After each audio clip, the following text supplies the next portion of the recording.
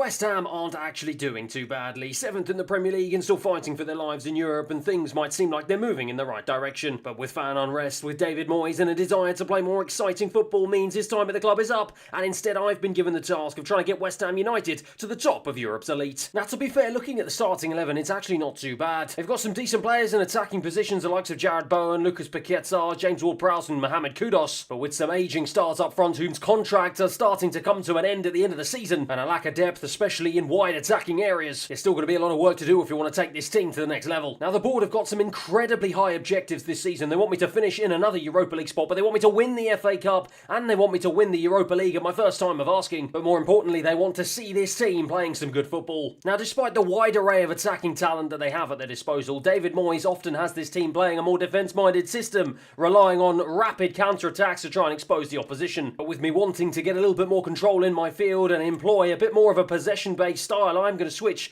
to this tried and trusted Pep Guardiola tiki-taka style. Now some might say that might be a bit of a tough ask for some of these players to carry out, but with £61 million left remaining in the budget, I'm hopeful that we can make some improvements. Now speaking of improvements, looking at this team, straight away you might think that perhaps defensively this might be the area of the team that I am the weakest. And whilst in central defence we don't exactly have any standout players, we do have an array of pretty above average players that I think can do a job for me, at least in my first season. But it's in the wide areas of my defence where I have a little bit more concerns. The 78 rated 28-year-old Emerson I think will be good enough to do a job for me on that side of the defence in the first season. And whilst I was originally thinking about trying to sell Aaron Creswell, with him being 33 years of age, he only has 12 months left on his contract, and with his age and with his overall rating only being 76, I don't really think I'm going to get a lot of money for the Englishman. However, in more pressing matters on the other side of my defence, with my best right back Vladimir Cloufal's contract ending in just 12 months, and with Newcastle United coming in with a £10.5 million offer for the Czech, it means that he is going to be the first man to depart the club this summer transfer window, to head over to the other side of the country to get a taste of Champions League football for the first time in his career. Outgoing number one done to Newcastle for 10.5 mil, and with his departure leaving me with just one remaining right back, and that right back being a 23-year-old 74 rated Ben Johnson, whose contract also expires in just 11 months. It means it's finally time for me to loosen the purse strings and try and see if I can bring in my very first signing of the summer. And I'm going to go for a man who's been heavily recommended to me on several other career modes I've played, a man who since joining Coventry City has started to make a name for himself in the Championship and in the youth ranks of the Netherlands national team. He's a man whom I'm sure will be absolutely desperate to make the next step up in his career and finally play Premier League football for the first time. That is right. I have decided to bring in Milan van Ewijk as my very first signing from Coventry City for £11.6 million.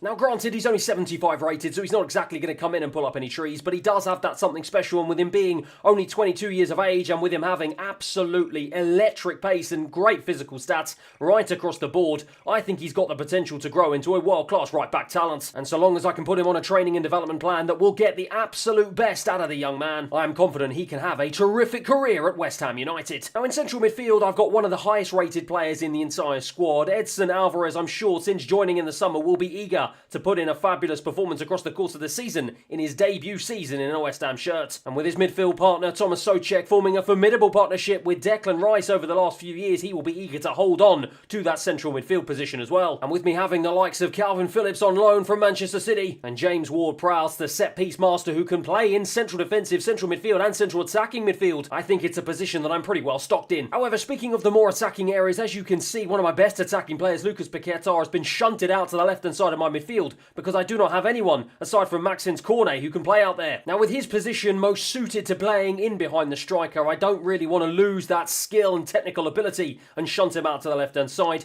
However, with Maxwell Cornet only being a 76 rated and with him being the only senior left midfielder at the club, once again, I think that is going to be the next position on my shortlist. Now, as you can see, I have several different options listed in my shortlist, and all of them seem to have the same theme in common, and that is that they are all young players, live wire players who potentially could grow into fantastic talents on the left-hand side of midfield. And with me hoping to continue my principle of looking to the Championship for more untapped talent, and with me not wanting to completely blow the budget as I've still got a lot of areas of the team that I need to improve, I have decided to once again turn to more young talent coming through the ranks of the Dutch national team. It's a man who does have have a little bit of experience playing in the Premier League, but someone who once again has heavily impressed in the Championship. That is right, it is Crescencio Somerville joining West Ham United Football Club from Leeds United for £16 million. He's another player whose rating doesn't immediately come in and send shockwaves through the West Ham fans, but with him only being 21 and being an incredibly exciting prospect, plus having absolutely electric pace and incredibly high attacking work rate. Once again, if I can get him on the right training and development plan, I am confident, just like his Dutch compatriot Milan van Ewijk, he can turn into a potential wonder kid at West Ham United. And with 2 new signings down, potentially it is time for me to turn my attention to a third. Now, as you can see, it looks like we've been set up with Jarrod Bowen leading the line for us, but it's very clear, based on his stature and his skill set, that his more natural position is to play on the right-hand side of midfield. And that only leaves me with 2 more veteran strikers, one of whom being the injury-plagued Danny Ings, who just hasn't quite hit the mark here since joining West Ham. And of course, Michail Antonio, an absolute club legend, but potentially not exactly someone who is going to be the future of the football club moving forward. Now, as you can see, I've got a lot of different potential options shortlisted, but once again, this is where I am going to turn to you guys for help. Let me know down in the comments below which, if any, of these strikers you would like me to see sign to play for West Ham United. Or alternatively, if you've got any other suggestions or any other players you'd like to see plying their trade in a West Ham United shirt this season, let me know what you think down below. However, with pre-season finally ready to get started, it is finally time for these players to show me and the fans watching both in the stadium and at home what they can do and whether or not they have what it takes to be the long-term future at West Ham United. But with James Ward-Prowse smashing a strike against the post inside the hour mark, he will be hoping for a little bit better fortune before the Premier League campaign begins. And with my defence being undone all too easily, perhaps it was a little bit naive of me not to try and bolster that area of the pitch in a little bit more. But with Mohamed Kudus absolutely lighting up the Premier League in real life, it looks like he is keen to keep on his fabulous form in this career mode, and I'm hopeful that bodes very well for the rest of our Premier League campaign. Now, obviously, I know I've decided to go for this more ticky-tacky controlled style, but in our efforts to keep possession, I often found it was quite difficult for me to get my more attacking players into the most advanced positions. And looking at our general tactical setup, it's not really hard to see why. In terms of our depth, we're not actually playing that high, so I am going to shift that one right up to the maximum limit that is suggested. Now, obviously, as it's a possession-based style, the build-up will be relatively slow, but we are not getting enough players in the box. That, of course, is one thing we are definitely going to have to change. Now, as you can see in real life, West Ham tend to have quite a physical midfield, with Thomas Souček, of course, being an ever-present, forming a formidable partnership with Declan Rice over the last few years. But with one of the most technically gifted players in the entire squad, Lucas Paquetá, being forced out to the left-hand side of midfield with the arrival of another technically gifted player in James Ward-Prowse. Plus, with the board and the fans wanting me to play a more possession-based tiki-taka style, it kind of got me thinking, now that I have more attacking prowess to choose from, especially with the arrival of Somerville on the left-hand side of midfield, does Thomas Souček still have as much importance at the heart of my midfield that perhaps he once did? And so, with our first Premier League game upon us away from home against Bournemouth, a team who too are looking to change their tactical style, I feel like this is going to be the perfect place to try and experiment at the start of this new era at West Ham United. And so I've made the bold call to give Somerville his first start in a West Ham shirt, return Paquetá to his rightful spot behind the striker, and move James Ward-Prowse into the centre of midfield and drop Souček to the bench. Van Ewijk will also make his debut in my opening game as I look to put a marker down for those travelling fans. So here we go then, it is a new dawn at West Ham United. Gone are the days of more direct football. We're going to be playing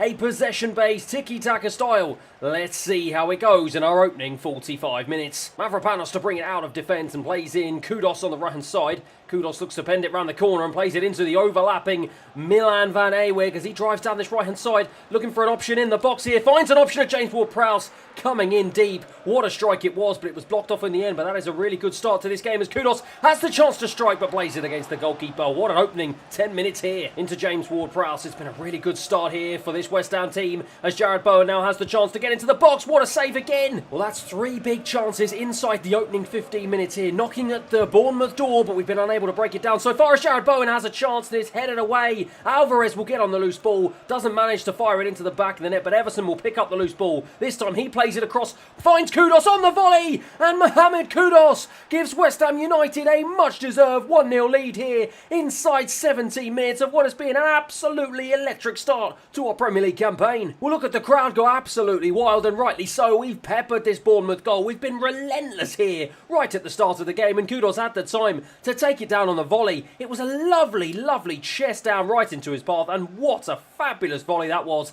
Deep into the bottom left-hand corner. The keeper had no chance. 1-0. But what a way to open up the scoring here inside the opening 20 minutes. A fabulous start to this game, and long may it continue. Somerville wins it again. It's been all West Ham. We're absolutely relentless so far. Jared Bowen into Kudos, the goal scorer. Looks the course back to the overlapping run of Van Eweg, who drives into the box, cuts it. I was looking for the cutback. Managed to kind of find it back to him, sorry, and Kudos tries to bundle his way through. My word, the Bournemouth defence at 6s and 7s, and they just about clear their lines. Adams, he's blocked off by Paquetá, who won it back high into Jared Bowen, switches it onto his right. Oh my word, he blazes it high and wide. He looks to the skies, he can't believe it. Let's check the replay out. I thought it was going to be 2-0.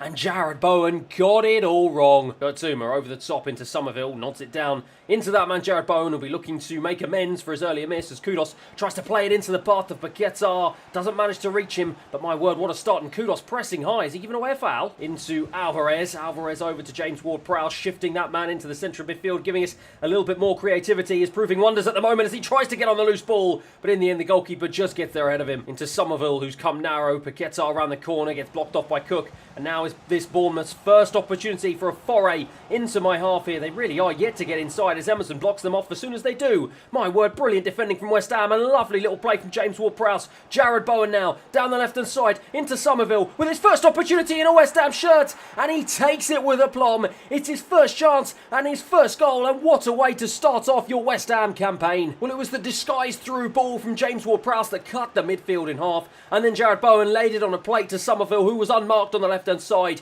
and he ghosted into the penalty area and proved why it was the right decision to put him in the starting 11 on his debut. Wonderful strike, 2-0. What an opening 45 minutes that was. The most electrifying 45 minutes, the most dominating 45 minutes I think I've ever seen on a career mode that I've done. The big question is, though, can we keep it up in the second half? James Ward-Prowse short into Somerville, who's come narrow, and Somerville finds a ball into Paquetá. Paquetá is going to try and look for the overlapping run of Eweg down the right-hand side. Does manage to find him, cuts it back in for Kudos. Kudos is going to go look through the channel, finds Jared Bowen, cuts it back in, looking for the ball into Somerville, who took it on his chest, looked for the volley. Lovely build-up play, that tiki-taka style proving almost perfect. Kudos, one touch into Alvarez, round the corner into James Ward-Prowse. He's got options ahead of him, finds the option of Somerville. Somerville into the box, cuts it back. I was looking for the ball into Jared Bowen, just overran it, but yet again, it's another good opportunity. It's Aaron's now for Bournemouth. This is their first foray into our half, and Somerville with the challenge and wins it back. This is just unbelievable. James Ward-Prowse into the path of Jared Bowen. He's got the pace to get away. Has he got the finesse to finish off the post? That man cannot find the back of the net today. Lucas Paquetá just gets caught a little bit in possession there by the Bournemouth press.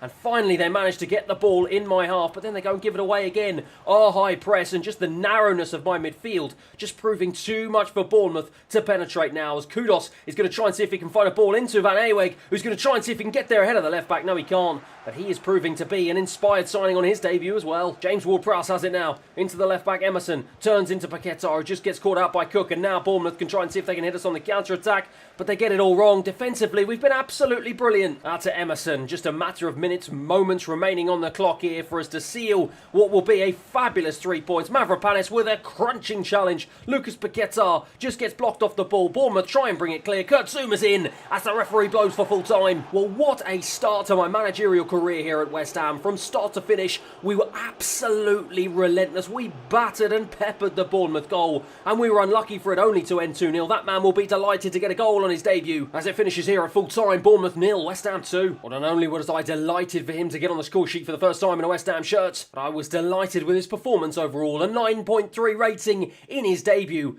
Debuts do not get much better than that. And as for this man, Mohamed Kudus, lighting up the Premier League in real life, continuing that fine form in this career mode, and I hope that that will continue as the career mode progresses. Yes, this man, Tomas Soucek, will be disappointed not to be able to get on, but it did prove an inspired decision to put this man, James Ward-Prowse, in the heart of my midfield. An 8 rating, and he'll be hoping that will not just be a one-off game that sees him play in a more deeper role. One man, though, who had a bit of a tougher time was this man, Jared Bowen, failing to find the net after having two wonderful opportunities. I said at the beginning he's more of a right winger, and he did look a little bit out of place up front. So it just goes to show, with £43 million still left to spend, I still think I need to bring in a big name striker to try and lead the line for me for the remainder of the season. Speaking of strikers though, as you can see, that man Mikel Antonio was subject of a bid for £6.7 million for Brighton and Hove Albion. However, as you can see, with him being a West Ham legend, it was easy for me to reject. Despite him only having 10 months left remaining on his contract, I just did not think it was right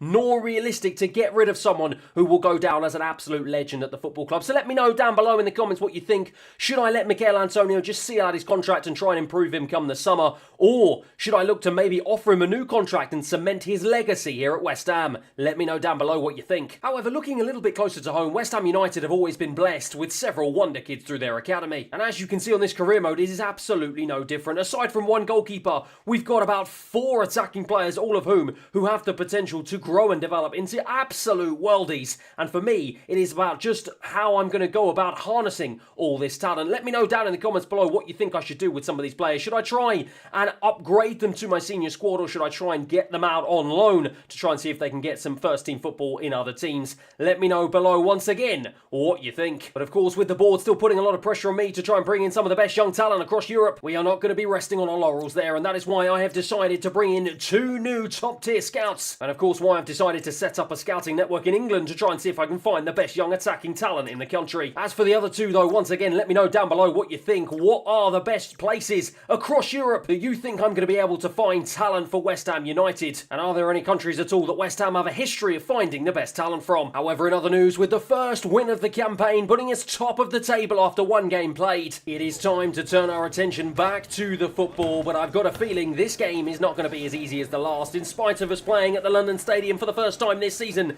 As you can see, we will be hosting the West London Giants, Chelsea, in our first big London derby of the season. Can we continue our fine form of the first game, or are Chelsea going to put a stop to that? Let's find out. And of course, after such a brilliant win, it is hard for me to make any changes, so it will be the same starting 11. Areola starts in goal, Van Ewig, Mavropanos, Zuma and Emerson at the back, James Ward-Prowse, Alvarez in midfield, Kudos, Paquetá, Somerville in behind, Jared Bowen up front. Fofana for Chelsea, being hunted down by Paquetá, but wriggles away from it, and Caicedo also wriggles away from a challenge in my midfield. Gallagher plays it back though, almost gives it away, but Lavia manages to get away from the challenge of Kudos, but this time I believe it was Paquetá who won it back really nicely, and now James Ward-Prowse turns it around the corner into that man Somerville, who's looking for the overlap, finds the overlap of Emerson, who's going to try and see if he can drive down the left-hand side. Doesn't have the pace to get away from Reece James, though, but he does manage to get a bit fortunate with the bounce. Cuts it back into the path of the previous goal scorer, Somerville, who went for a shot, but he got it a bit wrong. But in the end, it fell to Kudos. And my word, he almost bundled it into the net. Chelsea all over the place at the back. Kurt Zuma.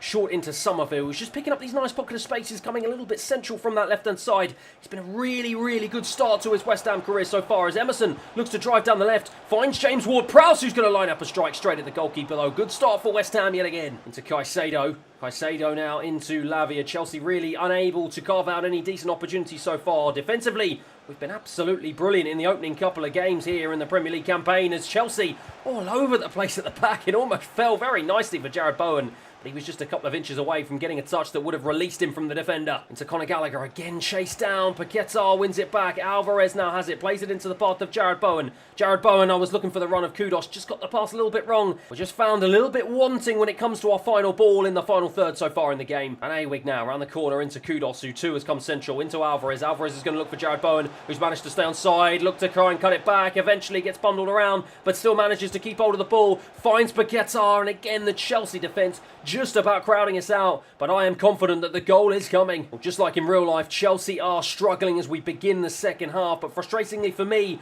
whilst we have had several forays into their half, we haven't really been able to carve out any clear-cut opportunities to take the lead, so it remains 0-0 somehow, but we've got to try and see if we can put a stop to that here in the second half, as Emerson puts it into Jared Bowen, who tries to line up a strike. He's just blocked off. Chelsea, though, living on the edge. Madueke now tries to get away from the former Chelsea man in Kurt Zuma. He comes across, really good defending from the Frenchman. James Ward-Prowse now into Alvarez. He's got a little bit of space now to try and pick his pass. Alvarez bursts forward, finds Jared Bowen. It's all getting a little bit congested here. Somerville, though, tries to dink it over into the path of Lucas Paquetá on the volley. Big save into Lavia. Nice ball into Nkunku. His first real chance to run at my defence, and look at the pace of the young man. Throws it into the box, looks for the back post of Reece James. Good volley, good save. How harsh would it have been of Chelsea to take the lead there as Manra just about manages to get the challenge in, but that is a warning sign here at the London Stadium. Somerville now round the corner into Emerson, who's got green grass to run into down this left-hand side. It just feels like this game is starting to open up here as both teams now are looking to try and see if they can take the lead. Somerville is going to try and play this one out to the right-hand side. Got the ball all wrong, and now Chelsea going to try and counter, but Alvarez wins it well. Loses it in the middle, though. It's pretty much been a story of the game so far. Neither of these two teams really able to find the cutting pass in the final third. And now Chelsea bringing it away yet again. Fafana to bring it out of defence into Nkunku. Lavia now has it for Chelsea. Well, they've seemed to have got their tails up here now that they've been able to carve out one opportunity. But Caicedo has it, looks out wide to Mudryk on the left-hand side. Manages to get into my box, looking for the cutback, finds the cutback into Caicedo. What a save from Areola. Well, these are big moments here with about 12 minutes remaining on the clock. We've got to make sure that we retain this clean sheet as Chelsea are knocking at the door now. Mudryk with a lovely little piece of skill round Somerville. Into Thiago Silva, lays it back to Fafana, the other centre-back. Fafana tries to play his ball through, but Emerson just about manages to win it and manages just to get it away. As James Ward-Prowse now can try and see if he can release Somerville down this left-hand side. The young man, has he got the pace and stamina to keep up here? He plays it inside, looking for the run of Jared Bowen, but Fafana reads it well and gets there first. But there's only a few minutes plus stoppage time remaining in this game for one of these two teams to try and see if they can break the deadlock. It's been a much more even affair here in the second half as Raheem Sterling now on as a substitute looks to try and see if he can be the man to spark some sort of creativity into this Chelsea attack, and he's done just that, and it falls to Caicedo, perhaps the one man on the pitch that Chelsea did not want it to fall to, evidenced by that finish. He wasted a golden opportunity for Chelsea to win the game as the referee blows for full time. Well, we had a couple of decent opportunities that we managed to carve out, but we just didn't have that killer instinct up front to finish them off. In the end here, nothing could separate these two teams at the London Stadium. As at full time, it finishes West Ham 0, Chelsea 0. A goalless stalemate in our second game of the season means that we open up our campaign in second place, dropping just behind Arsenal, but it's been an unbeaten start in our first two games. For me, though, the big question still is what I'm going to do about this starting position. Jared Bowen's been a great player for West Ham, but I certainly think he's more suited to playing out in that right-hand side of midfield. I don't think he's going to be the long-term option to lead the line for me. So with us still having £43 million left to spend before the summer transfer window slams shut, let me know down in the comments once again who you want to be seeing playing up front for West Ham United here in Season 1. As for today, though, it's been an electric start to life at West Ham, but this is going to be the end of today's episode. I hope you've enjoyed it as much as I have. Thank you very much for watching, and hopefully I'll see you again next time. Last episode we took over at West Ham, signed 2 new players and went unbeaten in our opening 2 games, but today it is time for us to begin our European adventure. But as ever, if you're enjoying the series so far, please feel free to like and subscribe, and let's get into today's episode. And of course, we will be starting out with your comments. Here are a few tips. If you notice your attacking forward is slow, but put Paquetá at central midfield and then move Bowen to central attacking midfield and sign a fast winger as Bowen only has 77 pace. Give Ben Johnson a chance, as I feel most of your money should go on a good striker. Try to sign someone younger and high potential and quick. And finally, please invest in the youth academy, as West Ham produce good talent. Now firstly, as you well know from last episode, due to the absence of a top tier striker up front, I have had to move Jared Bowen into that central striking position. But that is a very good spot. I didn't realise that he only had 77 pace, including just 79 acceleration, 78 agility, and just 76 sprint speed. Now obviously, just with the likes of the 33-year-old Mikel Antonio and the 31-year-old transfer listed Danny Ings as my 2 central striking options, the long-term plan is obviously to bring someone in. Now my initial thought was to move Jared Bowen over to the right-hand side, who can potentially then fight with this man Kudos for a starting spot. And with Lucas Paquetá being my most creative player alongside James Ward-Prowse, I didn't actually initially think of moving him into central midfield. Now in the last episode you will know that I did in fact move James Ward-Prowse into that position to take over from Thomas Souček, and he did play incredibly well in those 2 games, forming an overall 7.4 rating in just 2 Premier League starts. So whilst Lucas Paquetá obviously can play in the centre of the park, if I do end up moving him there, it means I'm either going to have to then move James Ward-Prowse back out of the spot that I've just moved him into, or alternatively then drop the more defence-minded Edson Alvarez. I mean, can you imagine? It means I would have an incredibly exciting and attacking central midfield, but it could also leave us very exposed defensively, so I think I'm just going to have to sit on this one for a minute. Now with the departure of Koufal at right back last episode, I did decide to bring in this man Milan van Ewig at right back to replace him, and with him just being 22 years of age, already being 75 rated and having that something special, the young Dutchman did come straight into my starting 11 on the right-hand side of my defence. However, don't worry, I have not forgot about Ben Johnson. He does have a little bit more versatility, being able to play both on the right and left-hand side of defence, and with him only being 23 years of age, plus 74 rated and having, hopefully, some potential to grow and develop, I would still like to keep him at the club for the foreseeable future, but I've got to make sure, depending on how he performs in the opening 6 months of this season, whether or not he is worth extending his contract. And in terms of my youth academy, yes, you are absolutely right. West Ham do, in real life, have a stellar academy, bringing through some serious superstars over the years, and it looks like on this career mode, it is going to be no different. How many players have got an incredibly high potential here in this youth academy? I've just got to make sure that I manage that potential well enough,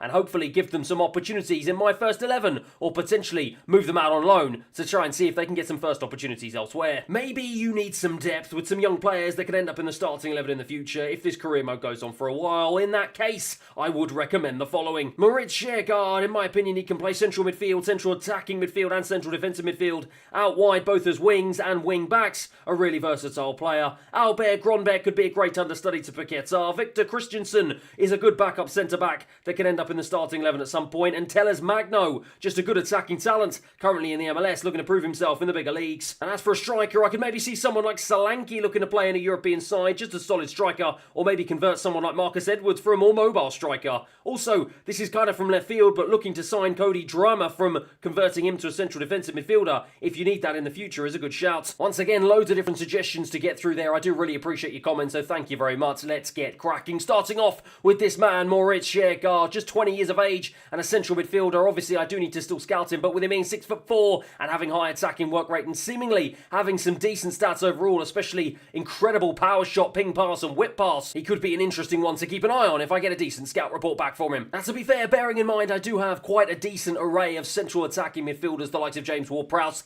and of course Lucas Paquetá. I hadn't really considered bringing someone in that place, but look at the physical stats. It seems like this young man has some very good physical and technical stats to boot, so let's see how those two players get on this season and whether or not I might need to look for a long-term replacement for them. Victor Christensen is a man who's done very well for Leicester in real life, and with me obviously wanting to try and improve my defence long-term, once again he could be a decent long-term option. And as for this man, Telles Magno, he's got incredible versatility, incredible skill moves and weak foot, plus he's 6'1" and has great high attacking work rates. Once again, he's got fantastic physical stats, and I've mentioned before I am obviously looking for a striker. He could well be someone that I want to keep an eye on as the career mode progresses. Dominic Solanke is a really interesting shout up front, and obviously I do have quite a lot of attacking shouts to play in that central striking role, and I will get onto them a lot later, but it does seem like Mönchengladbach in Germany have beat me to the punch. They've managed to secure this man's services from Bournemouth at the moment, so it looks like unfortunately right now I won't be able to bring him to the club in this summer transfer window. And as for Marcus Edwards, not really someone I had considered before, it must be said, especially with the fact that I've now just brought in a left winger in Somerville. However, with him having links to Tottenham Hotspur, our arch rivals, and obviously presumably wanting to eventually come back to England to apply his trade in the Premier League, once again he could be a decent option long term for me. You should sign Jonathan David and also sign Calvin Phillips permanently if he plays well this season. So yes, as I said, I have a hell of a lot of attacking options that have been suggested to me. I will get to all of those in a sec, but of course that man Jonathan David, of course, would be foolish of me not to place him high up on the list. Now Calvin Phillips is an interesting one. Obviously tried to move to West Ham in real life to resurrect his career after a couple of barren years at Manchester City, but so far with him just being 77 rated, he hasn't been able to force his way into my starting 11 yet to make an appearance for West Ham. And of course, with me deciding to go with a more creative central midfield, moving this man James Ward-Prowse into that position, plus the fact I've got the more established Thomas Soucek as a backup central midfielder in a more defensive capacity, Calvin Phillips is going to have to work incredibly hard if he wants to force his way back into my starting 11. But of course, if he does, and if he does prove to be a very astute player this season, then potentially he might be someone that I want to try and snap up at the end of the season. You should consider signing Benjamin Šeško or Lois Openda. They were both very good in your RB Leipzig career mode. Keep up the good work. Well, firstly, yes, thank you very much. I do appreciate that, and you are absolutely right. Šeško and Openda both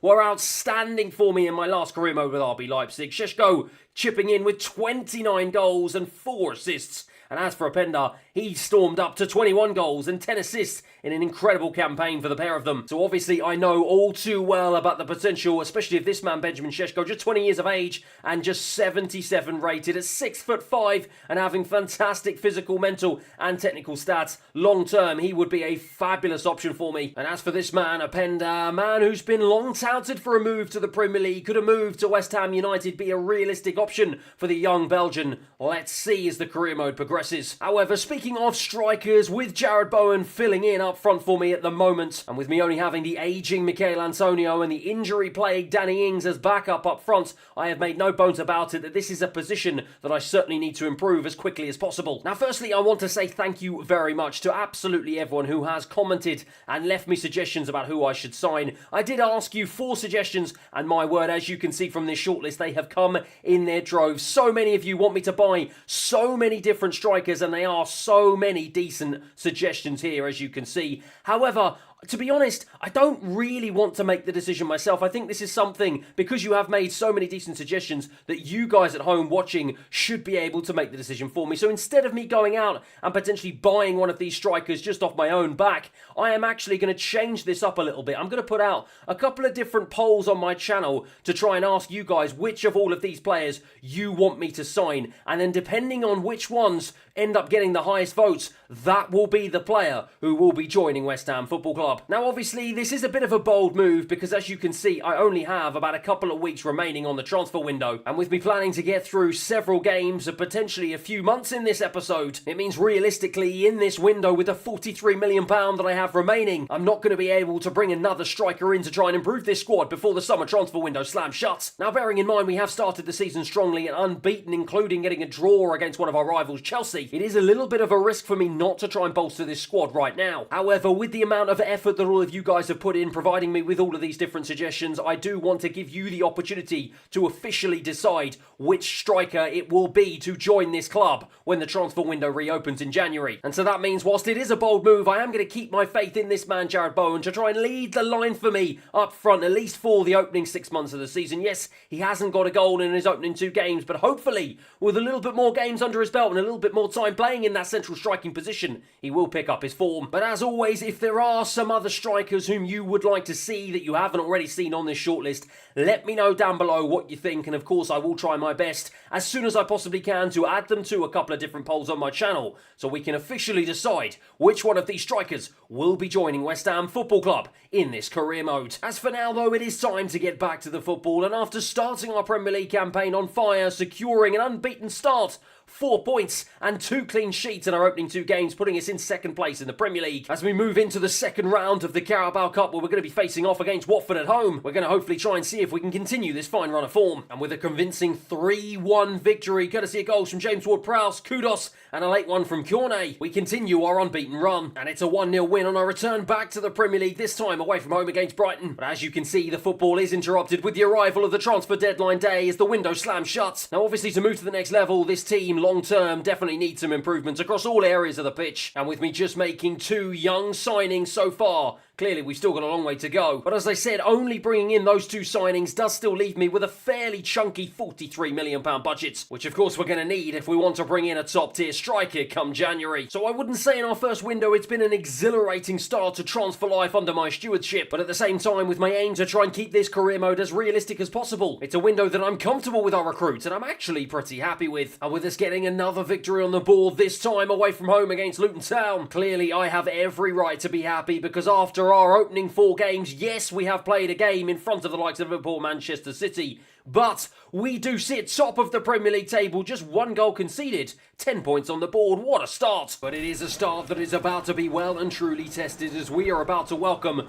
the reigning Premier League champions Manchester City into town, as we're going to be hosting them at the London Stadium in front of our home fans. It's a great opportunity for us to finally test ourselves at the highest level against the absolute very best in English football, and this is going to be a real yardstick as to where we actually are in terms of our levels of development so far this season. Let's see what we can do, and let's see if we can get an unlikely 3 points. And with such a fabulous start, it is a return to my usual starting 11. Areola starts in goal, Van Ewig, Mavropanos, Zuma and Emerson at the back, James Ward-Prowse and Alvarez in midfield, Kudos on the right, Paquetá, Somerville will play in behind Jarrod Bowen to lead the line. Being chased down frantically, and already Haaland has won the ball back in a really dangerous position. O'Reilly into Bernardo Silva. This is going to be a real test of our mettle here to see how far this West Ham team have come in the opening 2 games of this career mode, as Alvarez now tries to bring this one clear. He doesn't really have too many options forward, ends up giving it away. And now Kevin De Bruyne plays it into O'Reilly down the left-hand side into the channel of this man,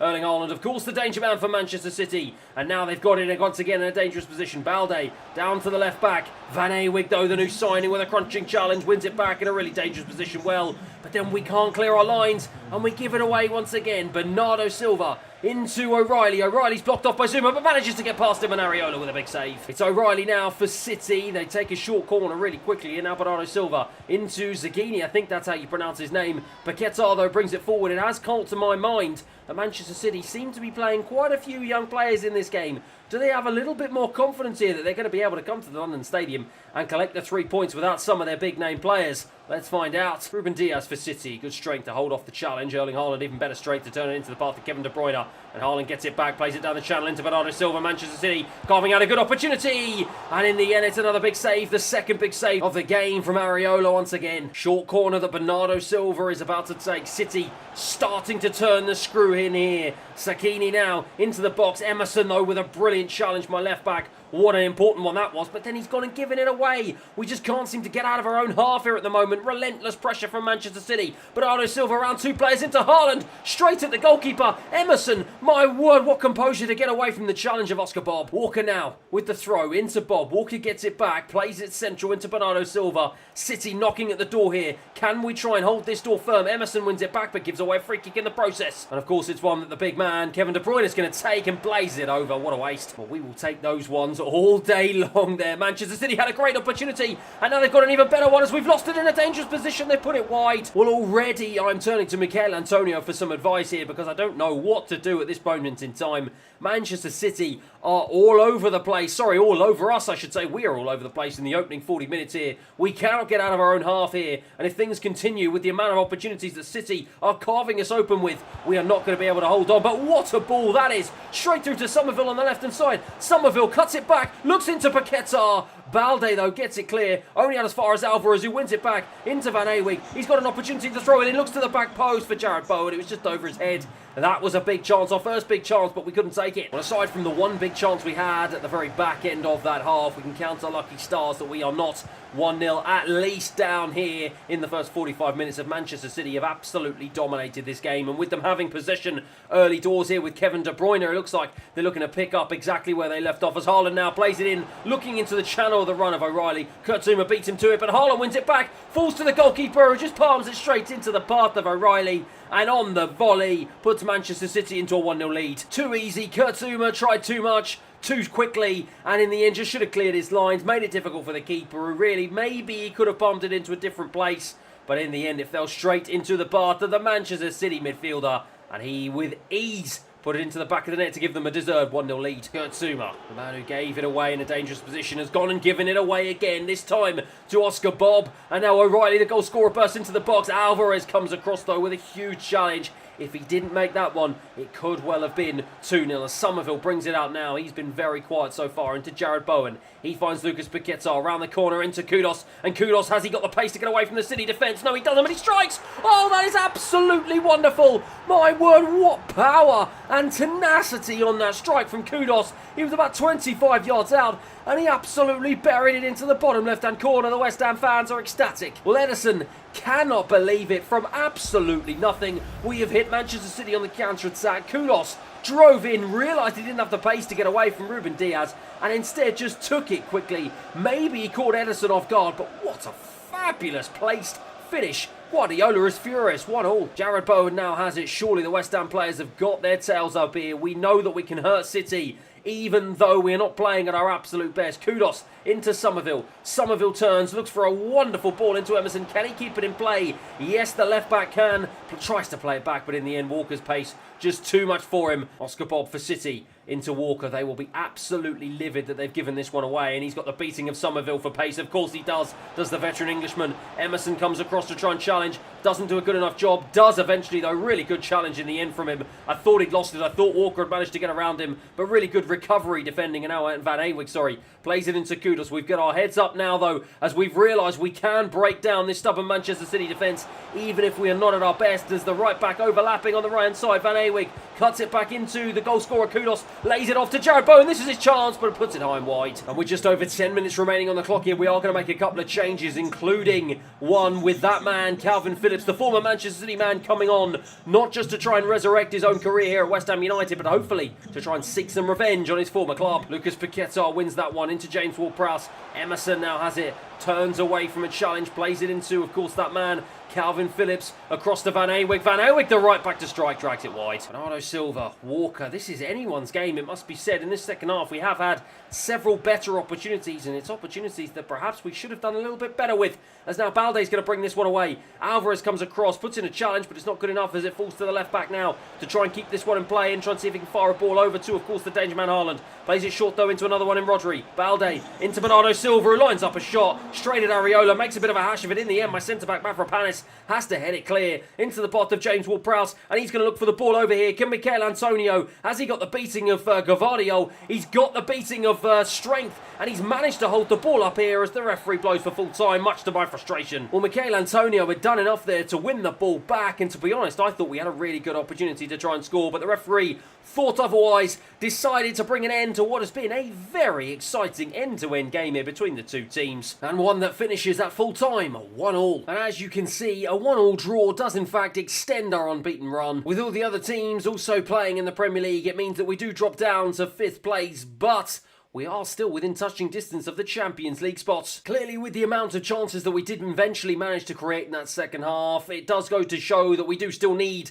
that final finisher in the box to try and finish them all off. And with Jarrod Bowen still finding his feet up front, hopefully the January transfer window can come sooner rather than later. However, one area of positivity can certainly come from the top draw displays from this man, Mohamed Kudus. He's my top goal scorer so far this season with 3 goals to his name in just 6 appearances. He's got 1 assist as well, and he's terrorising defences both in the Premier League and the Carabao Cup, just like he's doing in real life as well. And with James Ward-Prowse second on the goal scoring charts with 2 goals to his name, it's showing that his move to central midfield seems to be working out for him so far. However, I mentioned at the very start of the episode that we are about to embark on our European adventure, and we are about to start right now as we have been drawn in the group stage of the Europa League in a group that I think is fairly winnable. We've got Rizespor, Freiburg and Dynamo Kiev, a group that I'm fully expecting to get out of top. West Ham obviously had a fabulous European campaign last season in real life, being the winners of the Europa Conference League, and that has helped them to hopefully continue their run in the Europa League this season,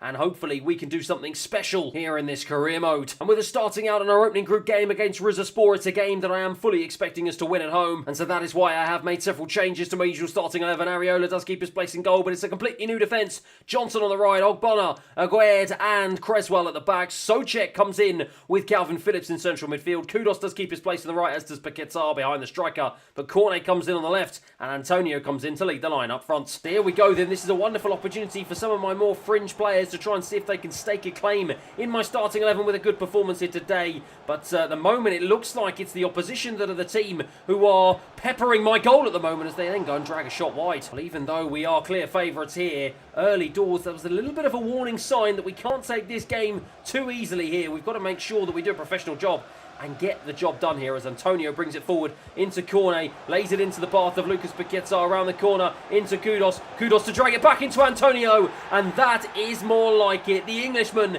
gets on the score sheet for the first time this season for West Ham, and what a way to open up your account this season with a lovely celebration to boot. Well, after an early scare, we managed to collect our heads and gather our thoughts and our composure and find the back of the net. Once again, it was a lovely cutback, this time from Kudus into the path of Antonio, and having an out-and-out striker in the box clearly shows he was on hand to put it in the back of the net. Wonderful celebration, 1-0 into Kudus. Kudus turns it round the corner, plays it into Antonio yet again, and Antonio plays in Souček here. Souček to try and play it across to the left-hand side, loses it though, and can they manage to get there ahead of my defence? Yes, they can. Really nicely done, and now Sawyer can bring it forward into Minchev. Minchev loses it, can't get my words out, for the overlapping run of his fullback. Manages to find Sawyer yet again, and they are doing a really good job of just bursting down this right-hand side. They throw it in, they've got a corner. Well, this game, despite us taking a 1-0 lead, is proving a little bit more difficult than I initially anticipated. It's thrown into the box, not headed away well enough though, and in the end they head it high and wide over the bar. Well, once again, a couple of half chances for the Turkish outfit. We've got to keep our composure here. We've got to make sure that we don't do anything silly, as we are the team that are expected to win here, as Paquetá's in. Paquetá to double our lead. Just like that, we have given ourselves the cushion that we so desperately needed, and he's going to copy Antonio's celebration. Round and round in circles he goes. Well, the West Ham fans want to see their team in the ascendancy in Europe, and they really believe that we can do something special in this competition this season.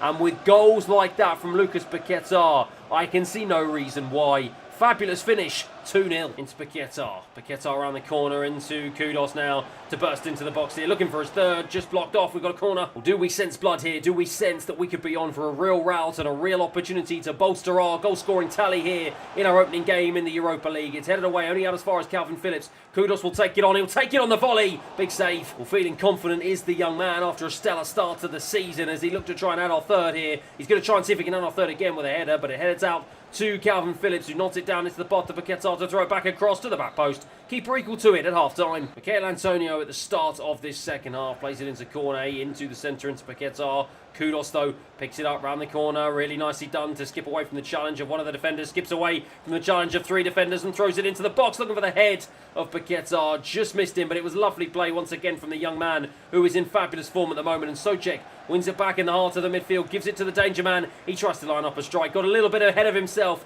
and in the end, Jonjo Shelvey can get the ball clear, only out as far as Ben Johnson. Paquetá once again into Michail Antonio. Michail Antonio into Kudus, surely to add a third. He does, and he says thank you very much in the process. That surely gives us the 3 points here today. And of course, the man of the moment, Mohamed Kudus, is the man to add the icing on the cake. Well, it was just played into him by Antonio, and of course, from that distance and that angle, that man is not going to miss from there, especially with the form that he is in. Wonderful finish, another wonderful way to give us a 3-goal lead. Antonio once again plays it out to the right back, Ben Johnson. We are well and truly in the ascendancy here, and we think that we can put in a real good performance in front of goal, as Kudus has it once again in a dangerous spot. Plays it into Paquetá. That is perfect. It's a wonderful goal, and it's a wonderful way to give us our 4th of the game. And yet again, we go round and round in circles we go. Well, we were expected to win here today, but perhaps not expected to win by such a huge margin. Paquetá,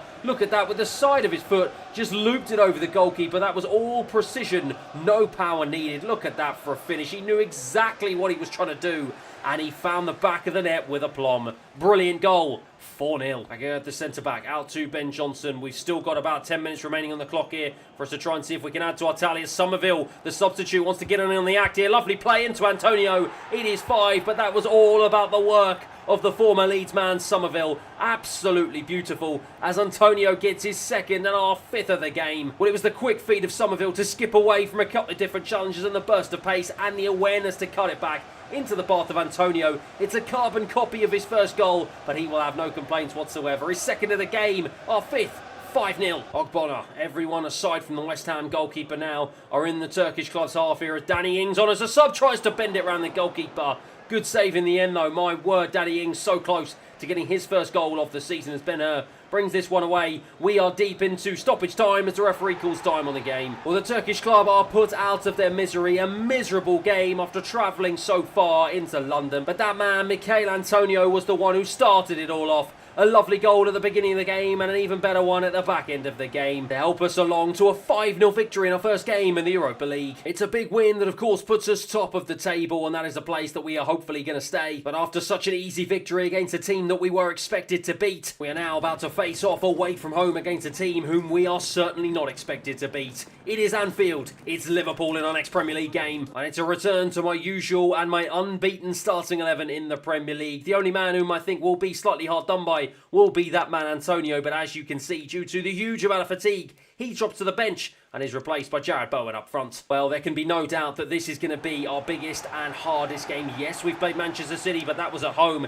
This is a completely different kettle of fish here against Liverpool in front of the Kop at Anfield, and they are surely going to be our toughest test so far of the season and a real measuring stick as to where we are in terms of our levels of development. As McAllister has it on the edge of the box, he's being chased down here by Alvarez, but plays it into Darwin Núñez. What a save! And immediately inside the opening 5 minutes, Liverpool are putting the pressure on us, and they've got a corner here that Salah's going to take. He's going to throw it into the box. It's Gravenberch with the head. My word, Areola just punches it clear. Gomez tries to win it back. Luis Diaz has it into the box. He fires a strike into the back of the net, and within 8 minutes, Liverpool take the lead. Well, we just seem to have completely cracked under the Liverpool pressure here and in front of the atmosphere here at Anfield. It was just too much. There were challenges flying in on over the place, and it was just too easy for Luis Diaz just to get into the box, and there was just too much power on the strike for Areola. Into the bottom right-hand corner, and much to my frustration, Liverpool lead 1-0. Well, shell-shocked, I think, is the only word to describe exactly how we've started this game. We seem completely lost at the back here. Liverpool pressure absolutely relentless, and we've got to make sure that we try and gather our thoughts and regain our composure here, as Kudos, of course, the danger man, manages to wriggle away from a challenge and plays it into Van Ewig. He's got options in the box here. Can he cut it back into the path of Jarrod Bowen? Yes, he can! And my word, what a way to respond! And my word, what a way for that man, Jarrod Bowen, to get yourself back on track in the goal-scoring charts. He holds his hands to his ears to silence the Anfield crowd here. What a brilliant response from the West Ham players. Of course, it all started from the turn away from Kudos, but Van Ewig, with the overlap, laid it into the path of Jarrod Bowen, and that is still a very hard finish on his left. Jurgen Klopp can't believe it, 1-1. James Ward-Prowse into Alvarez. Look at the relentless Liverpool press here. I've got a feeling this is going to be a real ding-dong battle here, but if we can beat the press, we can unlock this stubborn Liverpool defence. As Jarrod Bowen, the goal scorer, now full of beans and full of energy and confidence after that goal, gives it into Kudos. And my word, what a save from Alisson. Paquetá is going to be the man to take the corner here, and he's going to try and see if he can float it into the edge of the box. Here is Kudos. High and wide, but just over the bar. My word, the fans can't believe it. Gomez being pressured by Paquetá. Both teams trying to press high here, force the other one into a mistake. But as the press is relentless, it looks like both teams are leaving spaces in behind their midfield and defence that Darwin Núñez now has been the man to make use of. He's managed to try and get past my defence, but he hasn't been able to get past Kurt Zouma. And now Somerville can bring this one away, and the young man surely has the pace. He does have the pace, but has he just taken a little bit too heavy a touch, as he has in the analysis, just about managed to get there ahead of him. McAllister being chased down by Paquetá. What a challenge from the Brazilian. Alvarez now tried to get round Endo, but the central defensive midfielder was all too aware of it and won the ball back now. Robertson, the left back, to try and bring this one forward back into Endo, into Gravenberch. This time it's James Ward-Prowse with the challenge, but it's Paquetá who wins it back into Jarrod Bowen. Tries to look round the corner, but Virgil van Dijk was there. He read it really nicely. Now Mo Salah has it. End-to-end stuff here at Anfield as both teams look to try and unlock each other's defences here. As Gravenberch now has it back into the danger man Mo Salah. Darwin Núñez tries to go one-on-one with Kurt Zouma. Has he got the guile to go past him? Surely Mohamed Salah does. It's Emerson trying to challenge McAllister. McAllister still has it. Kurt Zouma comes across, and in the end, McAllister just manages to squeeze it past the near post of Areola, right on the stroke of half-time. We'll look at the celebrations. He knows how much of an important and big goal that was in the grand context of this game. He's managed to just squeeze himself past two of my players, and Areola cannot be beaten from there. My word, that is shocking goalkeeping. The goalkeeper, look at the space that McAllister has got to put in there, and he manages to find a way past Areola. So disappointing, 2-1. Well, frantic is the only word to describe the opening 45 minutes here at Anfield. I've got to take a moment to try and get my breath back here. Liverpool scoring right on the stroke of half-time here to give themselves the lead heading into the second half. Can we try and see if we can turn this game on its head and claim what will be a huge 3 points here in the second half? Gravenberch now has it for Liverpool. McAllister looking to try and see if he can double his tally and give Liverpool a 2-goal cushion here as Salah plays it into Darwin Núñez, tries to turn around. Lovely little Cruyff turn here. He still has it, and he strikes from distance. This time, though, it's straight into the arms of the goalkeeper. It's Emerson, the left back, to try and bring this one forward. Doesn't have the pace to get away from the Liverpool midfield, and in the end goes and gives it away. And now Mo Salah can try and get away from him, but Emerson does a good enough job of trying to track back, but he hasn't managed to win it. Mo Salah still has it, and Mo Salah with a step over here plays it into the path of Darwin Núñez, across into Luis Diaz. It's all too easy for Liverpool. It's 3-1. Well, Mo Salah won it back in a dangerous position, played it into Núñez, and that was a wonderful ball into the back post. He managed to beat Van Ewig to it, and it's frustrating. The right back, who's been so good in the opening few games of this season, just fell asleep, and it was all too easy for Luis Diaz. 3-1 Liverpool. Well, Liverpool have got a free kick here in a dangerous position. They are well and truly in the ascendancy. They've got their tails up, and they know this is a great opportunity for them to secure the 3 points. And McAllister, in the end, with a lot of power, but absolutely no accuracy whatsoever. Look at the speed of that one, but got it all wrong in front of goal. plays it high and wide. Liverpool with the throw, and to be honest, especially in this second half, it has been all Liverpool. Since that second goal went in, we haven't really been able to find our way back into this game, but is this the opportunity for us to do so here? As if it's going to come from anyone, of course it is going to come from that man Kudus, who plays it down the channel into James Ward-Prowse, who's going to try and see if he can cut it back into Kudus, forces Alisson into a save, and it's one that we've got a corner from, and of course it is going to be the set-piece specialist James Ward-Prowse is going to take, and he's going to throw it into the box, looking for Jared Bowen on the head. It falls behind the defenders. Jared Bowen has it again. Oh my word, Liverpool 6s and 7s at the back. The referee blows his whistle, and it's a free kick in the end. My word, that was a wonderful opportunity. It's a Botzley now, round the corner, into Mo Salah. Emerson just hasn't got the stamina to keep up with him. Mo Salah bursts into the box. Emerson can't do anything about it. Jota now on as a substitute. Alvarez comes across, but Alvarez crunching challenge from Mohamed Salah in the end. Emerson now to bring this one out of defence. Finds Somerville on the left-hand side. Somerville's going to look for the overlap of Emerson. Does manage to find him. Good work down the left-hand side. And we go and give it away. That has been symptomatic of our display so far here in the second half. We've really lost our way. And Liverpool now certainly haven't with Mo Salah. He's got the beating of Kurt Zouma for pace. The Egyptian, lovely skill to get away from the Frenchman. Mo Salah into the box. Ends up losing it though. It's Souček now. Into Somerville. Somerville to try and bring it away. Doesn't manage to get past Endo here. Liverpool now play it into McAllister, into Luis Diaz, back over to Mo Salah. Mo Salah blocked off though by Zouma. Really good defending from the Frenchman. Somerville to bring it away as the referee blows for full time. Well, just that golf inequality was too much to bear between the two teams as I shake the hand of Jurgen Klopp and look away disappointed. It was frustrating in the end as that man Luis Diaz, his 2 goals were enough to give Liverpool a 2-goal cushion and a 3-1 victory at full time. Well, I knew it was going to be a tough game, and it is a game that ends up ending our unbeaten run. 3-1 loss away to Liverpool, and it means now we drop to perhaps a more appropriate position in the Premier League. Drop down to 7th place, still got 11 points on the board, and we are still now just 2 points behind the team who just beat us, the 4th place Liverpool. The positive to take from the game was, of course, the return to the goal-scoring charts for this man Jared Bowen. He took his goal really nicely in the first half, and every single time Mohamed Kudus got forward, he did look a danger, evidenced by the fact that he's got 4 goals and 4 assists so far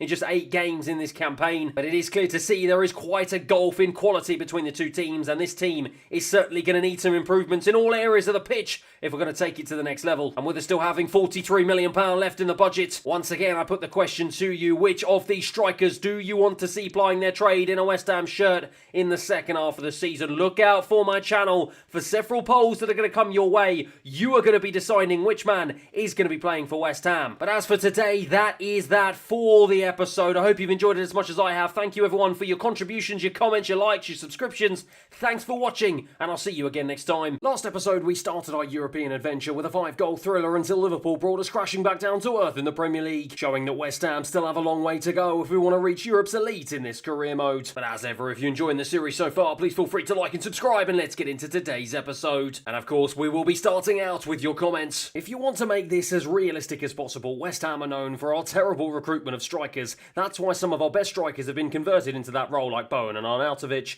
I recommend making a youth scout go to Austria for a physically strong striker, because a big and physically strong striker is kind of like West Ham's philosophy. So yeah, that is a very, very good point. As everyone knows, in the absence of a top-tier striker, I have had to utilise Jared Bowen in that position instead. But with him only getting 2 goals in his opening 6 games, clearly he is not the long-term option in that position. Now, when you reference West Ham having the philosophy of bringing in big and physically strong strikers, no one else epitomises that more than this man, Michail Antonio, a West Ham legend who has been a towering figure up front for the club for the last several years. But with him being 33 years of age and his contract expiring within the next 9 months, and with West Ham historically known for having such a good youth development programme, I totally agree with your idea of bringing someone in who is physically strong and can play in that striking position. Hopefully, now that I've set up a scouting network, Douglas Gillies can find that very person. I think West Ham needs some serious depth in the centre-back position, someone young. Antonio Silva is a great one. Dedic is also a great versatile player from Salzburg. And if you want a veteran centre-back, I think John Stones is a great shout. So yes, once again, you are absolutely right. It can be argued that defence is the weakest area of my squad. And with my captain, Kurt Zouma, being my highest rated defender at just 80 overall rated, and with him being 28 years of age, it is more than likely that he has reached his ceiling. ceiling. So far, he has formed a pretty decent partnership with the likes of Mavropanis and the likes of Naif Agerd, but if we want to take this team to the next level, we're certainly going to have to try and see if we can improve on at least one of these back three. Antonio Silva is a very interesting shout. With him being 6'2" and just 19 years of age, clearly he has got the best years of his career long ahead of him. As you can see, I haven't quite scouted him yet, so I don't exactly know what he can add to the team. But signing someone like him certainly would fit into the more youth-orientated system and philosophy that I'm trying to impose on this West Ham United team. Now, Amar Dedic is a very interesting one. I know full well from my career mode with RB Leipzig, having signed him to play at right back, that he does have an overall rating of about the mid-70s, and as you can see, he does have pretty decent physical stats. However, with the likes of Borussia Dortmund being able to snatch him up fairly quickly on this career mode, would he want to make the move to West Ham United at this point in his career? Now, John Stones is a very interesting shout and someone whom I had not considered one bit. With him being 85 rated overall, there is no doubt not only would he come in and be the best defender in my team, but he would be the best player in the entire squad. However, with him being 29 years of age and only just having won the treble with Manchester City starting in the Champions League, would he want to make the step down to West Ham United at this point in his career? Perhaps not right now, but maybe as he progresses into his 30s, he's someone that I might want to keep an eye on. And finally, I'd recommend a change in formation, putting Bowen into a false nine position until January, allowing for a bit more creativity. Once again, that is actually a really interesting point and one thing I hadn't considered. I've spoken not just at the beginning of this episode, but at length in other episodes, that being the sole single striker up front just doesn't really seem to fit Jarrod Bowen's game, evidenced by the fact he's only got 2 goals in 6 appearances. And so maybe it might be time for me to consider moving away from this default West Ham setup to try and create my own custom tactic. Now, with Lucas Paqueta offering us the versatility to be able to play also in a central midfield position, I'm just going to drop him back here, which will then hopefully allow me to just drop Jarrod Bowen back a little bit further. I'll change his instructions to be focused on becoming more of a false nine, and then I'll try and push the likes of Somerville and Mohamed Kudus right up high into the wing positions to try and offer us as much width as possible. It's a very interesting setup and one that differs quite significantly from the more default system, and with us sitting fairly comfortably in 7th position in the Premier League, it's quite a bold decision to make just 6 games into the new campaign. But on this career mode, we live and die by our bold decisions, and so that is why ahead of our very next game in the Carabao Cup against Stevenage, I'm going to move away from the default 4-2-3-1 system into this more tiki-taka 4-3-3 false 9 system that will hopefully translate to better performances and better results on the pitch. And if this opening game against Stevenage is anything to go by, it seems like defensively we've got a little bit more solidity, but perhaps up front we've still got a bit of work to do. But we do manage to scrape through on penalties, 3-0. It's a big return to form though in the Premier League as we notch up our first 3 points of the episode, beating Sheffield United at home 2-0. And it's our 3rd win of the episode, another clean sheet and another 2-0 victory. This time Danny Ings and James Ward-Prowse getting on the score sheet as we beat Dynamo Kiev away from home in the Europa League. But now it's time for the really big test as we are back at home in the London Stadium, back in the Premier League, this time against a very tough opposition in Newcastle United. It's a wonderful opportunity for these players to really show that this change in formation was the right decision, and hopefully Jarrod Bowen can find his goal-scoring form once again to give us a much-needed 3 points here today. And it is my usual starting 11 that will take the pitch against Newcastle United with only one change, and that is Alvarez chipping in back in centre-back with Kurt Zuma unfortunately being out with a slight knock, and that means Thomas Souček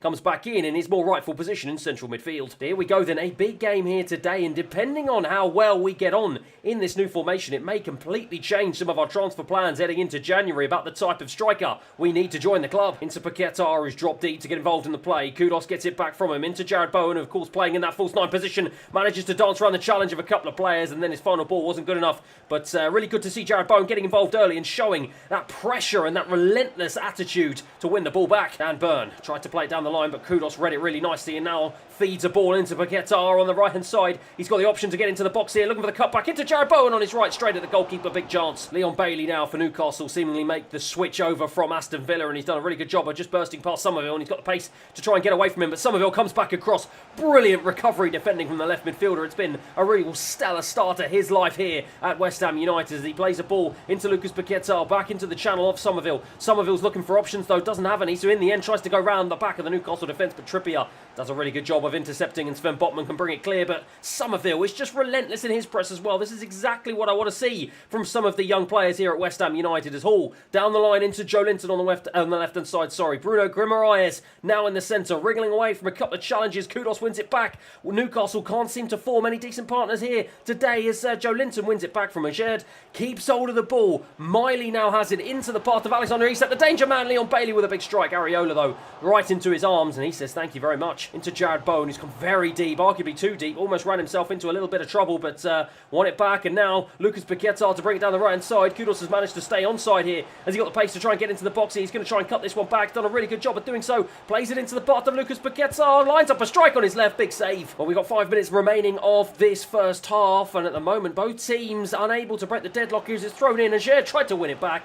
In the end, his looping header fell very nicely into the arms of Karius. Alexander Isak, lovely ball around the corner, and Joe Linton's clean through here. He's completely beaten by defence. Joe Linton, Areola came out though. Brilliant goalkeeping, and that has kept the scores at 0-0. Lovely stuff. Well, I'll tell you what, we are very, very lucky to have the scores still remaining at 0-0. Joe Linton clean through there, but didn't have the composure to just lift it over the on-rushing Areola. Really good goalkeeping in the end, and hopefully we can try and see if we can break the deadlock here in the second half as Kudos wriggles away from a challenge, wriggles away from 2 challenges, and continues his run down the right side. He's just slightly overrun it, and in the end gives it away for a Newcastle goal kick. Alvarez, in a bit of trouble, loses it to Alexander Isak in a really dangerous position here, and now the Swedish man can try to bring it forward. He flicks it back though into the path of Miley. Miley manages to get away from a couple of challenges, but Emerson wins it back. Newcastle have a free kick here in a very dangerous position that Leon Bailey is going to be the man to step up and take it. It looks like he's going to go for goal here, floats it over the top, gets it all wrong. Well, it remains 0-0 here inside the opening 55 minutes. Neither team able to break the deadlock as Somerville now picks it up once again on the left-hand side, plays it into James Ward-Prowse. The ball is floated up into the air, and Joe Linton now wins it back in the centre, but Paquetá also wins it back, and now Souček can try and bring it forward. He plays it into Jared Bowen, who tries to release Kudos around the corner. In the end, it was good defending from Newcastle, as Miley now brings it clear. End-to-end stuff here in this second half, with both teams frantically trying to see if they can break the deadlock. Well, with neither team able to do so, I am going to make a little bit of a tweak. I'm going to bring off Kudos, who seems like he is running on fumes, and I'm going to bring on Antonio up front. I'm going to try and shift him a little bit more up the field into a central striker, and I'm going to change his role and his instruction to be more focused on being a bit of a target man. And with half an hour remaining on the clock, Jared Bowen now has a real opportunity to try and stake his claim for his rightful position, what he believes, on the right-hand side of my midfield. Kieran Trippier will have the throw. Just over 70 minutes remaining on the clock as James Ward-Prowse wins it back in a really good position. And Jared Bowen, lovely touch to get away from the defender and finds a lovely ball into Antonio. Antonio now has the option. Tried to play it across to the on-rushing Somerville, but it was well blocked off as Alvarez now picks it back up into James Ward-Prowse, who's come deep out wide to the left-hand side to Emerson. Somerville now cuts it back in, looks for James Ward-Prowse, finds James Ward-Prowse, and the Englishman plays it across to Antonio, who's in the box now. Antonio with the opportunity, doesn't have the composure to find a way past Karius. Well, with just over 10 minutes remaining on the clock here, James Ward-Prowse, the set-piece specialist, to throw it back in, looking for the big head of Antonio. He's just muscled off of it though by Joe Linton. Somerville will pick up the loose ball, and he'll throw it back into the path of James Ward-Prowse, who floats it back across, looking for Souček, and Thomas Souček, on his first start in several games, comes in and puts a header into the back of the net that could well be the difference here today. Look at the crowd, they've gone absolutely wild, and rightly so. Thomas Souček, who has lost his place in the starting 11 to James Ward-Prowse, who's moved back into central midfield, showed what physicality in midfield means by just ghosting into the box and using his height to just give us a towering header into the back of the net that the goalkeeper had no chance with. He's delighted, so am I. 1-0. Into Bruno Guimaraes now to try and bring this one forward, and he skipped away from the challenge of that man, Thomas Souček here, and he skipped away from a challenge of James Ward-Prowse. Really nicely done by the young man, and he skipped away from 3 challenges. He's gone. My word, it's absolutely brilliant play in the heart of midfield from that young man, but Antonio now wins it back. We've got an opportunity to try and hit them on the counter, but Jared Bowen's lost it in a really dangerous position. Joe Linton back into Anthony Gordon. Gordon round the corner into Alexander Isak. Bruno Guimaraes has it again. Souček though with a huge challenge. He's been my man of the match so far as the referee blows for full time. Well, it's a hard-fought victory, and one that Eddie Howe cannot believe his team have lost. Just one goal separating the two teams, and it is courtesy of that man, Thomas Souček. Souček, who stepped up in the most pivotal time in the game to give us a 1-0 lead at full time. Well, since losing his place in the starting 11 at the very beginning of the season, Thomas Souček has been relegated to appearances off the bench, both in the Premier League and in all the cup competitions. His goal against Newcastle just went to show how important it is to have that extra height and physicality in the centre of the park. He ghosted into the penalty area unopposed, and it was a wonderful header to give us a much needed 3 points. One thing that has really interested me though since this change to this 4-3-3 false 9 system is that whilst it hasn't exactly excelled our attacking players to try and find the back of the net more often, it has seemed to really help our more defence-minded players, with us keeping another clean sheet against Newcastle, our 4th so far in as many games. And it's helped Areola to become the clean sheet leader in the first 8 matches of the Premier League, keeping 5 clean sheets in a brilliant start to his campaign. And with that victory lifting us up into 6th place, level on points with Liverpool and just 1 point behind Manchester United in the fight for the final Champions League spot, could West Ham United really be on for a very exciting season? The most exciting thing about this episode though, and about this change in formation, is the opportunity to give this man Jarrod Bowen the chance to try and stake his claim as my number 1 striker in the team, in a system that might suit him a little bit better. And whilst going forward we haven't exactly set the world alight so far in our opening 4 games, should we start to keep even more clean sheets, and should we really start to see some positive results with this change in system, who knows, it might even have a dramatic change in the type of striker you would like to see plying their trade in a West Ham United shirt this season. And after another hard-fought draw, this time 1-1 away from home against Aston Villa to extend our unbeaten run further, we get back to our clean sheet winning ways courtesy of a 1-0 victory away from home in the Europa League against Freiburg. And with Jarrod Bowen getting on the score sheet twice in the second half against Everton as we managed to beat them 2-1, is the young man really starting to get accustomed to this new system. And finally, it seems like West Ham are just unstoppable this episode. The wins keep coming, the clean sheets keep coming. 3-0 in the Carabao Cup against Sheffield United. Or perhaps this new formation change has proved to be an inspired decision. We're through to the quarter-finals of the Carabao Cup, where we'll be facing off once again against Newcastle United, and we're unbeaten in all competitions since losing to Liverpool 10 games into the Premier League campaign. We are in 5th place, level on points with Spurs in 4th, and it looks like Jarrod Bowen has finally come alive. He's lifted himself up to the top of our goal-scoring chart. 5 goals in just 10 Premier League appearances. And with us having the best defensive record in the Premier League, only conceding 7 goals so far, could West Ham's season really be starting to pick up and move in the right direction? But we're going to find out once again, as we're going to be put to the test away from home in our very next game against Brentford at the G-Tech Community Stadium. And with a little bit of fatigue creeping into my backline once again, I've decided to go with the tried and trusted tactic that got me the win against Newcastle, and that is dropping Alvarez into that centre-back position, allowing Souček to move into central midfield, with Kurt Zouma coming back in place of the likes of Ajed and Mavropanos, who both dropped to the bench. Jan out, being chased down by Lucas Paquetá, as is their right back. Relentless pressure here early doors inside the opening 5 to 10 minutes here for West Ham, but Brentford have managed to wriggle away from a couple of challenges and find their way into my half, but it's Kudos who's come central and won the ball back, but instead given away a free kick here that Brentford are going to take with Ivan Toney. Perhaps he's a man that they would want in the box. I'm very happy to see that man taking the free kick from such a deep position, as Alvarez wins the ball back really well and then ends up losing it. Jarrod Bowen, and now Reguilon to bring it forward for Brentford. They've started the better of the 2 teams here. They find themselves in the ascendancy and they find themselves in my half. Ivan Toney over to Ruaslev on the right hand side. It's Emerson who comes across with a crunching challenge but doesn't manage to win the ball back. They've got another opportunity to play it inside, but this time Emerson gets it right with a challenge. Really nicely done by the young man, and he's got the pace now to try and burst away from Ivan Toney, but doesn't have the composure to keep the ball in the pitch. Kudos into Paquetá. Paquetá into Jarrod Bowen, around the corner into James Ward-Prowse. Really nicely done to get away from a really tight and narrow area in midfield, as Alvarez now to bring this one forward. He's being chased down by Ivan Toney, but he's got the pace and the acceleration and the strength to get away from him, as Lucas Paquetá now tries to find some space inside the box, cuts it back for Kudos, straight against the defender. We got a corner. It's our first corner of the game and our first real opportunity now to try and see if we can find the back of the net. James Ward-Prowse, though, unlike him, the set-piece master, gets it all wrong, but it falls to Somerville, who tries to strike. What a save! Well, I thought the momentum of the attack had been completely lost there with James Ward-Prowse getting the corner all wrong, but somehow we've managed to get back into it, and now we had another corner, but Somerville will pick up the scraps, plays it back into the path of James Ward-Prowse, who's going to fire it back across, looking for Lucas Paquetá on the head, can't quite get there as the keeper manages to just grab hold of it with both hands. Somerville now to play it into the path of James Ward-Prowse. It was a bit of a tight area of the pitch though for him to play it into, and James Ward-Prowse lost it, and now Brentford can bring it forward with that that man Ivan Toney, who's managed to go past two of my players. He's taken out by Emerson. They will have a free kick in a very dangerous position here that, of course, now I'm a little bit more concerned that it is this man Ivan Toney stepping up.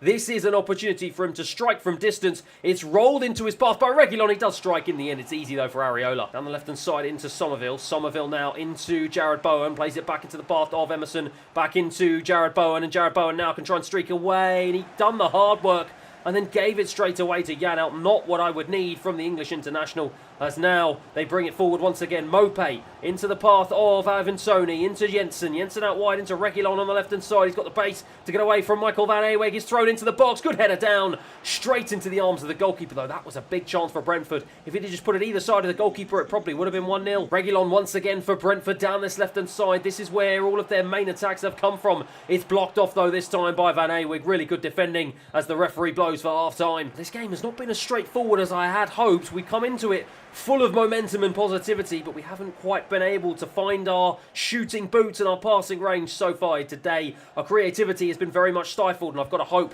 that we can put a stop to that here in the second half. As Somerville now has the opportunity to drive into the box here, checks in on his right, goes to strike. It was blocked off in the end. Could he have got his head up and maybe found a pass into the box? Wasn't able to, though, and Brentford get it clear. Emerson has it now. Much better start here in the beginning of the second half. Jared Bowen's come deep, releases it into James Ward-Prowse now, who bursts into the box, looking for the cut back into Lucas Paquetá. Look round the corner into Jared Bowen. Well blocked off, though, by Janelt, who several occasions so far in this game has just been in the right place at the right time to either block or intercept. Brentford now starting to turn the screw and starting to press here and find their way back into the game here in the second half. Reguilon on the left-hand side tries to go past Van Eweg, doesn't manage to, but then he goes and gives the ball away. Mope gives it to Ivan Toney, the danger man, plays it into one of their players, but in the end it was a good challenge by James Ward-Prowse, and Somerville can bring this one clear. Jared Bowen coming deep to collect. He's got an option of Somerville if he can find him. Looks for the ball over the top. Pinnock, though, really good defending from that man. Somerville can't get on the end of it, and once again Brentford get it clear. Mope now, end-to-end stuff here in this second half. It looks like either of these two teams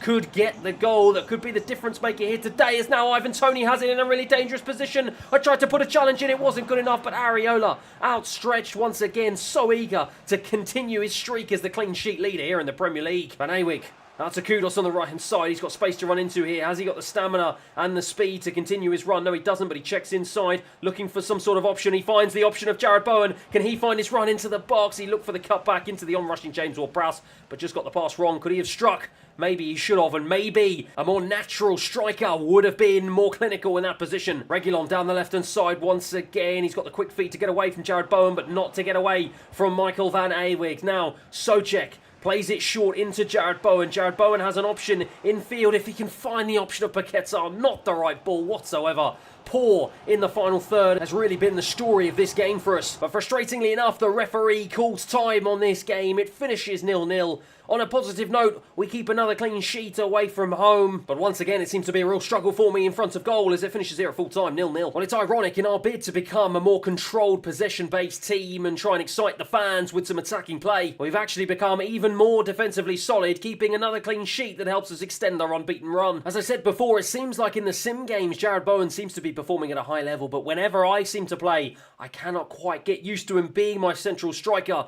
and I still feel that at the moment for me, that is the missing piece of the jigsaw puzzle that I need to really try and take this team to the next level in the second half of the season. Until then, we've still got some more games to get through then, including this one, winning once again against Freiburg in the Europa League. 2-1 this time at home. And we continue our fine run of form, as does Jared Bowen in these sim games. His 2 goals, both at the very beginning and the very end of the game, is enough to give us a 2-0 victory and another clean sheet and another 3 points against Nottingham Forest. And the goals just keep on coming. Jared Bowen, James Ward-Prowse and Emerson all getting on the score sheet. It's another clean sheet. It's 3-0 this time away from home against Burnley. And with Danny Ings getting on the score sheet twice to give us a 2-1 away victory back in the Europa League. With 1 game remaining in the group stage, we have confirmed our spot in the knockout stages, topping the group. 5 games, 5 victories, 12 goals and just 2 conceded. What a way to start our Europa League campaign. And it seems like after such a positive run of results, the Premier League have decided to award me, for the first time in my West Ham career, Manager of the Month. And with us usurping our arch-rival Spurs into the final Champions League spot in the Premier League up to 4th, it's not hard to see why. And as we welcome Crystal Palace to a wet and windy London stadium in East London here today in our final game of this episode, it is the final chance this episode for the likes of Jared Bowen and some of my more attacking players to try and prove themselves in this new 4-3-3 false 9 system to try and show that this is the long-term future of West Ham United. And once again, there will be no changes to the starting 11 that drew against Burnley. As you can see, Areola starts in goal, Van Ewig, Alvarez, Zuma and Emerson at the back, James Ward-Prowse and Souček start in midfield alongside Lucas Paquetá, Somerville on the left, Kudus on the right and Jared Bowen in that false 9 position up front. Here we go then, the last game of the episode and the last opportunity for me to try and get used to this system. It seems like we're doing really well in sim games, but I can't quite get to grips with it so far in the games that I've played, but hopefully Alvarez can be the man to try and help me do so as he tries to play it down the line, but it's well intercepted by Mitchell, and now Franca can get it away for Crystal Palace, but Kudus does a really good job of working really hard defensively to win it back, and now Lucas Paquetá plays it out to Somerville on the left-hand side, looking for the overlapping run of Emerson, finds that run, he's going to try and check back inside. I was looking for James Ward-Prowse, it was well defended though, and now Crystal Palace can get it clear with Lerma, and now they've got Eze on the right-hand side, who's unopposed here. Emerson frantically trying to get back, but Eze has the skill and agility to get round him now. Somerville trying to track back, manages to get away from Munoz, and Munoz though manages just to bundle his way through, tries to play it back inside, looks for Eze, Eze shifts it onto his right. What a strike! What a save from Areola. I thought that was going to be a fabulous way for Crystal Palace to give themselves a 1-0 lead here inside the opening 15 minutes. Down the line into Kudus, he's got space here to run into. Has he got the beating of Anderson for pace? It looks like he does, but Anderson doing a really good job of continuing to track him. Kudus though checks it back in for Lucas Paquetá. He finds James Ward-Prowse looking to try and turn it around the corner into Jared Bowen. Look for the run of Souček, almost found him, but once again the low block of Crystal Palace just about manages to snuff out the danger. Mitchell into Anderson yet again. Anderson though under a bit of pressure from Kudus in the end had to go right the way back to Henderson, who can do nothing but hack it clear. This is exactly the sort of pressing that I want to see from this West Ham team. What a big header there from Kurt Zouma into Paquetá on his right. Oh, that is arguably one of the goals of the season we've scored. Lucas Paquetá with the toe poke round the goalkeeper to give us a 1-0 lead. Well, the crowd go absolutely nuts, and rightfully so. Lucas Paquetá, how did he generate that sort of power? The goalkeeper cannot quite believe it. It was a lovely ball round the corner from James Ward-Prowse, and it was just a toe poke from Lucas Paquetá. Bent it round the goalkeeper. Beautiful finish from the Brazilian. Goalkeeper had no chance. 1-0. Mitchell though wins it high for Crystal Palace. Odegaard now has it, looks to try and play it back into Mitchell. He's in an offside position though, so allows Franca with the overlap to get onto it. He stayed on side, and Kurt Zouma is frantically trying to check him back. But now Anderson has it back on the left-hand side into Franca. Crystal Palace looking to strike back with immediate effect here as Odegaard tries to burst to the edge of the box. Kurt Zouma trying to stay strong, but not strong enough as he ends up falling over inside the penalty area. Tyrick Mitchell, though, just overplayed it a little bit, and now Kudus can bring this one away. He's got the pace to just burst away from the Crystal Palace defenders as the referee blows his whistle. Is there a foul? Well, it doesn't look like there's a foul. It looks like Kurt Zouma is down injured. He's holding his knee, and that is not the sight I need for the West Ham captain. Well, he's held the defence together brilliantly, but it looks like he's fallen really badly. It's either on his ankle or his knee, I'm not quite sure. But unfortunately, I'm having to make a substitute. Again, it's going to come on here, and that is not the sort of story that we need. Kurt Zouma has held my defence really well together so far in the opening half of the campaign. I've got to hope that that is not going to have catastrophic long-term effects on my team. Van Ewig now to burst down the right-hand side. Crystal Palace looks like they've been undone here down the right. He doesn't really have too many options in the box though, so checks it back. I was looking for the ball into Jared Bowen, but it falls to Paquetá. Now it's into James Ward-Prowse, who tries to hit the volley. In the end, smashed it against the defender. Emerson tries to win it, but the referee calls for half-time. So as we start the second half, it's been a pretty decent opening 45 minutes. We've dominated the game, and we've had the opportunities to get ourselves 1-0 up here. We've got to make sure that we continue a professional job here, but we're going to have to do it without our captain, our leader of men, Kurt Zouma, and potentially, well, no, Somerville was very, very lucky there not to be injured, as that was an absolute disgrace of a challenge. But we've managed to hold on to the ball, and the referee has played advantage. Emerson tried to head it down. Advantage in the end was not one for us, and now Crystal Palace can try and bring this one away with Munoz down the right-hand side, but the referee will blow, and he will give Adam Wharton a yellow card for what was an absolute shambles of a challenge. Lucas Paquetá around the corner into the path of Kudus, who's been uncharacteristically quiet so far in this game,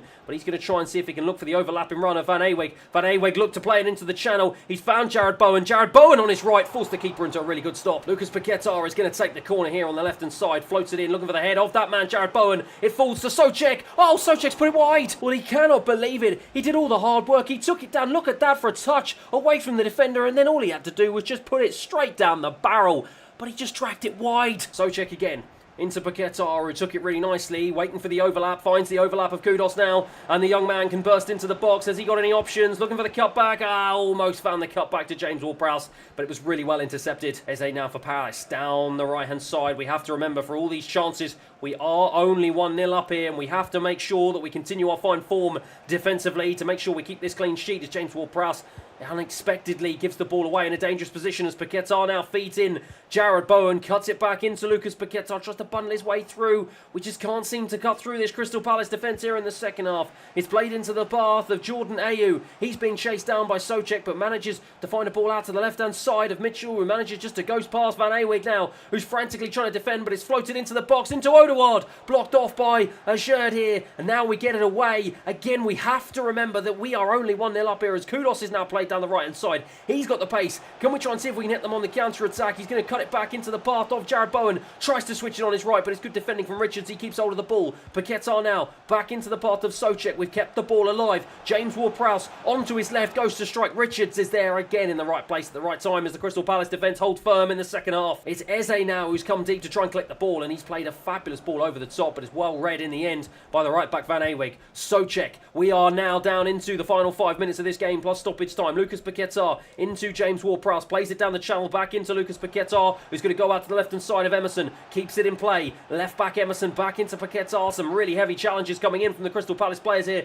Jared Bowen tries to feed it in onto his right to get into the box, plays the cut back into Kudos on his left, strikes it against the defender. Jared Bowen's offside, but it does not matter because the referee has decided to call time on what has been an exhilarating game. Look at the celebration from the West Ham players. They know just how important that victory was, as against our London rivals Crystal Palace we beat them 1-0. It's another clean sheet and another positive performance that now lifts us into third place in the Premier League, just 1 point behind the league leaders Aston Villa. But the bad news is an injury, a big injury to Kurt Zouma that means he is going to be out for the next 2 months. So with him out for the foreseeable future, and with £43 million still left remaining in the budget with us heading into the January transfer window, should I continue with my plan of trying to bring in a big name striker to lead the line for us, or should I switch tact and try and see if I can bring in a centre-back to try and replace him over the second half of the season? Let me know what you think down in the comments below. But that is it for the end of today's episode. Thank you everyone for watching, hope you've enjoyed it, and I'll see you again next time. We're midway through season 1 in our West Ham career mode, and things are going very well both in the Premier League and in Europe, but today we're about to take this team to the next level as we're finally about to sign a new star striker. But as ever, if you're enjoying the series so far, please feel free to like and subscribe, and let's get into today's episode. And of course, we will be starting out with your comments. The current player we're linked to is Tosin Adarabioyo. He's very tall and strong, no-nonsense centre-back that is reaching his prime, or could be in it right now. He could well very be a good replacement for Kurt Zouma. Another player I'm very surprised we're linked with is Brian Brobby. Although he isn't very tall and a strong striker that West Ham love, he could be a great option for the future, or even for the first team. So that's an interesting shout about Brian Brobby. Everyone knows about my quest to try and find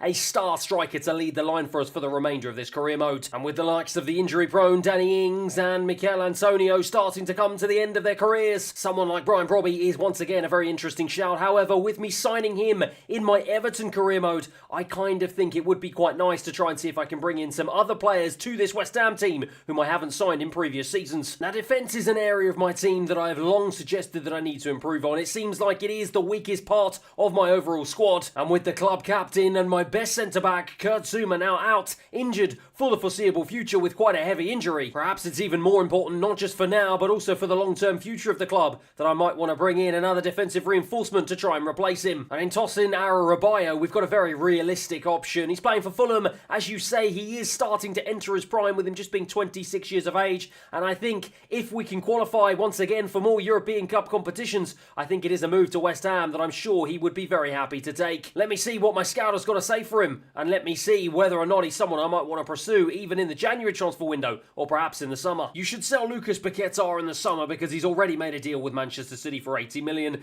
I think you should sign Rayan Cherki from Lyon, as he's just like Lucas Paquetá and only at just 20 years of age. So yes, there can be no doubt that in real life Lucas Paquetá for quite some time flirted with the idea of moving to Manchester City, and with him being the best player in the entire squad and him having that something special, with him starting to reach his prime, I think he could be a likely candidate to want to try and move on to a bigger club come the start of the summer transfer window. Now, Rayan Cherki is a man who has been long touted to make the move to the Premier League in some way, shape or form. With him just being 20 years of age and having 5-star weak foot and skill moves and high attacking work rate, straight and having his best years of his career long ahead of him. I'm sure he's a man who's likely to be on the lips of every big team in Europe, not just in this career mode, but in real life as well. However, I have also been suggested some more modest and perhaps some more realistic targets to focus on in that central attacking midfield position. So perhaps, similar to what I've done with my striking options, I may consider putting a poll out there for you guys to decide who you would like to come in to play in that position for me in Season 2. Speaking of Season 2, this is a more Season 2 thing, but if you ever want a new winger, Pedro Neto is a great shout. Obviously, he's linked to Arsenal and Liverpool, but if you do get some sort of European spot, he might choose you as game time isn't promised at a bigger club. I'm currently doing Wolves, and he is brilliant. Same goes to Kuna in a fast central attacking midfield role. Good stats all round. So yes, I did decide to bring in a left winger at the very beginning of this career mode, and Somerville has pretty much done fairly well so far. He's up by 2 ratings to 78 overall, and he's got 3 goals and 3 assists in just 16 appearances in all competitions. However, with his backup Maxwell Cornet being 27 years of age and only 76 rated and unlikely to improve anytime soon,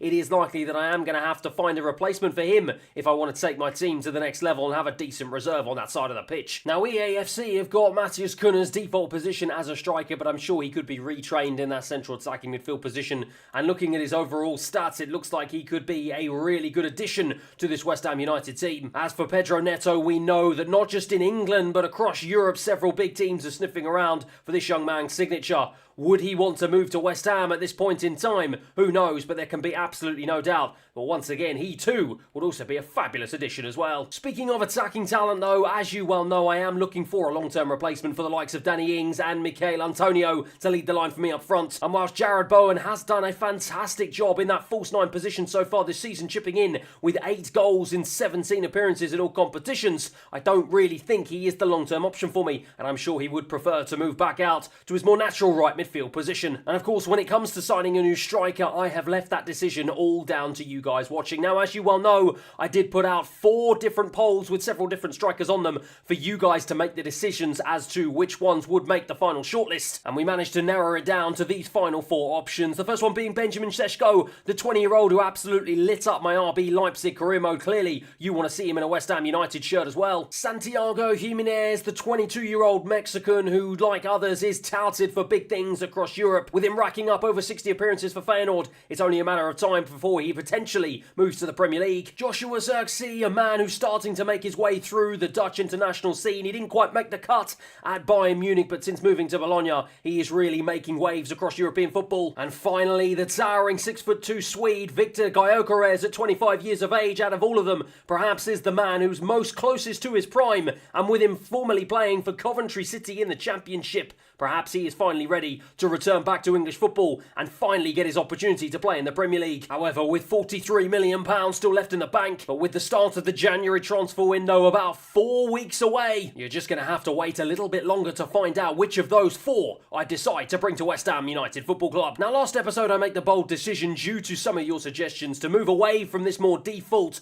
4-2-3-1 system into a more tiki-taka style 4-3-3 false 9. And whilst an injury to my club captain Kurt Zouma has really taken a blow to morale, this new system has had a phenomenal impact on our defensive capabilities, with Alphonse Areola being the clean sheet leader in the Premier League, keeping 9 in just 14 games. And with those fabulous defensive performances not only lifting us up to the top of our Europa League stage, securing a spot in the knockout rounds, not only helping us clinch a place in the quarterfinals of the Carabao Cup against Newcastle United, but also helping lift us up to a very unlikely 3rd place in the Premier League, just 1 point off of Aston Villa, who sit at the top with 14 games played. But with Kurt Zouma injured, and with Mavropanis sensing a wonderful opportunity to stake his claim in the starting 11, knocking on my door, wanting to get the opportunity to start in our very next game, he is going to get that very opportunity as we are about to kick off this episode with a mammoth clash away from home against our arch rivals Tottenham, a Tottenham team who are just 2 points behind us in the Premier League, also vying for that final Champions League spot. And oh, how much they would love to put a dent in our Champions League hopes this season as they welcome us here at the Tottenham Hotspur Stadium under the lights for what is going to be a fabulous night of football. However, we have a problem, and that is the fatigue is ripping through the heart of this West Ham United team. As you can see, due to that, I have had to make several enforced changes to my usual starting 11. Areola does keep his place in goal, as does Van Ewig on the right, but Aged is really struggling. He starts at the back alongside Mavropanis with Emerson on the left. Souček gets the nod in midfield, along with Alvarez and James Ward-Prowse, who moves into that central attacking midfield position with Paquetá dropping to the bench, and Somerville starts on the left Frustratingly, Kudos can't make the start as Cornet starts on the right and Antonio is the man who will be leading the line for us up front. Well, what a big game, arguably the biggest game of the season so far. A titanic clash here at the Tottenham Hotspur Stadium against our arch rivals. Can we claim what will be a huge 3 points here tonight? Down the right-hand side into Kulusevski. He's got the beating of Emerson. Turns around in really nicely and then flicks it back into the path of Emerson Royale. Who plays it central into Benton Core. Lo Celso's picked up a really nice pocket of space and manages to skip away from a couple of challenges. But Emerson, the left-back's come across and won the ball back really nicely here. And Antonio now, who has a history of performing well against Spurs, wins it back high. And now Alvarez can try and play it down the channel into the on-rushing run of Somerville. Somerville manages to get there ahead of Romero. Keeps his place. Continues onto his right-hand side. In the end, he's run into a little bit of trouble and has to blaze that one high and over the bar. Alvarez now back into Souček. Souček just wriggles away from the challenge of one of the Spurs midfielders here. As you can see, we've got all our men inside the Tottenham half here. But it's such a tight and compact defence. We're unable to break through so far. But Alvarez now has it. Alvarez feeds it out to Cornet on the right-hand side. Flings the ball across. Gets a corner for his troubles. And it's one that, of course, the set-piece master James Ward-Prowse is going to take. And he's going to float it into the box here. Looking for the big head of Antonio. It is a big head. But in the end, it's way over the bar. Heung-min Son under a bit of pressure from Van Eweg. And he's done a really good job there of winning that ball back high. Antonio now tries to whip it across into absolutely no one. It was easy in the end for Romero to win. Benton Core gets it clear. But this has been a really, really good start here for West Ham. Son didn't manage to get the ball ahead of Cornet. Antonio, though, can't win it. I would expect better from the big man up front. Emerson Royale here, down the line into Kulusevski. Kulusevski with a rare foray into our half here. Spurs have not really been able to carve out any opportunity so far, but Kulusevski, the Swede, is going to hope to see if he can make a change to that right now. Plays it back into the path of Benton Core. Into Emerson Royale, looking for an option. Doesn't manage to find any. Somerville gets there first, and he almost gets the second challenge in. But in the end, Basuma wins it back well for Spurs. Kulusevski has it once again. Kulusevski wriggling around. Emerson tried to challenge, didn't do a good enough job, and Kulusevski strikes from the outside of the box, and Areola is beaten. Well, Kulusevski just danced his way around a couple of challenges, and unopposed on the edge of the box. It wasn't even into the corner. Could Areola have done better? The man of the moment, the man who was on sensational form, couldn't do anything about that. Ange Postecoglou celebrates 1-0. But it was a really disappointing way to end what was a fairly comfortable opening 45 minutes. Yes, we didn't exactly create any clear-cut opportunities, but we did manage to maintain possession, and we looked the more likely of the two teams until we gave away a really sloppy goal. As Cornet now is going to play it into James Ward-Prowse as we look to try and start the second half better than we ended the first, but Spurs win it back, and now they can try and bring the ball forward into Pavlidis now, who seemingly is leading the line for Spurs. He is the Harry Kane replacement as Lo Celso picks it up, gives it into Kulusevski, tries to go past a couple of my defenders, but Van Eweg picks it up, and he will try and bring it out of defence here into Cornet. Cornet now into Antonio. Antonio still manages to pick it up and looks out wide to the left-hand side into Somerville. Somerville now to try and ghost into the box here. He's looking for an option up ahead of him. Manages to find Cornet. Tried to play it into Antonio. It just ran behind him, and that's a big opportunity missed. Doggy for Spurs.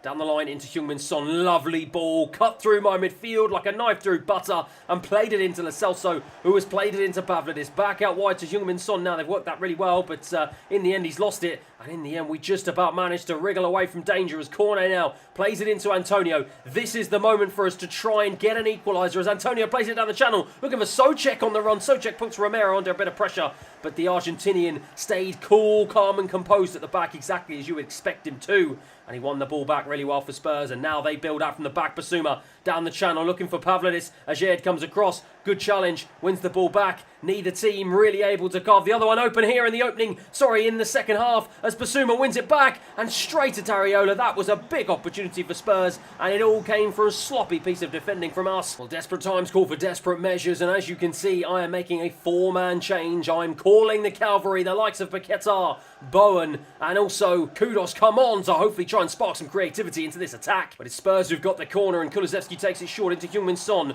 Tries to do a step over, plays it back into Kulusevski. Alaba now, the former Bayern Munich man, into Pedro Porro, and he smashes it into the back of the net to double Spurs' lead, just as I make 4 changes. Oh, it's just so frustrating. What poor timing, but Spurs once again undo my defence. Pedro Porro allowed just a ghost into the box, and on his weaker foot smashes a strike past Areola, who once again perhaps could have done better. Spurs lead 2-0. Mavropanis Oh, almost lost it to Kulusevski there, and the Swede was hot on his heels, but eventually Emerson did manage to pick it up. Jared Bowen now down the line, back into Emerson, who's going to try and bring this one forward here. Can we try and see if we can get some sort of consolation goal back as Danny Ings on as a substitute? It almost fell to Paquetá, who just couldn't get there in time, and we were so close to getting away back into this game. Out to Emerson. Emerson forward, tried to play it forward, but once again Romero is in the right place at the right time and intercepts, and with just about 4 minutes plus stoppage time remaining on the clock here, time is frantically running out for us to try and at least get a goal back into this game, let alone an equaliser. But it looks like Pedro Porro has got other ideas as Heung-min Son now is played into him, and he goes into the box here. I'm frantically trying to get back Areola. Oh my word, he just beaten it out into the box. Fortunately enough, Ajerd was in the right place at the right time as Udogi with a wonderful ball over to Bentancur. Areola with a big save. Van Ewig keeps it in play as the referee blows for full time. Well, all our good form has come crashing down to a halt. Ange Postecoglou shakes my hand. The Spurs players celebrate in front of their own fans here at the Tottenham Hotspur Stadium. Hard luck for the West Ham United faithful and the travelling fans as that man Pedro Porro, his goal and the second for Spurs was enough to give them a 2-0 victory at full time. Well, I've said it before, this new formation has given me more defensive solidity. But frustratingly, I just can't seem to find my feet in played games, and it means that Spurs' 2-0 win ends our unbeaten run and lifts them above us in the Premier League as we now drop down to 5th place. And with the likes of Lucas Paquetá, Jared Bowen and Mohamed Kudus not featuring in the starting 11, it really does go to show that their replacements just aren't quite up to scratch. And after Jared Bowen got sent off in the 6th minute in our very next game and Lucas Paquetá missed a penalty in the 72nd minute,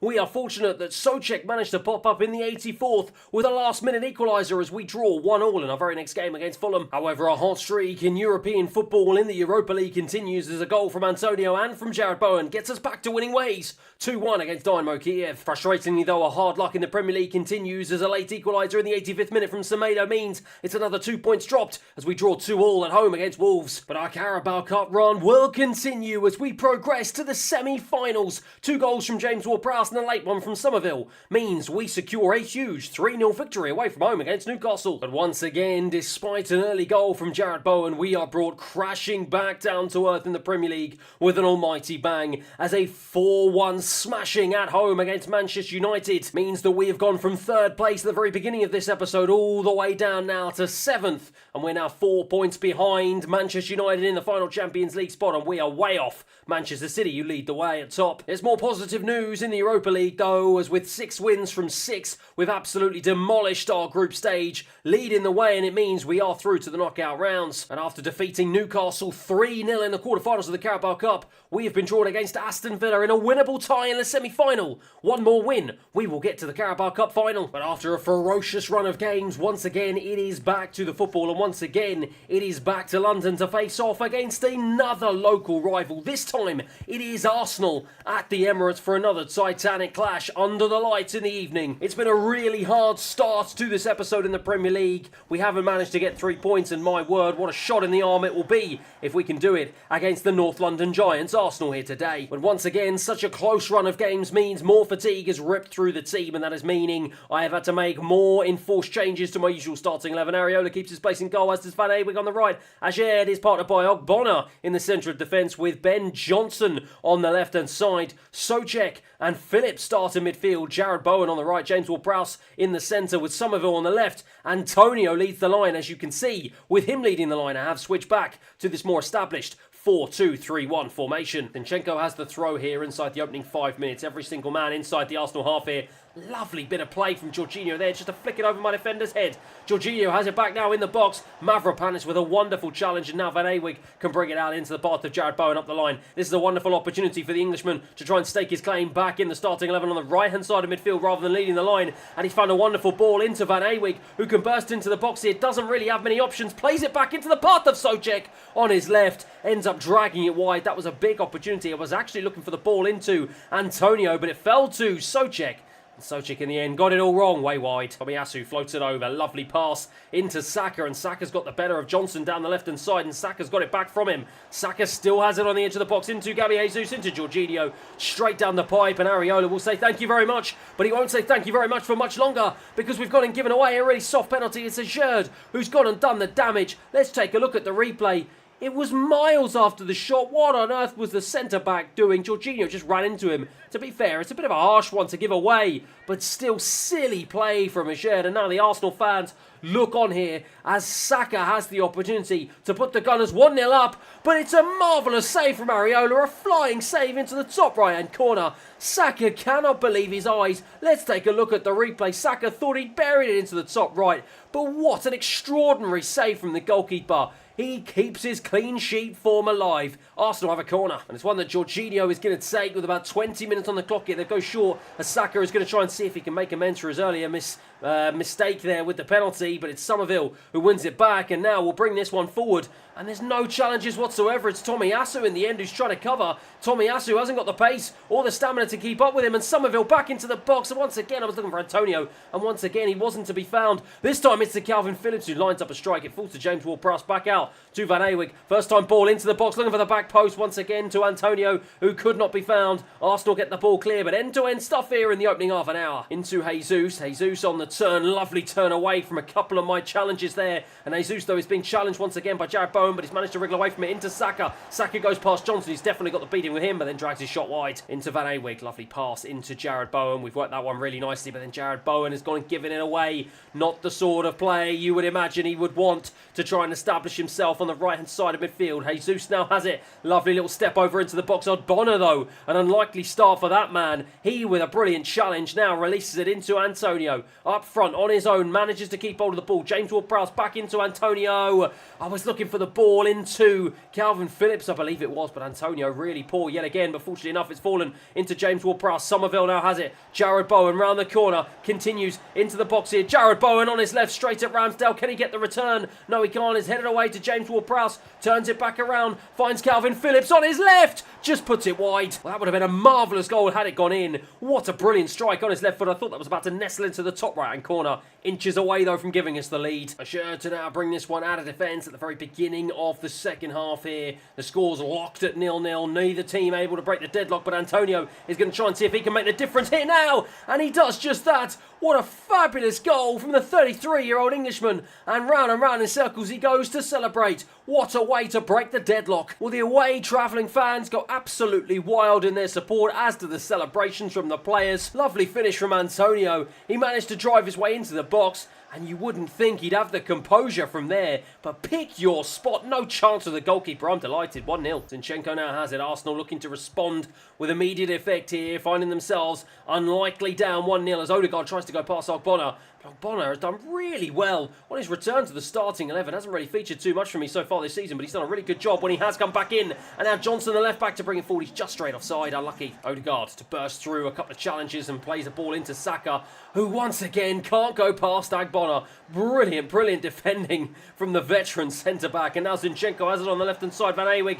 tried to come across the coverage. Johnson, though, with a big head away. Somerville now right into the path of James Ward-Prowse. That is a brilliant header, and now the Englishman can try and bring it away here, but he hasn't got the pace to get away. Instead manages to hold the ball up just about. Plays it into Somerville, who plays it back into James Ward-Prowse down the left-hand side. Can I try and see if I can fling this one across to Kudos on as a substitute, who heads it down? Just puts it wide. He was inches away. I thought he was going to double our lead. How on earth did he miss? He got his head on it. Ramsdale, did he get a touch? I'm not quite sure. But oh my word, it just trickled past the post. I cannot believe it. It should have been 2-0. Into Jorginho, about 20 minutes remaining on the clock here for Arsenal to try and find a way back into this game, but they've gone and given it away in a really dangerous position. And Kudos now, one-on-one. Can Kudos find a ball across into Antonio, who gets his second of the game, and he doubles our lead here at the Emirates. And once again, round and round of circles he goes to celebrate. Well, it was all about the high press from Kudos. He won it back in such a dangerous position, and many would have tried to strike from there, but he had the composure and the generosity to just play it into the path of Antonio, who could just slice it into an empty net. He gets his second. Brilliant goal, 2-0. Zinchenko, though, has it for Arsenal. They've got about 10 minutes remaining on the clock here to try and see if they can find a route back into this game. It's thrown over. Who else but Ogbonna with a wonderful volley away. Gabby Jesus turns it around the corner into Odegaard, who strikes, puts it wide. Well, the goalkeeper must have got a touch on that because Arsenal have a corner. It's floated in, though. Johnson with the head. Doesn't go very far. In the end, it's just looped over from Berardi. Into Van Awig. Arsenal pressing so high here, but the Dutch international has managed to wriggle away way into Kudos now. Paqueta on as a substitute, plays it into Van Ewig, and Van Ewig still has the pace to get past Zinchenko. The Arsenal players are dead on their feet here, but so are my players. We play it back into Antonio, looking for his hat-trick. Ramsdale was equal to it though. I thought he was nailed on there for that hat-trick. So unfortunate for the Englishman. But now we've got another opportunity. Paqueta to throw it in, looking for the header. Kudos once again. Berardi though with a big challenge. Deep into stoppage time here. Ogbonna wins the ball back. For me, he has been the man of the match, an absolute rock at the back for me so far in this game, as Calvin Phillips now brings it to the corner flag, keeps it in play, plays it back into the left back Johnson. Johnson into Souček. Souček to turn it around, but it doesn't matter because the referee blows for full time. Well, after a real struggle to the start of this episode, we have turned it on its head. What a fabulous victory here at the Emirates, in no small part to this man, Michail Antonio. His 2 goals were enough to give us a huge 2-0 victory at full time. Well, I have spoken a lot about the long-term future of this man, Michail Antonio. Yes, he has dropped by 3 overall points, now down to 75, but with him being an absolute club legend here at West Ham, and with him getting 2 huge goals against Arsenal, perhaps he has still proved that he's got something left to give at this club. And not only is it 2 huge goals for him, but it's 2 huge goals for us, as it helps us beat Arsenal and end our winless run so far this episode in the Premier League. And it begs the question, with just 6 months remaining on this man's contract and with him being 33 years of age, I do not know what to do with his long-term future. Should I consider giving him a contract extension, or should I just let his contract run out come the end of the summer? Once again, let me know down below in the comments what you think. But with the January transfer window now officially open, it's finally time to make one massive improvement to this squad. Before we do that though, we are greeted with some very interesting news, as both Hoffenheim and Brighton have come in with a very unlikely £6.2 million offer for Danny Ings. And with the Englishman keen to stay in Premier League football, he has decided to make the move over to Brighton and Hove Albion, which means he will be the first man to depart West Ham United in this transfer window. And with that, leaving Michail Antonio as the only recognised central striker here in the club, and with it helping us improve our budget now up to £49 million, it is finally time to get down to work. Now, I mentioned we have whittled it down to just 4 remaining players on the shortlist who could potentially be the ones to join West Ham United this January. And at the time of me recording this video, with almost 300 of you voting on that final poll, arguably the biggest poll I think I've ever done on my channel, so thank you very much. You have all decided that it is the Swede Viktor Gyökeres that you want to see plying his trade in a West Ham United shirt this season. And after several long drawn-out conversations, both with his manager to try and agree a deal, and with himself and his agent to try and thrash out a contract, we finally managed to get the deal over the line. And it means that the towering 6'2", 25-year-old Swede, currently playing for Sporting Lisbon in Portugal, the former Coventry City man, will finally get his opportunity to step up and make his mark in the Premier League. Chosen by you, Viktor Gyökeres will join West Ham United Football Club to be our star striker this season for a whopping fee of £45.8 million. As you can see, it has almost wiped my budget entirely, but I'm still absolutely delighted. He's come in 82 rated. He will come in and certainly be the key figure for me up front. You can see from his overall stats, he's got fantastic physical stats, very good mental stats, and decent technical stats to boot. I am confident this young man can be the future of West Ham United up front, and with the right training and development plan could turn into an absolute world beater. However, with his current kit number being 13 and the likes of Calvin Phillips being number 11, Lucas Paqueta being number 10 and Michail Antonio being number 9, let me know down below in the comments what you think. Do I keep him as unlucky number 13, some would say, or do I potentially consider moving him to the more traditional 11, 10 or 9? Let me know down below what you think. With his arrival though, I think this West Ham United team are going to be far more suited to moving away from this 4-3-3 tiki-taka false 9 system into the more traditional 4-2-3-1. It means that Jarrod Bowen will lose his place up front to be replaced by the big Swede, but it finally means we've got a striker who can utilise his big attacking pace and power to get in behind defences, constantly being a threat going forward. And it also means that it gives us the opportunity to try and strengthen our bench even further. And with us now ready to kick off what is going to be a mammoth tie at the London Stadium Stadium in the first leg of our semi-final in the Carabao Cup against Aston Villa. The big Swede is going to get the opportunity to impress on his debut at home in front of the West Ham fans, once again under the lights, as we look to try and see if we can put one foot into the Carabao Cup final. Fortunately enough, a bit of fitness has come back into my squad, and it means a return to my strongest starting 11. Areola starts in goal, Van Ewijk at right back, Alvarez comes back in into centre-back with Mavropanis being his partner, Emerson on the left-hand side, James Ward-Prowse is partnered by Souček with Kudos on the right, Somerville on the left, Paquetá starting behind the big man, Victor Gyökeres up front. Here we go then, what a game and what an opportunity for the big Swede to really show what he can do here today. A massive opportunity against a Premier League club and a massive opportunity for West Ham United to try and secure their first piece of silverware in years, and our first silverware on this career mode. But my word, we almost throw it away inside the opening 5 minutes as Diaby managed to wriggle his way into the box, but fortunately enough Areola was on hand to just beat it away. An early scare here in the opening 5 minutes as Aston Villa have certainly started the better of the two teams. Buendia now into Højbjerg, the former Spurs man, lovely ball down the channel into Matty Cash, throws it across into the back post, looking for Jacob Ramsey. He's beaten to it by Van Ewijk though, who can manage to head the ball clear. Back out to Kudos, and he can bring it clear now to burst down this right-hand side. And Kudos has got the beating of Luca Digne. He's looking for Gyökeres, who's trying to march into the box here. Kudos now, is he going to try and look for the cutback? Yes, he does. Gyökeres, my word. He could have got his debut goal here inside the opening 12 minutes, but he was denied by the Argentinian World Cup winning goalkeeper, Emi Martinez. My word, this game has started at an absolutely frantic pace. Paquetá into the box. Kudos, my word, what a flying save once again from Martinez. Kudos, can't believe it. I am struggling for breath here. End-to-end stuff in the opening 15 minutes. Paquetá to throw it back in yet again.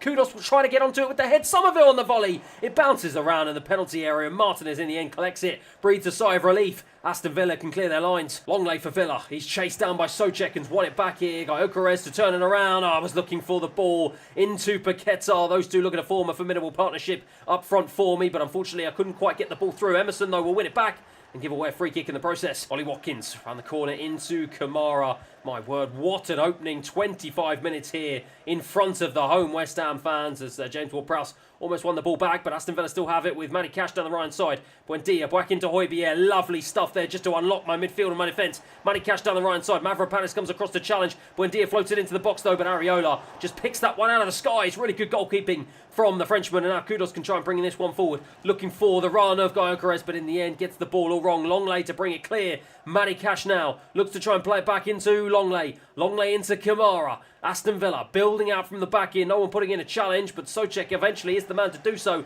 And eventually the ball does manage to fall to him. He can bring it forward, looking for Lucas Paquetá, but Diego Carlos manages to get there ahead of him. Goes central into Paquetá, but loses out. Paquetá does manage to win the ball back though, and Somerville now can try and see if he can wriggle away from a couple of challenges. Doesn't though. Højbjerg wins it back in the centre of the park, and now Buendia can give it to Matty Cash on the right hand side yet again. He's got the beating of Emerson down that left hand side every single time. He seems to manage to wriggle away from him. Emerson comes back across though, and eventually does manage to win the ball back. Really good defending. Somerville to bring it clear into Paquetá. Lovely ball down the channel. Can Somerville get there first? Yes, he can. Gyökeres has it once again, plays it back into his path, and Somerville now drives into the box, looking to make it 1-0. Oh, he's put it wide. Well, the fans cannot believe he's missed that one. Gyökeres cannot believe he hasn't got his first assist in a West Ham shirt. Somerville inches away from giving us a 1-0 lead. I cannot believe it. It should be 1-0. Well, the first 45 minutes are done, and my word, I've got to take a moment to catch my breath. An absolutely frantic first half here, but frustratingly, neither team able to break the deadlock. We certainly had the better of the two chances of the two teams,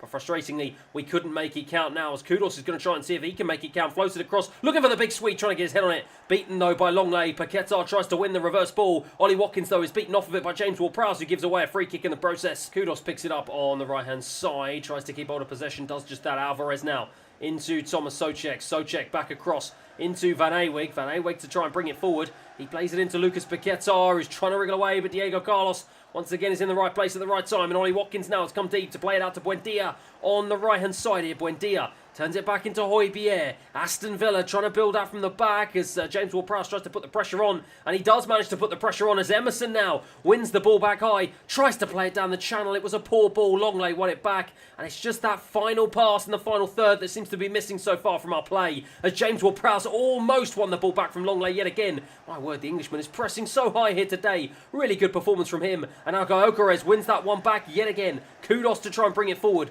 Looks for the ball round the corner into Van Awig. Van Awig to turn it back into Gyökeres on his right. Oh my word, he should have scored. But Emi Martinez was out like a flash and just about managed to get a hand on it. The Swede should have scored. He should have a goal and an assist to his name, but frustratingly has not been able to have either so far. Going to be Højbjerg with the free kick here just to try and dink this one into the box. It's well won though by the substitute Asherd. And now it falls to Kamara, out to Matty Cash on the right-hand side. About 20 minutes remaining on the clock here for one of these two teams to try and see if they can break the deadlock. Emerson to try and put the brakes on Matty Cash's cross. Manages to do it, and now Somerville can try and bring this one away into Gyökeres, who manages to hold off the challenge of his Nordic compatriot Højbjerg, and now Jared Bowen on as a sub can bring this one down the channel into Somerville. Somerville to take on Longley, manages to get away from him, plays it across. It's a poor ball in the end, easy for Kamara to get rid of it into Somerville. Somerville, lovely little touch away from the defender into Gyökeres again on his left. This time Longley puts a block in corner, and it's a corner that Lucas Paquetá is going to take on his left. He's going to try and float this one in, looking for the big Swede. He finds the big Swede down. Once again, Martinez is equal to it, but he's knocking at the door, absolutely desperate to get his first goal in a West Ham United shirt. It's thrown back into him, and this time he drags his header wide. Matty Cash frantically being chased by Somerville now. About 5 minutes remaining on the clock here. The high press is absolutely relentless here from West Ham. Gyökeres wins it back really well, takes on the volley. What a strike, what a goal! Oh my goodness, that is a contender for goal of the season. The big Swede in the 88th minute with arguably one of the best goals of his entire career. Absolutely fabulous, and look at the celebrations to boot from the players and the fans alike. Well, he won the ball in the air from the defender, the big power, and then the first time volley into the bottom left hand corner. That is absolutely fabulous. What a way to mark your debut in front of the home fans. And has he already become a West Ham legend? What a way to get your first goal in a West Ham shirt. It's 1-0. James Ward-Prowse into Somerville. Somerville round the corner to Gyökeres to chip it over Martinez. It just goes wide. Well, what a fabulous way to end what was an absolutely electric game under the lights here at the London Stadium. The big Swede already proving to be an absolutely sensational signing. 7 attempts, just the 1 goal, but my word, what a fabulous goal it was. As a full-time here, we claim victory. 1-0 West Ham. Well, an absolutely outrageous goal from the 25-year-old Swede put us in a really positive position to try and cement our place in the Carabao Cup final. What a way to introduce yourself to the West Ham faithful. What a fabulous goal it was. And long may that fabulous form continue. But that will be that for the end of today's episode. Once again, thank you very much for your subs, your comments, your likes. I really do appreciate it. Keep those suggestions coming, and hopefully we can build on what has been a really positive first half of the season here at West Ham United Football Club. Thanks everyone for watching, and I'll see you again next time. Last episode, we finally signed a star striker for 46 million, and he scored the best goal of his entire career on his West Ham debut. And today, with the club just 1 game away from our first cup final, we could be about to win silverware for the first time this season. But as ever, if you're enjoying the series so far, please feel free to like and subscribe, and let's get into today's episode. And of course, we will be starting out with your comments. It would make sense to make Gyökeres number 11 and move Calvin Phillips to number 6, and then once Antonio leaves, Gyökeres can take number 9. Yes, so whilst the arrival of the 25-year-old Swede Victor Gyökeres was met with much delight from the fans, there wasn't as much delight coming from the young man himself, with him being lumbered with the number 13. And obviously with the likes of Michail Antonio, the club legend, being on number 9, the most creative player in the entire team, Lucas Paquetá, being number 10, and the on loan Calvin Phillips being number 11. It's a number that he was stuck with on his arrival. However, with him immediately coming in and establishing himself as a crucial player, scoring one of the best goals I think I've ever seen on one of these career modes that I've played on his debut for the club, I think it's only fair that he does get a kit change number to fully reflect his status in the squad. And I agree with you, I do not think that the on loan Calvin Phillips is truly deserving of this number 11. So I'll move him back into a more realistic number 6 in that central defensive midfield role, and Gyökeres will take what I believe is a deserved number 11 to lead the line for me up front. However, will he be the man to take the more famous number 9 shirt that the current club legend Michail Antonio wears when his contract potentially ends at the end of the season? Time will tell, depending on how you guys voted on my poll, which I will display later on in the episode. As you know, Victor is a target man / poacher, not a technical one. He needs his service, and I think you need a 4-2-3-1 formation just in behind behind him, place Kudos in both wings and use Bowen and Paquetá. That's the best way to get 100% efficiency. Yeah, so in the absence of a top-tier striker at the beginning of the season, I have had to switch to this more tiki-taka style 4-3-3 system, utilising Jarrod Bowen in the false 9 alongside the likes of Somerville and Kudos on the right-hand side. However, to his credit, he has still topped the goal-scoring charts for the club in the opening 6 months, 11 goals to his name in just 26 appearances. However, with the arrival of the big Swede, and with me promising him big things and promising him to be a crucial player in the squad, it means that Victor Gyökeres has to take his rightful spot up front for me. But you're absolutely right, bearing in mind that he's 6'2", a towering striker, and he has fantastic physical stats,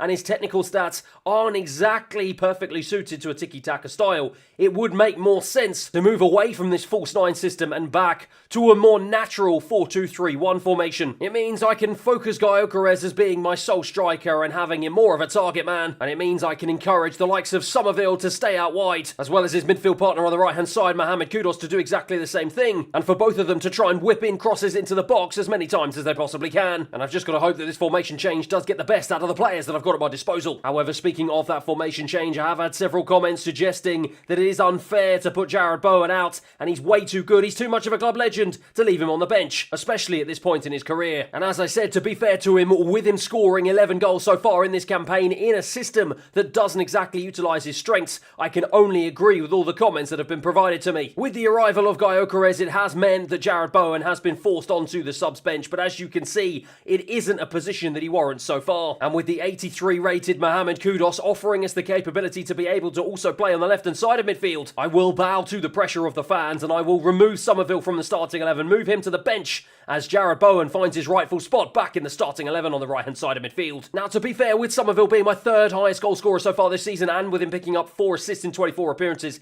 it is quite harsh on the 22-year-old Dutch international. But with Mohamed Kudus being an absolute star attacker for me so far this season, and with Jarrod Bowen, of course, being in his prime and performing at the very highest level in the first 6 months, and with Somerville still having the best years of his career to come, I'm confident that he can try and wrestle his way back into the starting 11 as the career mode progresses. However, speaking about people's positions at the club, one man whose position has been very much up in the air so far this season is that of the club legend, Michail Antonio. The 33-year-old only has 5 months left on his contract, and with his rating going down by 3 now to 75, I have been questioning whether or not it is the right decision to extend it or to let him see it out and then leave the club on a free transfer at the end of the season. However, with him scoring 5 goals so far in 16 appearances, 2 of those coming in one of the previous episodes, much to his and the fans' delight, it seems like he still has a point to prove as he tries to show that he has something to offer the club. And so that is why I put the question to you on a poll on my channel to decide whether or not I should offer him a contract extension or let his contract expire at the end of the season. And with the overwhelming majority deciding that Michail Antonio deserves one more crack and one more season in West Ham United colours, I am very happy to announce that with a nice little salary bump, Michail Antonio is very happy to continue his journey here at West Ham United, and I'm happy to agree a new contract extension with the 33-year-old. However, with contracts and transfers all tied up, it is time to now get back to the football. And after managing to beat Aston Villa at home in the semi-final first leg of the Carabao Cup, it is there that we are going to kick things off this episode. We are going to be returning this time to Villa Park for the second leg in what is going to be the biggest game so far in this season. One more win will see us progress to the final of the Carabao Cup and us having our first shot at silverware this season in front of the travelling fans. Can we get the job done here today? Let's find out. And with such a big game meaning a return to our strongest starting 11 that is available, and that means Areola starts in goal, Van Ewig on the right, Ajed and Mavropanos start in the centre with Emerson on the left hand side, James Ward-Prowse and Alvarez in midfield with Jarrod Bowen, Paquetá and Kudus on the left.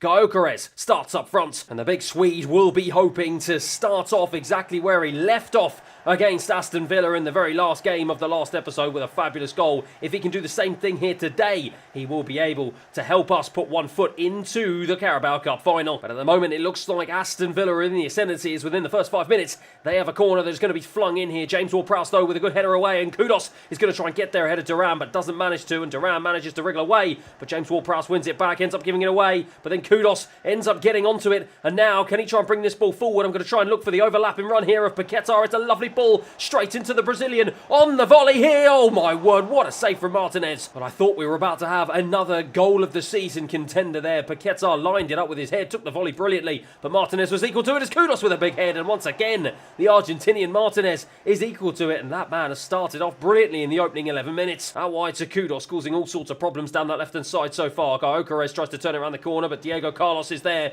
That man was very, very good in the first leg, and if we were trying to get anything from this game, we have to make sure that we get the better of the centre-back, as Alvarez, I believe, absolutely taken out there. Only a yellow card for Babaku Kamara. Let's have a look at the challenge once again on the replay here as the Aston Villa or West Ham players protest. Let's check out the replay. He was very, very late, and he's a very lucky man to still be on the pitch. James Ward-Prowse plays it short into that man Alvarez, who's going to try and skip away from a couple of challenges. Plays a lovely ball into Jarrod Bowen, who's going to cut it back here into Paquetá. That is beautifully done, and Lucas Paquetá makes amends for his earlier miss to give us a 1-0 lead. 2-0 on aggregate here inside the opening 20 minutes. Well, it was brilliant build-up play. It was Alvarez with a lovely ball through into Jarrod Bowen in his more familiar position on the right-hand side, and he's just driven it low and hard into the box for his assist. First assist, I should say, of this game. Lucas Paquetá playing in the role just behind the striker, picked up a lovely little pocket of space, dinked it into the back of the net. I'm delighted. 1-0. Turns it once again down to Van Ewig. Those two can hopefully try and see if they can establish a formidable partnership down that right-hand side as Jarrod Bowen gets it back. Van Ewig, though, makes the challenge, and Jarrod Bowen to throw it back into the danger area. It's headed away. A really good header by the centre-back long layers. Alvarez keeps the ball alive here. Plays it to Mavropanos. Every single man and his dog inside the Aston Villa half here as Gyökeres gets his second goal in a West Ham shirt against Aston Villa once again. He gives us a 2-0 lead here, and now we lead 3-0 on aggregate. Well, the big Swede turning up once again when I need him to. It's a fabulous goal once again, and that man just keeps on giving. Took it round the defender, and this time took it on his left and buried it into the top right-hand corner. Martinez had absolutely no chance whatsoever. I'm delighted once again. Emery's furious. Ollie Watkins tries to get away from Alvarez, but that's a big challenge from the Mexican once again. We've been the better of the two teams. We've won every single 50-50, and that's a lovely ball through from Jarrod Bowen into the big Swede Gyökeres, who drives into the box once again. Forces Martinez into a smart stop, but Jarrod Bowen is really finding his feet down that right-hand side, and Gyökeres is really starting to pepper the Aston Villa goal. Duran now tries to go inside, but Emerson wins that ball back, and now Mohamed Kudus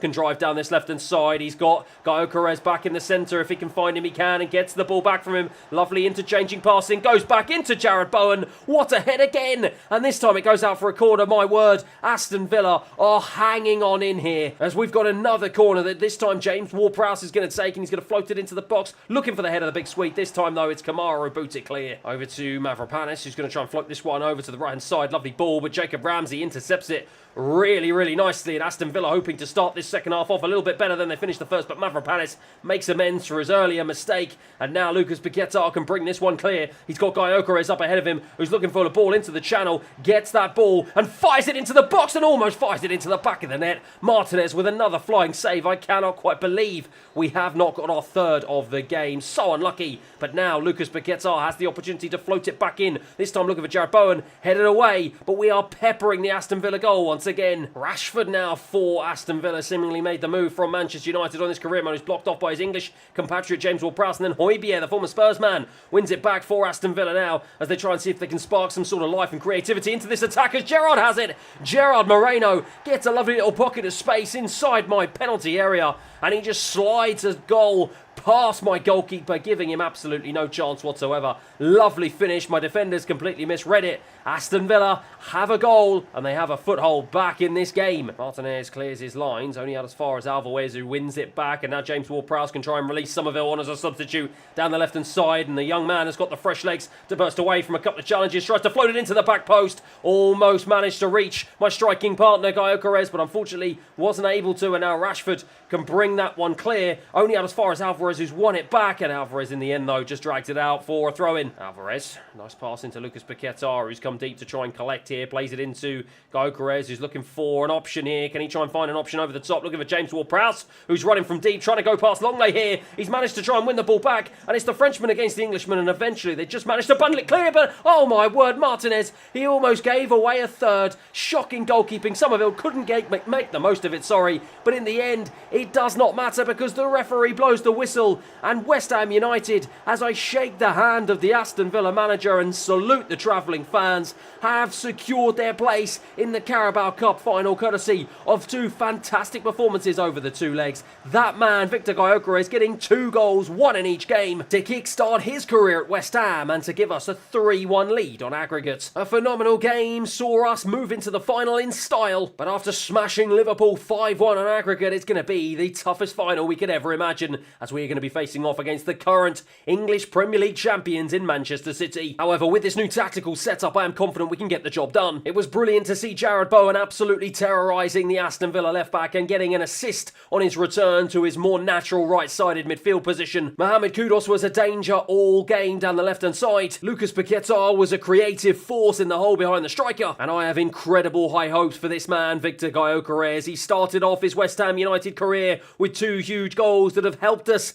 secure our place in the final. Long may this positive form continue. However, with the final exactly 1 month away, we still have some Premier League games to get through before then. And speaking of the Premier League, I am still confident we are within a shout of getting into the Champions League spots this season. Yes, we are in 6th place, but we are only 3 points behind that very team, Aston Villa, with 21 games played. It is all to play for in the second half of the season. And after managing to get past Huddersfield in the 3rd round of the FA Cup, our positive momentum is undone as we hit a brick wall at home against Bournemouth, failing to score, losing 1-0. However, the negatives are soon turning to positives, as I get an email from my senior physiotherapist to inform me that Kurt Zouma is back in training after his injury. With my 2 current centre-backs absolutely dead on their feet, and with the 35-year-old 72-rated Ogbonna being the only centre-back in reserve, the return of Kurt Zouma to training and into my squad has come at the perfect time. My current club captain, the leader of men, will be back in action in 10 games' time, and with squad morale being in a very happy position, it looks like that news has had a very positive impact on the rest of the squad as well. And after losing once again, this time away from home against Manchester United, it seems like his return cannot come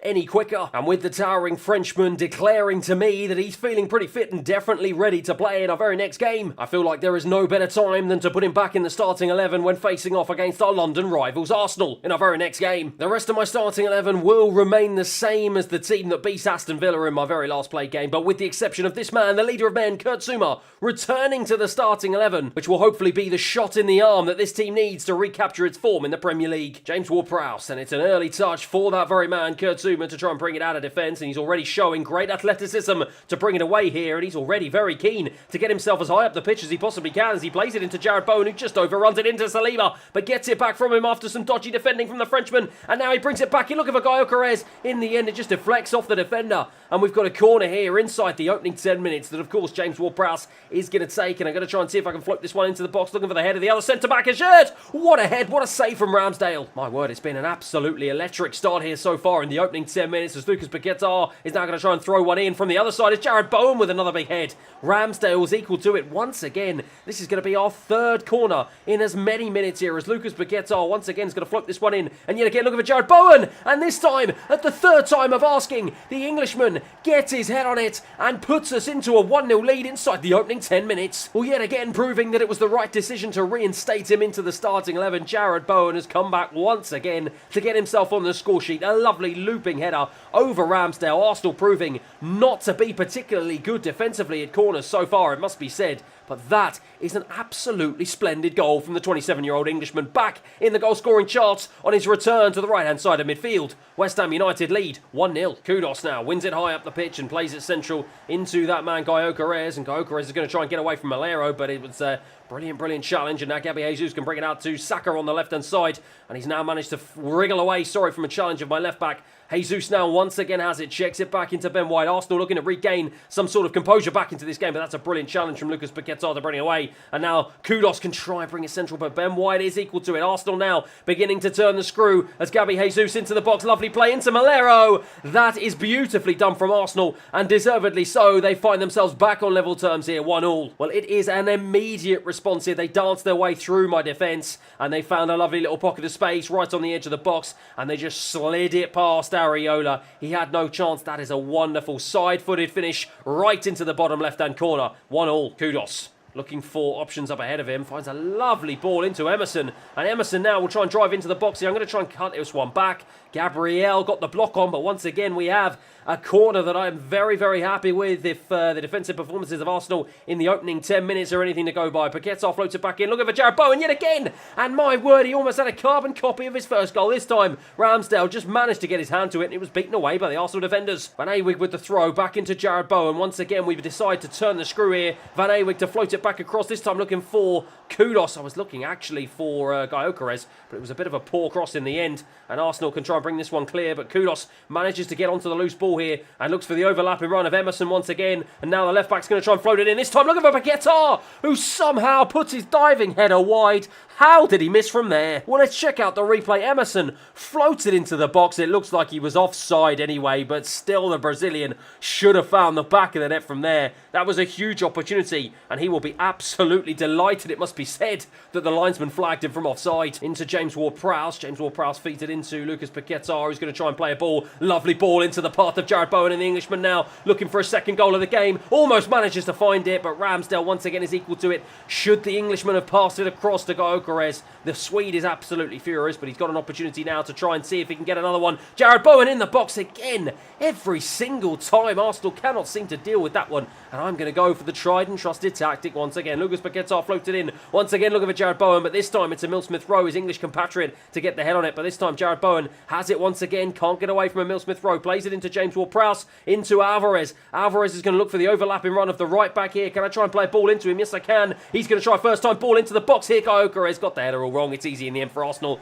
to defend. Much to my frustration, it goes out for a goal kick. Jesus now as we go deep into stoppage time at the end of this first half, as the beating of a shirt for pace and cuts it back into Emil Smith-Rowe here, right on the edge of the box. This is not the time when we want to try and concede a goal here. Emil Smith-Rowe wriggling around, trying to get away from several challenges. Zinchenko into Gabby Jesus, into Saka. Lovely done, and Saka makes an absolute meal of that shot. That was a huge opportunity for Arsenal. We got the shot all wrong, much to my relief. 1-1 as we head in for half-time. Ben White now down the right-hand side, looking to give it to Saka, who does a little bit better than he did at the end of the first half, and manages just to knock it around Emerson and then go round him for a second time into the box here. Lovely strike. Areola just about manages to get on the end of it. Kurt Zouma staying composed, just got the ball away, and now Alvarez can bring this one forward. Tried to play a ball into Gyökeres, who's been pretty isolated up front so far, it must be said. And now the goal scorer for Arsenal, Malero, to try and bring this one forward. End-to-end start here at the start of the second half. Declan Rice into Gabby Jesus. Lovely challenge from Kurt Zouma on his return to the starting 11. That is exactly what you want to see from the big Frenchman. Jared Bowen now has it, wriggles away from a couple of challenges and plays it down the line into Van Awig now, who's going to try and burst into the box, but instead cuts it back into Gyökeres,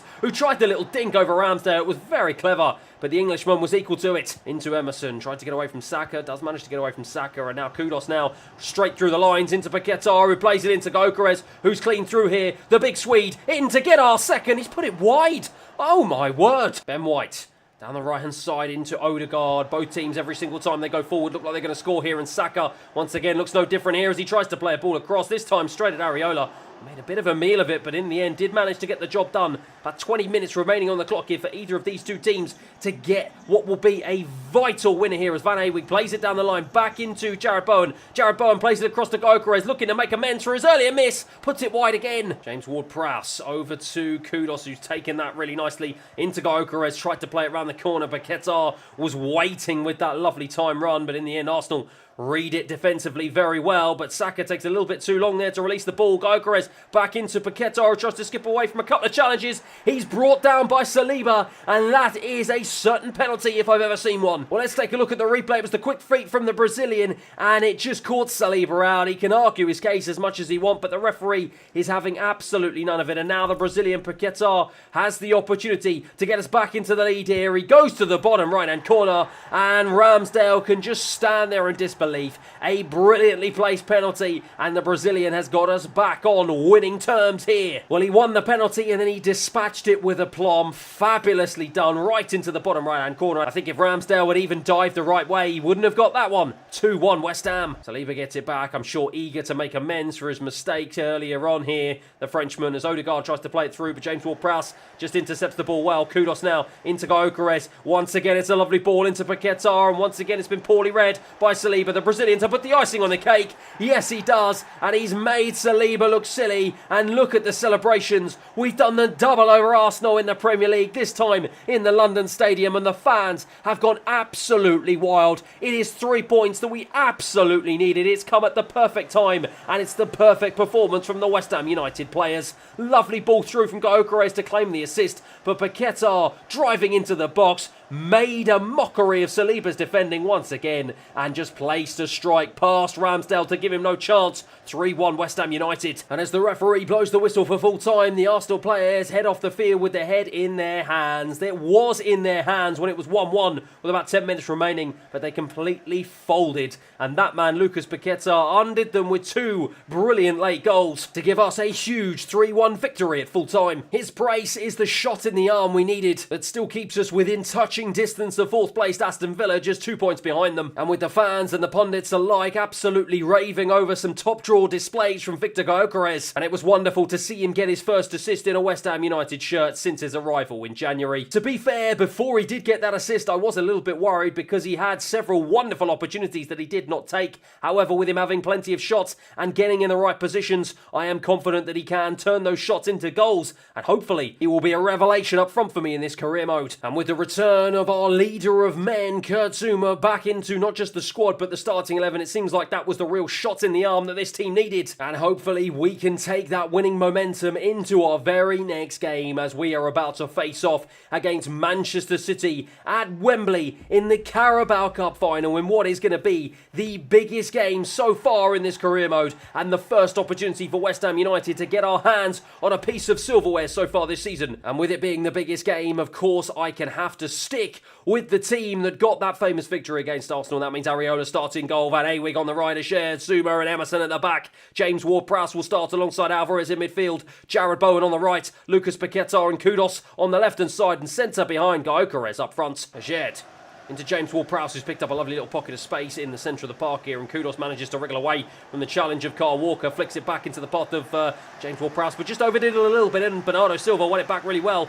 Now he tries to go down the right-hand side, cuts it back infield to Kevin De Bruyne. Kevin De Bruyne dances his way around a couple of challenges into Alvarez. Haaland now has it. Manchester City starting to turn the wheel here, starting to purr as they enter my half here as Kudos cannot get the challenge in on Kyle Walker. Every single man inside my half here as we look to defend deep and keep a clean sheet here, at least inside the opening 10 minutes. We don't want this game to run away from us. Kevin De Bruyne, though, running away from James Ward-Prowse. Alvarez, Manchester City playing some lovely football into Rodri. Azurd with the block. Grealish now has it back into Kevin De Bruyne. City really starting to ramp up the pressure. James Ward-Prowse just cannot seem to get the ball off the Belgian. Kurt Zouma, though, back in the starting 11, proving just how important he is with a huge challenge. Kudos brings it away, but cannot get away fast enough. Kevin De Bruyne once again wins it back, this time from James Ward-Prowse and Ruben Diaz to bring it away. Sergio Gomez back into Ruben Diaz. Stones now into Bernardo Silva, back into Julian Alvarez, but it's his other namesake Alvarez who wins the ball back from him, and now we've got an opportunity to counter, and I feel like this is going to be the story of the entire game. Kudos flicks it back into Alvarez. Alvarez into the box. Alvarez strikes, blocks it off by Ruben Diaz, though, the Portuguese man, to try and bring it away. Gyökeres with a sliding challenge, expecting him to try and hack it away. Thought he could get on the end of it, but in the end,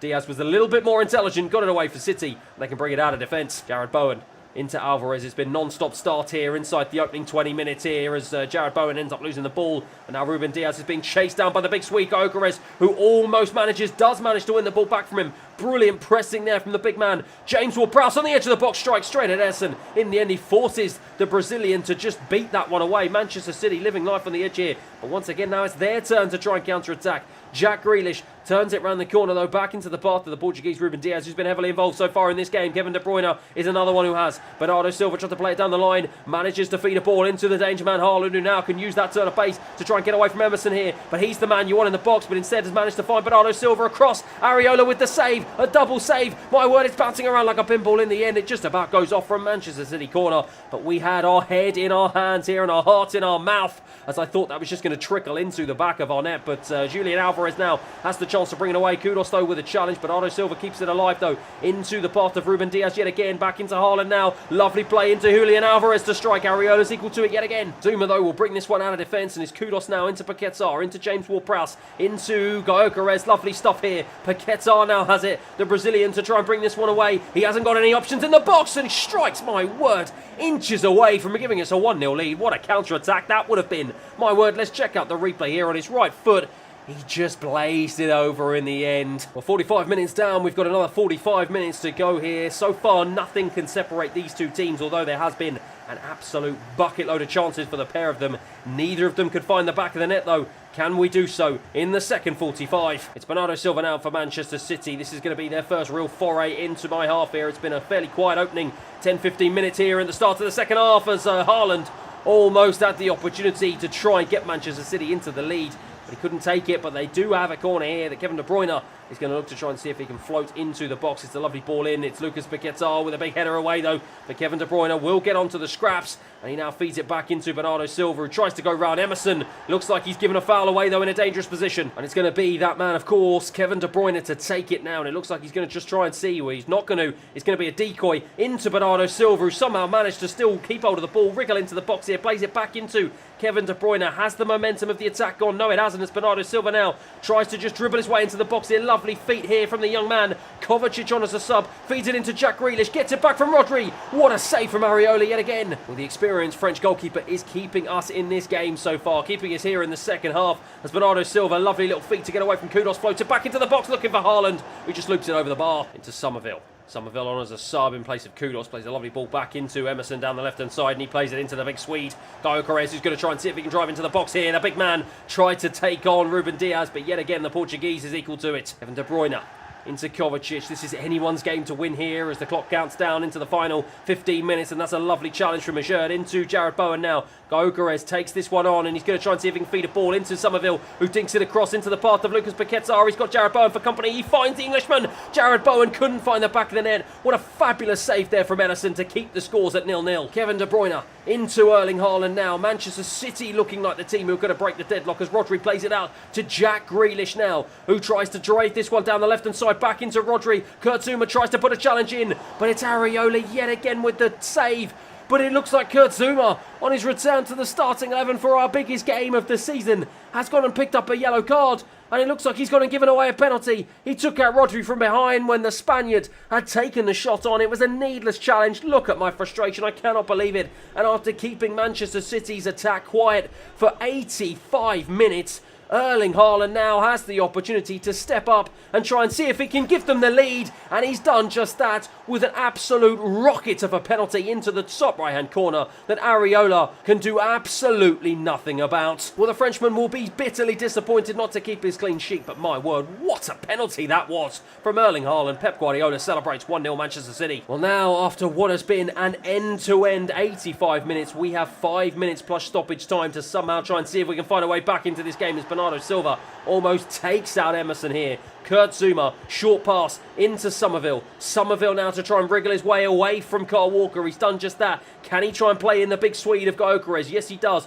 Who takes it on, but doesn't really have many options. Finds a ball into Lucas Paquetá on his left. Fires it straight at Emerson. Was that the chance here? Gavardio to try and bring it away. Manages to skip away from the challenge of Gyökeres. Brings it away from defence. And now the Croatian still goes forward. Wriggles away from a couple of challenges. Kovacic into Haaland. Out wide to Jack Grealish. Manchester City have the ball exactly where they would want it as they look to try and count down the clock here. Into Kovacic, floats it across his shirt, picks it up, Emerson to try and bring this one away as the referee blows for full time. Well, the Manchester City players run onto the pitch here. They celebrate in front of their own fans and the cameras here today, as on the 84th minute, Erling Haaland stepped up with the penalty, and that proved to be the difference between the two teams today. Absolute heartbreak for the travelling West Ham fans and the players on the pitch, as our first opportunity of silverware is ripped away from us in the most heartbreaking fashion, as Kevin De Bruyne will be the man for Manchester City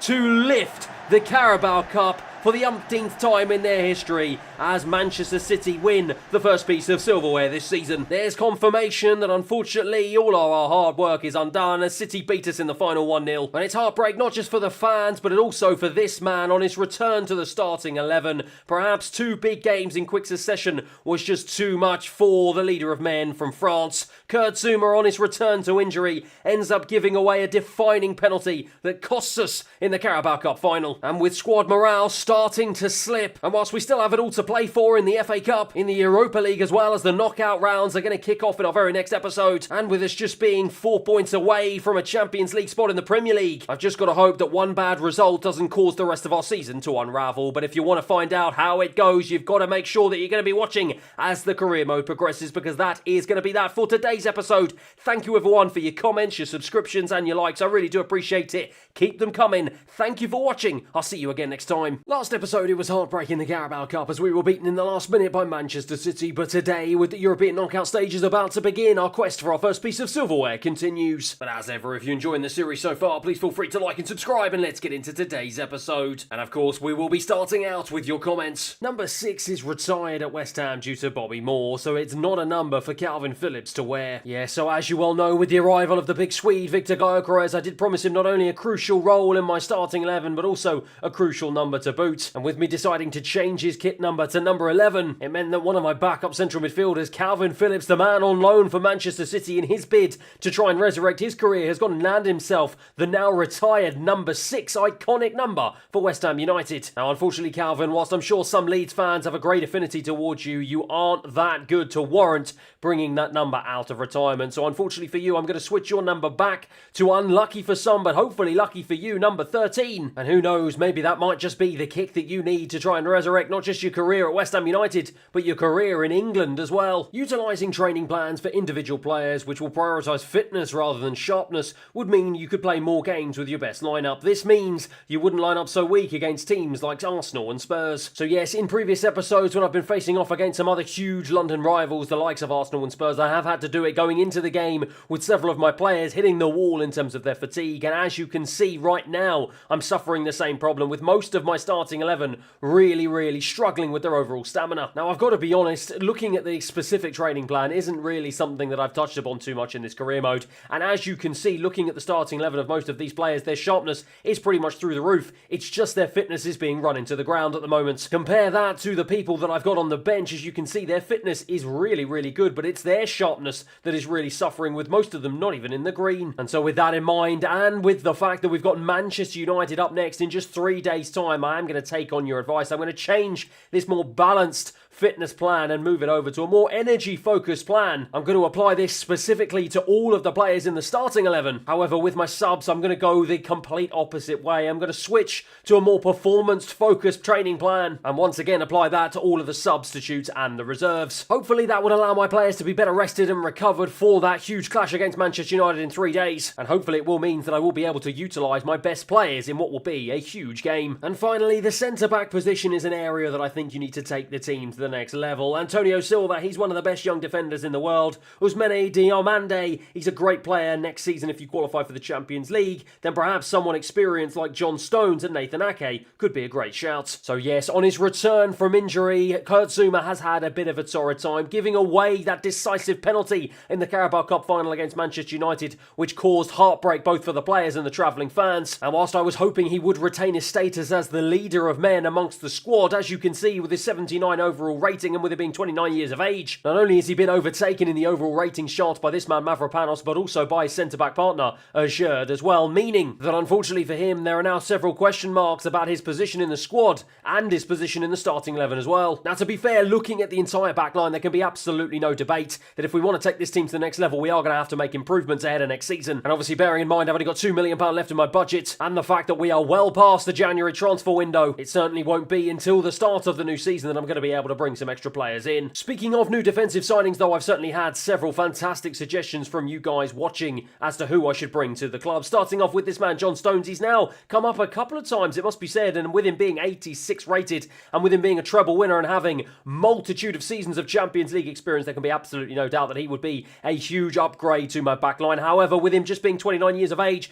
and still playing for arguably the best team in the world, not just in England, would he be ready at this point in his career to make the step down to West Ham United? And arguably the same could be said for this man Nathan Ake, an absolute stalwart in that treble-winning side of Manchester City. However, it seems like at 29 years of age, he's left the Premier League and moved off to Atletico Madrid once again. Would he want to leave the Spanish Giants to come to West Ham United? However, continuing our ethos of trying to bring in the best young talent across Europe, there can be no question this man, Antonio Silva, fits the bill perfectly. Just 20 years of age and already 80 rated, he would come in and fit in well in my back line and surely be an inspirational figure and a key foundation of the team as the career mode progresses. And as you can see, due to his physical stats, he would fit in perfectly to my high defensive line. And who knows, depending on the budget and depending on the scout report that I get back from this man, Ousmane Diomande, he could well be a fantastic central defensive partner for him as well. At just 20 years of age, once again, he has his best years ahead of him. Let's go to see what my scout has to say before I make a decision as to whether or not I'm going to bring him to the club in the summer. However, as I've said time after time, let me know down below if you've got any suggestions as to who you would like to see in a West Ham shirt next season and what defensive reinforcements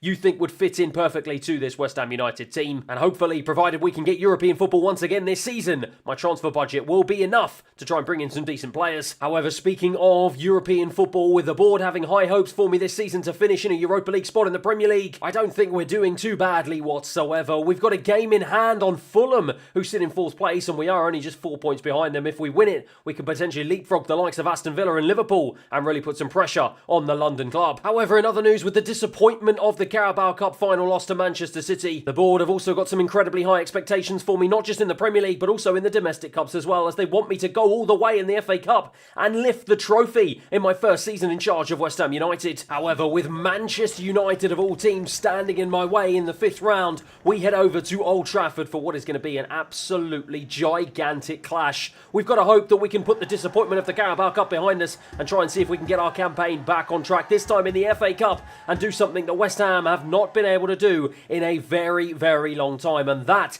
is lift the coveted FA Cup trophy. And it seems like the advice of switching to a more energy-focused training plan has really paid dividends, as you can see, my players are feeling fresh heading into this game, and it has meant that I have been able to field my strongest starting 11 as we look to put the woes of Manchester City behind us. But Alvarez in midfield finds James Ward-Prowse, who's trying to wriggle away from the challenge of Mason Mount, I believe it is, as Manchester United press high here in the opening 5 minutes. Emerson almost under a bit of a challenge there. Mavropanos, though, will bring this out to Alvarez, who now has got a bit of space to run into here as Manchester United just allow us to run forward here. And now Jared Bowen down the right-hand side. Can he try and feed a ball into the box here? No, he can't. Instead, plays it back into Alvarez. Alvarez is going to look for the overlapping run of Van Ewijk. Plays a ball in, looking for the big Swede. Instead, tries to find James Ward-Prowse. And in the end, Onana dives on the ball heavily in the opening 10 minutes. Rasmus Højlund for United turns it around the corner into Anthony. Out wide to the left-hand side into Pedro Gonçalves. A couple of little step-overs there to try to get away from Van Ewijk, but isn't able to. Amrabat, though, gives it back over to the left-hand side. Manchester United with a good period of possession here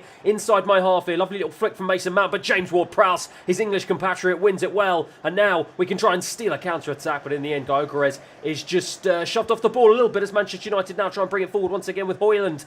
Back into Maguire. United unable to penetrate the block between my midfield and my defence so far, as Casemiro tries to be the man to do just that, but once again, we're in the right place at the right time, and now Gyökeres can bring this one forward. We've got an opportunity of a counter-attack here. It's played down the left-hand side into Mohamed Kudus. He's got space to run into on the left-hand side. Can he try and see if he can cut the ball back? He can, but Maguire gets in the way. Lucas Paqueta was in there. Onana trying to be, well, he's trying to be a bit creative there, bringing the ball out from defence, but in the end, they just about clear their lines. West Ham have had the better of the two chances so far, though. Sergio Roberto under a bit of pressure from Kudus here. Relentless pressure from West Ham, and we've won it really well in a dangerous position here. Kudus into Emerson. He's blocked off, though. Manchester United really living life on the edge. Sergio Roberto back into Onana. Where on earth is the goalkeeper doing? In the end, he just has to hack it clear. My word, Ten Hag will be absolutely furious so far with this display, as Alvarez now brings this one forward into Kudus yet again. He's going to try and look for the overlapping run of Emerson. Manages to find him. Dinks it in, looking for the big Swede. Cannot get his head on it. Kudus, though, will get the return ball. Emerson to float it back in. This time it's a poor ball. United clear their lines once again. But the pressure is starting to mount here as Azerd brings this one forward into Alvarez yet again. James Ward-Prowse now has the opportunity to bring it forward. Plays it into Gyökeres, who tries to bring it around the corner around Amrabat, but he was just doubled up on. And in the end, Manchester United get it away. Malacia now to bring it out of defence, but once again he's blocked off. This time it was by Alvarez, and now Gyökeres can bring this one forward. Doesn't really have too many options. He's the man that I want in the box, but in the end manages to find Jarrod Bowen, who switches it onto his right. Jarrod Bowen across into the back post, and in the end Kudus almost got his head on it, but it was just cleared away. Manchester United living on the edge here as we ramp up the pressure. Jarrod Bowen again on his right. This time going to try and fire it in. Again, I was looking for Gyökeres, but instead it was Harry Maguire who met it as the referee blows for half-time. Well, so far so good. We haven't been able to break the deadlock in the opening 45 minutes, but we certainly have been the better of the two teams. Manchester United unable to carve out a single opportunity so far. We've had chances, but frustratingly we haven't been able to take them. We've got to make sure that we change that here in the second half, as now Kudus is going to try and play this one down the left-hand side into Emerson. It's a lovely ball. He can now try and see if he can get into the penalty area, cuts it back into the path of James Ward-Prowse, who switches it onto his right, goes to strike. Good defending though in the end from Amrabat. Højlund into Anthony, goes central into Mason Mount, cuts it back into Harry Maguire. This game is really starting to pick up here as Manchester United now play a ball into Casemiro, who finds himself on the right wing, an unlikely position for the Brazilian, as Anthony now has it into Assured though with a brilliant challenge. Kudus brings that one out of defence. It's been a really, that is absolutely brilliant. Lovely way to get ourselves out of trouble there, as James Ward-Prowse now has an opportunity to bring it forward. Can I try and play it down the channel into Jarrod Bowen, into Van Ewig. Van Ewig into Paquetá, tried to play it round the corner into Gyökeres, but in the end it was really good defending yet again from Harry Maguire. Anthony for United into Højlund. And once again, they're managing to get the ball into my half, but they aren't really managing to carve out any opportunities. But is this going to change it today? My word, what a save from Areola from absolutely nothing. I thought my defender managed to get a challenge in, but Højlund had the strength and power to get away. And now Jarrod Bowen can be the man to try and get away. But it's Gyökeres who at the moment is very isolated up front, but he's done a really good job of holding the ball up, and he plays it back over into Jarrod Bowen, who cuts it into Lucas Paquetá on his left. And Lucas Paquetá gives us a deserved 1-0 lead. It's absolutely fabulous finish from the Brazilian after a wonderfully worked counter-attack. Well, that was all about having the big Swede up front to just hold the ball up and just wait for the timed run of Jarrod Bowen out wide on the right-hand side. He had the awareness to lift his head up and just play it into the path of Paquetá, who took it on the turn. Lovely little finish round the Nana with his left foot.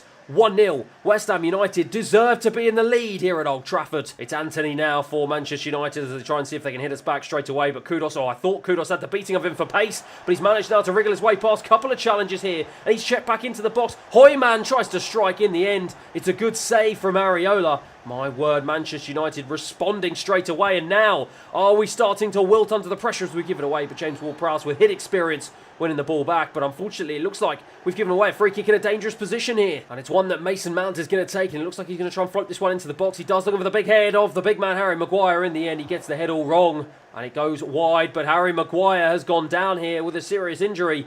I've obviously got to hope that it's not a big one, but it does look like it. The referee calling from the stretcher. But more importantly, have we gone and given away a penalty here? It doesn't quite look like it. Let's see if we can check out the replay here as the ball came over. Harry Maguire went up with the Assured. I don't think there was anything in that really. Perhaps he just fell down a little bit awkwardly, as did Mavropanos over Assured in the end, if you did catch that on the left-hand side. But it seems like, fortunately enough for me, it has just gone out for a goal kick. Into Souček on as a substitute as I try and see if I can bring on some defensive reinforcements alongside Somerville on the left-hand side to give us those fresh legs in the attacking areas. And Somerville gets his pass all wrong there, perhaps a little bit rusty coming on as a sub. And now Højlund plays it into Anthony, gets it back from him, plays it down the channel into Bruno Fernandes. Bruno Fernandes tried to strike. Areola came out very quickly. Very good goalkeeping from the Frenchman, and he actually manages to win a goal kick. Well, we've got 5 minutes remaining on the clock here to hold on to what will be a memorable victory here at Old Trafford. It's turned around the corner. Gyökeres has picked it up and come very deep now to try and hold on the ball and keep us in play. As Souček now will try and see if he can float this one back over to the big Swede, who tries to go past Luke Shaw. He's tussling with him in the end.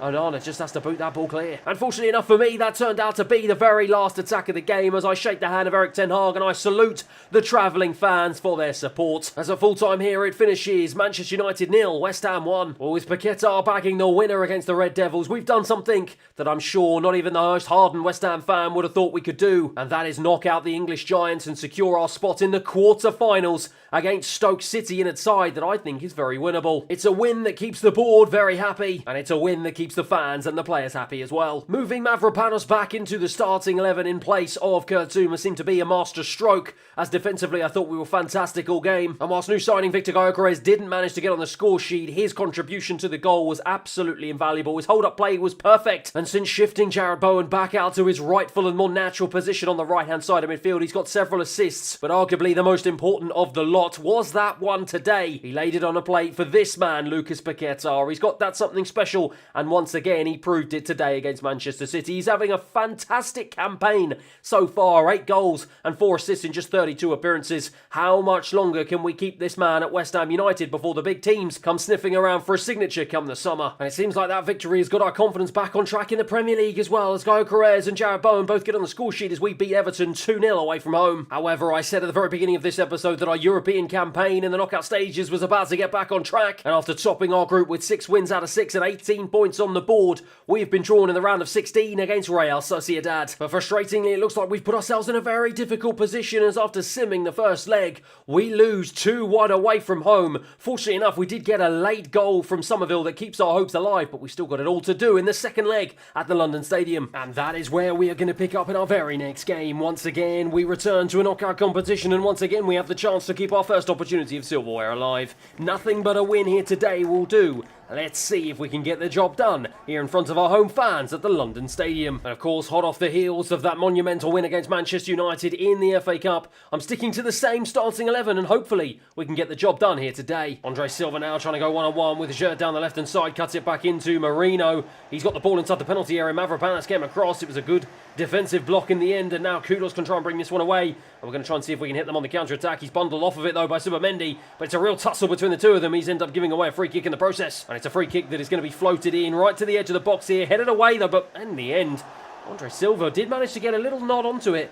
Fell gratefully into the arms of the goalkeeper, and now finally we can bring it away once again. Jarrod Bowen into Paquetá. I'm going to try and look for the looping ball over the right-hand side, back into Jarrod Bowen. Really nicely done. Gyökeres is on here. Can I try and find him? Into the channel we go. He's going to float it across. I was looking for Kudos at the back post. Couldn't quite find him. It's a big opportunity missed. Traoré blocked off by Paquetá. Can he get onto the second ball? No, he can't. Inches away there, but Gyökeres is chasing down Aritz, but in the end just managed to wriggle away. Sociedad living life on the edge here as we press high to try and see if we can get an equaliser on aggregate here. We are pressing so high, but in the end that is beautiful play by Del Castillo, and now he's got away from a couple of my players here. Mavropanos frantically trying to chase him back. Can he try and find a ball in the box? Brilliant recovery defending from the man from Greece, and now in the end Kudos can bring it clear, but Marino, it's going to be a real ding-dong battle between the two of them as it goes off for a throw-in. Javi Galan down this right-hand side. Alvarez comes across with a crunching challenge to win it back from him. Gyökeres, lovely little ball into the path of Jarrod Bowen now, who has options running into the box. Can he try and find them? Instead, I'm going to try and cut this one back into the path of Lucas Paquetá, into James Ward-Prowse on his left, goes to strike, blocked, corner. But with just under 10 minutes remaining of the half, we're starting to knock on the door, and it's the set-piece specialist James Ward-Prowse to try and float it in, looking for the big header. James Ward-Prowse, and he's gone and done it. He's gone and got the goal that has levelled the scores here on aggregate at the London Stadium. It's a beautiful floating header from Jarrod Bowen. Absolutely unbelievable. Fantastic delivery. What else would you expect from James Ward-Prowse? But that is a delightful header. The keeper had absolutely no chance, and Jarrod Bowen, not exactly the tallest man on the pitch by any stretch of the imagination, but got in ahead of the defenders, and it's a lovely towering header to give us a 1-0 lead, 2-2 on aggregate. Well, it was a brilliant way to get ourselves back on track at the back end of the second half and get ourselves on level terms here in the tie, as you've got to be honest, with the home advantage, you would put us as the favourites now to try and see if we can clinch our place in the next stage of the Europa League, as Alvarez comes across with a challenge, doesn't manage to win the ball back. He does at the second attempt though, and now he can try and bring this one clear. Lucas Paquetá is running on, but I'm waiting for the run of Gyökeres. In the end, Alvarez looks like he doesn't even need him. Drives into the box, unbelievable, checks it back into Paquetá. Oh, what a goal that would have been. Well, you don't expect those sorts of lung-busting runs from Alvarez, but my word, that would have been a sensational goal. But James Ward-Prowse to throw it back in, this time looking for Mavropanos, looking for a carbon copy of the first one. Doesn't manage to get the ball in the back of the net as Paquetá tries to win it back. In the end, though, Sociedad get the ball, and they can clear their lines once again. James Ward-Prowse with the throw, takes it into Kudos, who's dropped deep, and now this is all West Ham here at the very start of this second half. Oh my word, as my centre-back is completely taken out. His shirt is down.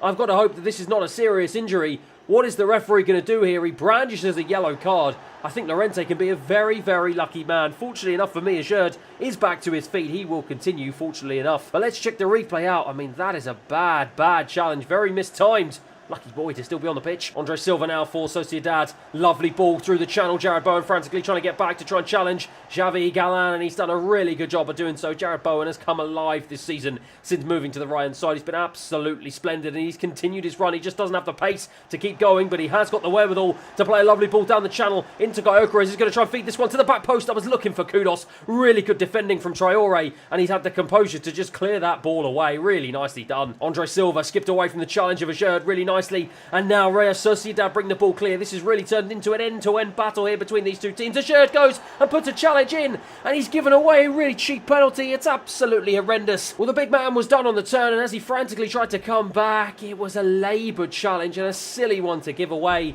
And it now means that Sociedad have a wonderful opportunity to get the tie back in their favour. But it's a huge save from Areola. My word, look at the celebrations. They just know how important that was. And it has kept our Europa League dreams alive. But Sociedad have got a corner, about 15 minutes remaining on the clock here. And this is anyone's to win. Del Castillo, lovely little turn to get away from the challenge and floats it into the back post. And in the end, it's Arit who just loops it over the bar. That is a big miss. 10 minutes remaining on the clock. It's got Gyökeres now to try and bring this one forward, looking for an option ahead of him. Finds Paquetá, really nicely done, and Paquetá's got Jared Bowen on the right-hand side, but he doesn't have any options in the box. I'm waiting for Gyökeres to get in the middle. Gyökeres still running, but Paquetá picks it up instead, tries to strike, but it's blocked off by the defender, and once again they clear their lines. Arit to try and bring this one away from Sociedad. The press is still very high. It's absolutely relentless from these West Ham players. Clearly the new training plan is paying off in spades as the referee blows for full time. It looks like we are going to be going into extra time. Marino now for Sociedad plays it down the line into Andre Silva. Andre Silva, though, going one-on-one with my defenders. He's got the strength to just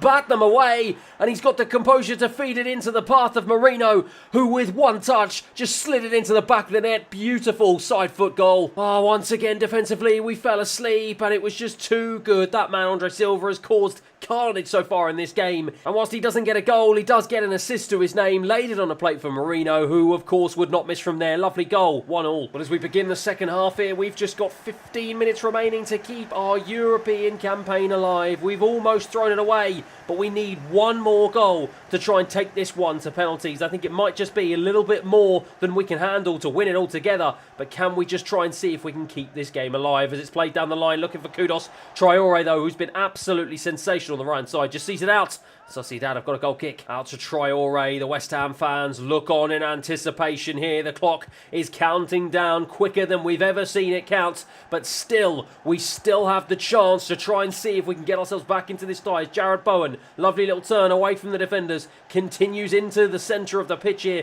He's looking for an option out wide of Kudos, manages to find Kudos, but it looks like every single man for Sociedad is back in line defending in this low block as Jared Bowen into Alvarez. Alvarez into Gyökeres. Gyökeres tries to make his way into the box, can't quite find the space that he needs. Kudos does though. Kudos into Gyökeres, who just tries to chip it over the goalkeeper in the end, just beats it over the bar. Oh my word, we've got one last opportunity as we are deep now into stoppage time. James Ward-Prowse to float it in. Once again, looking for Jared Bowen, and this time he doesn't get the head right. It loops over the bar. The fans can't believe it. Let's check out the replay. Was that the last opportunity of the game? Jared Bowen just a little bit too small. The ball was a little bit too high for him. He's frustrated, and he's every right to be as the referee calls time on this game today and calls time on our Europa League adventure. It's heartbreak once again in another cup competition as we are beaten by Real Sociedad in the round of 16. Full time it finishes 1-1, but it's 3-2 on aggregate for Real Sociedad. Well, it's real disappointment to be knocked out of a competition that I really thought we could win, and despite us dominating the game, I really think it goes to show that we are in desperate need of some defensive reinforcements. Yes, he is my highest rated defender, but it was a really lackluster performance from the Moroccan Azerd. Really poor. Another time where we've given away a penalty at a pivotal moment, and it has come back to cost us once again. And so that is why it is so important now, more than ever, for you guys to give me your suggestions as to who you want to see plying their trade in a West Ham United shirt next season. I am in desperate need of some defensive reinforcements, and the summer transfer window cannot come quickly enough. Once again, let me know down below what you think. And frustratingly, with us having lost the Carabao Cup final and still stuck in 7th place in the table, despite us only being 3 points behind Liverpool in 4th and having a game in hand, suddenly my popularity with the board has been turned on its head. And after knocking Manchester United out of the 5th round of the FA Cup, it puts even more pressure on my shoulders to get a victory in the quarter-final away from home against Stoke. And to make matters even worse, since the move of this man Mohamed Kudus over to the left-hand side of midfield, replacing the 22-year-old Somerville, who now unfortunately for him has had to drop to the bench, the cracks are starting to show not just in our overall squad morale, morale, but in individual players as well. It is that man Somerville who's come knocking on my door, demanding to get extra game time, otherwise saying that he's going to have to consider his future at the club. And with him being just 22 years of age, already going up by 3 ratings, and already being 79, and someone who I think will have a crucial future at the club for the foreseeable future, especially if some other teams are going to come in for some of the big name attacking players that I've got at the club already. It's absolutely vital that we try and keep this man happy. And so that is why, in spite of fatigue still ripping through my squad, and in spite Somerville still having a bit of tiredness, I am going to put him on in place of Kudus for this huge game against Stoke. Unfortunately enough for me, despite Kudus of all people getting on the score sheet, it did work out well in the end, as we end up beating Stoke 2-0 away from home and securing our spot in the semi-final of the FA Cup. And now, with all of the top 6 teams being booted out of the competition, you've just got us, Everton, Fulham and Aston Villa left, and I put us as one of the favourites to go the whole way. However, it's time to put that to one side and return our focus back to the Premier League as we head back to our home turf to face off against our arch-rivals Tottenham, a Tottenham team that are vying for the Premier League title this campaign, facing off against a West Ham team who are vying for Champions League qualification. I'm sure both teams will be eager to put a dent in each other's quest for success. Who's going to pick up the 3 points here today? And with James Ward-Prowse suspended ahead of this huge game, courtesy of picking up too many yellow cards, it is this man Soucek who comes back in to the starting 11 to partner Alvarez in midfield. And apart from that, I stick to my usual starting 11. Asherd now has it, looking to put the disappointment of that Real Sociedad game behind him as his central defensive partner Mavropanis brings that one out of defence and finds Gyökeres, and he finds Kudus on the left-hand side. Kudus now to try and see if he can wriggle away from the challenge of Pedro Porro, the right back, and he's done a really good job of doing so, and he fires it into the back post looking for Jared Bowen. Doesn't manage to find him, but does find Soucek, who lines up a strike, gets it all wrong. In the end, it's easy for Alaba to intercept and get it clear for Spurs. Son gets it back from Basuma and now tries to drive down this left-hand side, and there is absolutely no way that Soucek is going to have the pace to keep up with the South Korean, and he's got the footwork to get away from the challenge of Van Ewig into Pavlidis, who comes across into the path of Bentancur. It's all too easy for Spurs to take the lead here inside the opening 18 minutes. Well, they just stormed through my defence like a steam train, and it was lovely play from Pavlidis, unselfish, laid on a plate for Bentancur, and once again my central defenders were found wanting. Asherd was caught napping, Bentancur got round the back of him and just placed a shot into an empty net to give us a 1-0 lead. Out to Jared Bowen. Bowen across into Van Ewig, into Alvarez. Alvarez back into Soucek. Soucek now to try and bring this one away and try and see if we can get ourselves back into this game. Lovely play there from the young man. And now Kudus has got the opportunity to try and dink it across, but Pedro Porro got in the way. Soucek, though, will pick it back up again. Back into Kudus. Kudus almost challenged by the Swede Kulusevski as Emerson now picks it up. The left back trying to see if he can shift it onto that left foot. Paquetá picks it up, though. Drives into the box. Is it going to go out for a corner? No, it won't. Romero heads it clear. Jared Bowen can't get on the end of it. Spurs hack it clear, but that's the first real opportunity, and it's one once again that we didn't take. And the corner back into Emerson. It's been a really good response since going 1-0 down here, as Emerson now tries to bring it central and finds the more creative man in Paquetá, who tries to play it forward into Gyökeres, who I've got to be honest has been fairly quiet so far in this episode, yet to find the back of the net, and I've got to try and see if I can try and get the best out of the big Swede here, as he is going to be absolutely key to unlocking this stubborn Spurs defence as it goes out for a throw into Paquetá. Paquetá with a lovely looping ball. That is absolutely brilliant from the Brazilian. Right over to the path of Emerson. Emerson now to try and float this one in. I was looking for Gyökeres, but in the end it was just headed down by Jared Bowen, and he took it on the volley. He took it really well, but it was a fabulous save by Vicario in the end, and now Spurs have got a defender corner here, as it's going to be Soucek in the absence of James Ward-Prowse to float this one in into Gyökeres, but it's Mickey van der Ven with the big head, but the big Swede wins it back from him. Soucek once again to try and float this one in, looking for Paquetá. Once again Van der Ven is there, but the goalkeeper and him getting in all sorts of trouble. Gyökeres heads it down, Vicario just about saves, Spurs hack it clear, but my word, we are knocking at the door here. Basuma at the start of the second half for Spurs with a pretty rare foray into my half, it must be said, since they scored, as it's pretty much been all West Ham here, as Kudus now plays it into Emerson down the left-hand side, and once again we pick up from where we left off here in the second half. Kudus into Soucek. Soucek cuts it back into Gyökeres, who puts it wide. Basuma now for Spurs into Bentancur. He's looking up ahead of him. What options does he have? He's looking for Kulusevski on the right-hand side. Finds him. Good challenge, though, from Emerson. And now, once again, Kudus gets there first. Paquetá now can try and release Kudus down this left-hand side. He does just that. Pedro Porro frantically trying to get back here as Kudus now cuts it back onto his right. Finds Gyökeres. Lovely ball. Oh, my word. inches away from getting on the end of that was Lucas Paquetá. If he did, he would have been clean through here. But lovely challenge from Souček in the end. Bentancur, though, does a really good job of winning it back once again from Kudos. The Spurs managed to clear their lines and regain possession into Kulusevski. Kulusevski, lovely little dance away from Emerson. Doesn't manage to get away from Mavropanos, though. Kudos into Paquetá. Paquetá tried to play it into Gyökeres, who couldn't hold the ball up well enough. And now Pavlidis to bring this one clear. He's going to go up against his compatriot in Mavropanos, and he goes past him, and he makes it look easy. Areola, really, really poor goalkeeping, and it was poor defensively all round. It was too easy for this man Pavlidis to just ghost past my defence, and he made Mavropanos look silly. Lovely finish in the end, but could Areola have done better? Perhaps from that close range. Maybe I'm being a little bit harsh on the Frenchman. But in the end, Spurs take the lead once again, 2-0 into Kudos, who's come central here as Paquetá, with a little bit of fatigue, has had to go off in place of Somerville down the left-hand side. And now, trying to play a ball forward. In the end, Alvarez was a little bit slack with that one. And Spurs can try and see if they can hit us on the counter-attack with the goal scorer Pavlidis,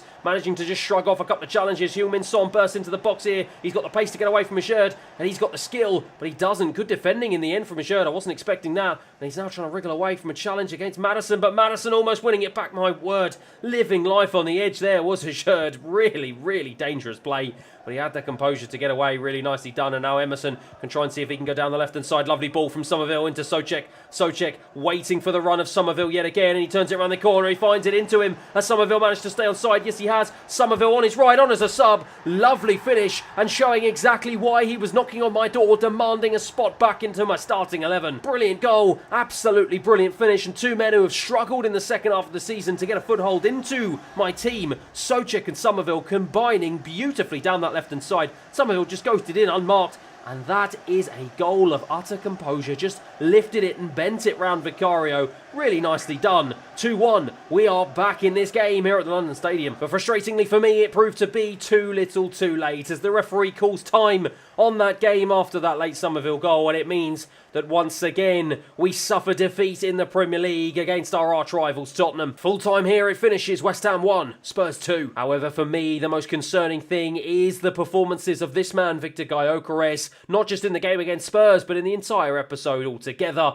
As you can see, yes, he has scored 7 goals in 21 appearances, but 3 of those came with his previous club. He's only scored 4 times since joining West Ham in January, and I'm not quite sure what I can do to try and get the best out of the big Swede. At the moment, it feels like I've got him playing in a system that would suit him, and it also feels like with his stats, I've got him playing in an instruction and a role as a target man that would be perfect for him as well. However, seemingly it still isn't enough, so let me know what you think once again down in the comments below. What would you do to get the best out of the big Swede? Would you change his instructions, or does it require a much bigger change to our overall system and formation here at West Ham United? Let me know what you think, but as ever, that is going to be that for today's episode. Thank you once again for watching. I hope you have enjoyed it, and I'll see you again next time. Last episode, it was heartbreak once again, this time in the Europa League after getting knocked out in the round of 16, and with the FA Cup and the Premier League our last remaining chances of glory, it's time for the players to pull themselves together as we head into the countdown to the end of the season. But as ever, if you're enjoying the series so far, please feel free to like and subscribe, and let's get into today's episode. And of course, we will be starting out with your comments. In terms of Gyökeres, try to get him in behind. One thing I've noticed in this game is that no one really makes runs into the box unless they have it on. So yes, after that dismal performance against Spurs at the last game of the last episode, losing 2-1 and barely being able to create any opportunities, it kind of got me worried about the form of this man Victor Gyökeres. Since joining us in January for a fee of over 45 million,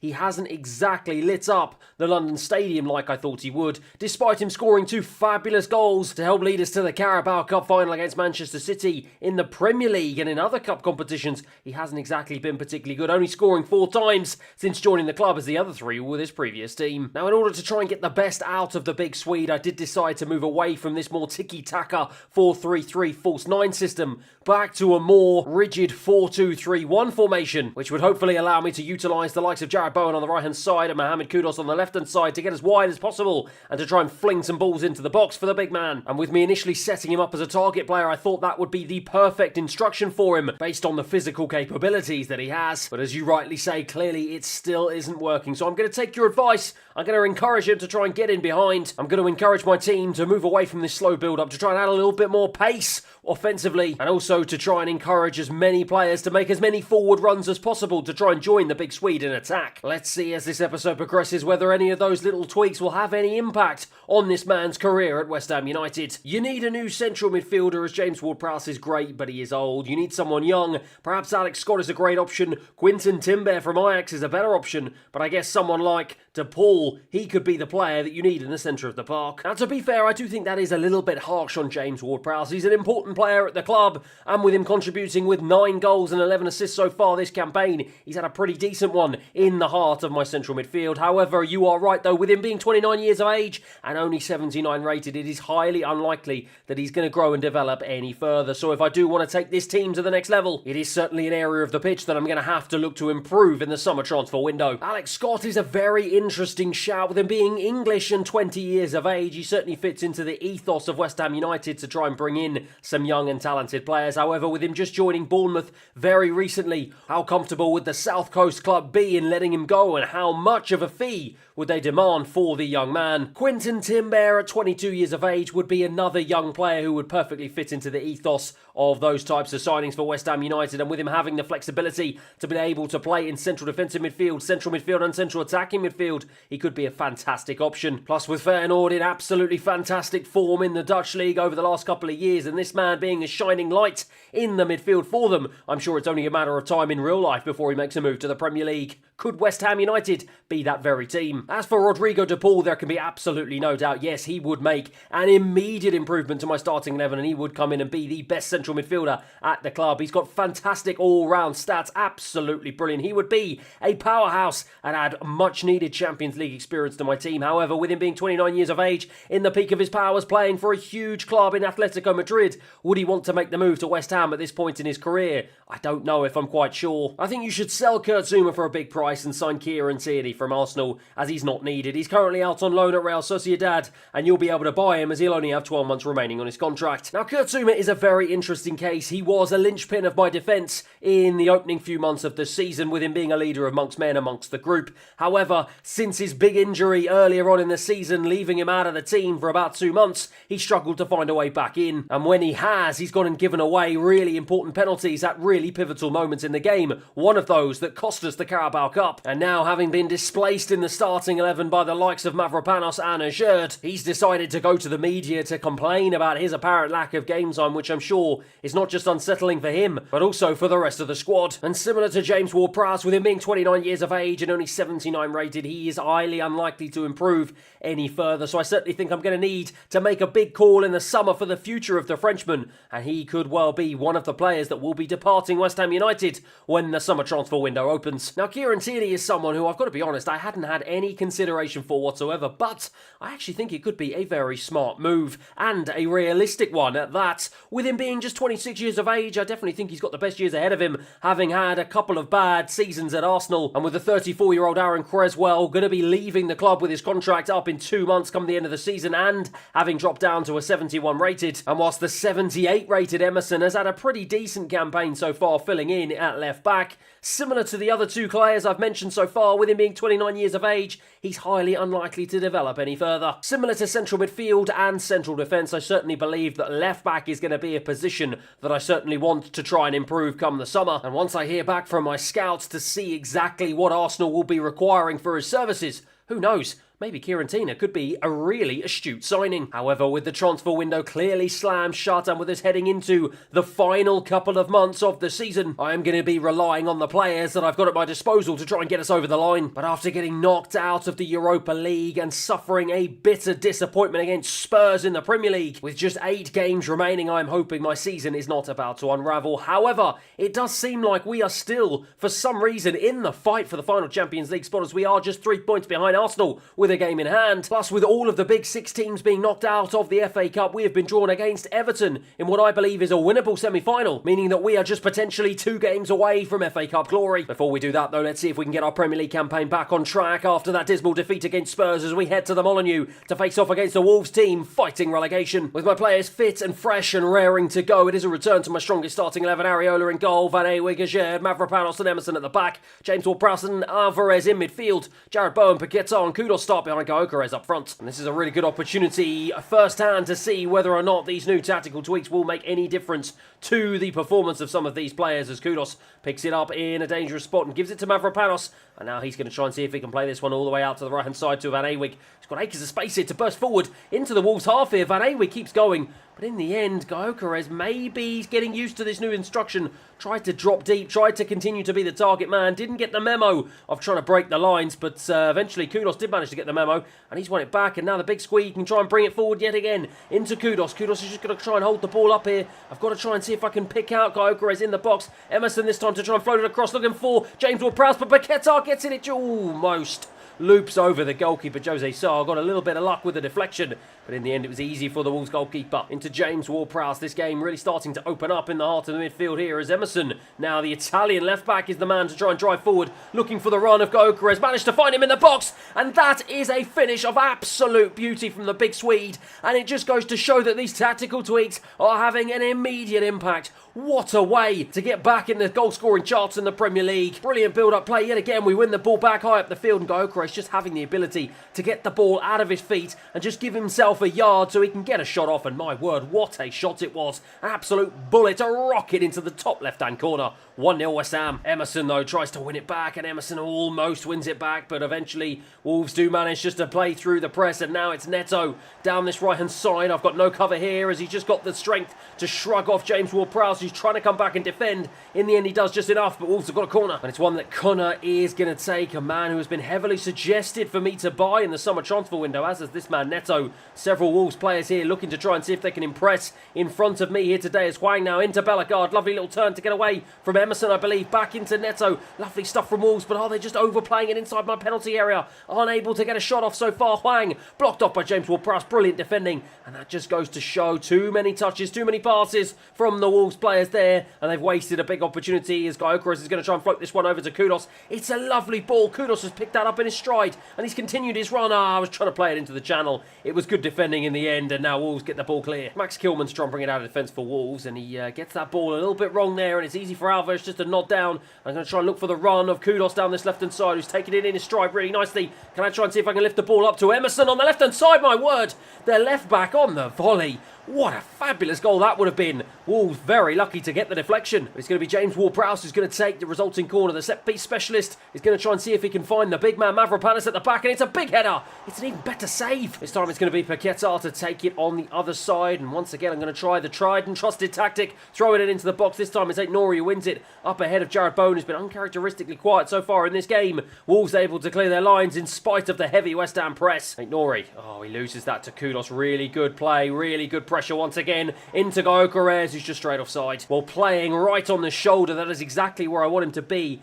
Just straight offside, but if he'd just been half a yard back, he would have been clean through and could have been 2-0. Areola, oh my word, this man is living life on the edge here as he tries to wriggle away from the challenge of Gomez. My word, he almost got his wires mixed up there. He's managed to find James Ward-Prowse. Incredible composure from the goalkeeper there. Max Kilman for Wolves. It's Mavropanos, the centre-back, who's out trying to pressure. My word, what on earth is he doing there? But eventually Somerville on as a substitute is the man who wins it back. And now with the fresh legs, he can try and see if he can race clear here. It's a race right into the penalty area. Can he try and play the ball across into Gyökeres? That is his second. It's our second on the 76th minute. And have we put a 2-goal cushion between ourselves and Wolves that will hopefully give us the 3 points here today. Huge goal, huge counter-attack, and it is that energy that man Somerville has provided on as a sub. But it is the late run in the box from the big Swede latching on to the through ball, fires it into an empty net. It's his second, 2-0. Into Kurt Zuma on as a substitute, and Kurt Zuma's going to try and play this one down the line into Jared Bowen. It's a lovely ball, and Jared Bowen now continues into the box,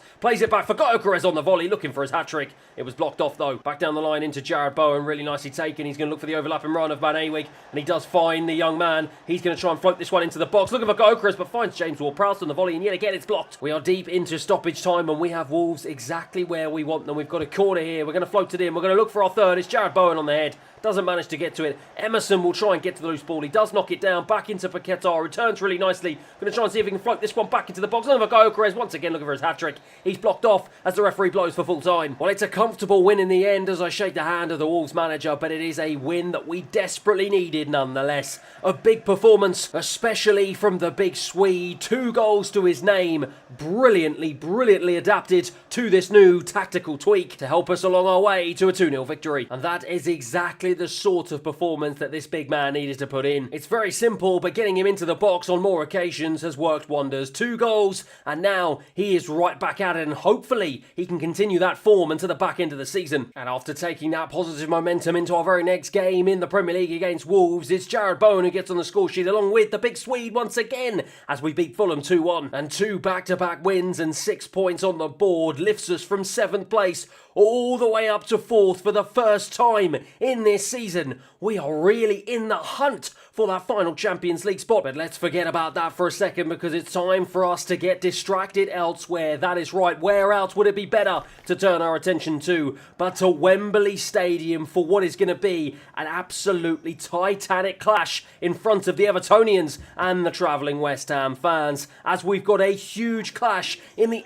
FA Cup semi-final against Everton. 1 win and we will be into the final and our first chance of silverware this season. And of course, hot off the heels of that brilliant performance against Wolves, as you can see, no changes to my usual starting 11. Let's go out and let's put ourselves in the final. Of course, Everton is a team I know oh too well, having only just recently finished a career mode with them, a career mode that saw us have a lot of success, but it's success that I'm going to try and take away from them here today, as I'm in charge of West Ham United, as Alvarez there inside the opening 10 minutes tried to fire off a strike from distance, but got it all wrong. Truffert now for Everton as they try and see if they can make a foray into my half for the first time so far in this game, as Truffert now has it back on the left-hand side. They're just looking for an option up ahead, but they can't seem to break down my midfield and my defence so far. But McTominay looks to do just that, plays it into Dele Alli, the former Wonder Kid, trying to reignite his career here at Everton, as Areola forced into a very good save. It's going to be that man Dele Alli who's going to take the corner. It looks like he's going to float it right into the box. He does, right on the edge of the 6-yard box.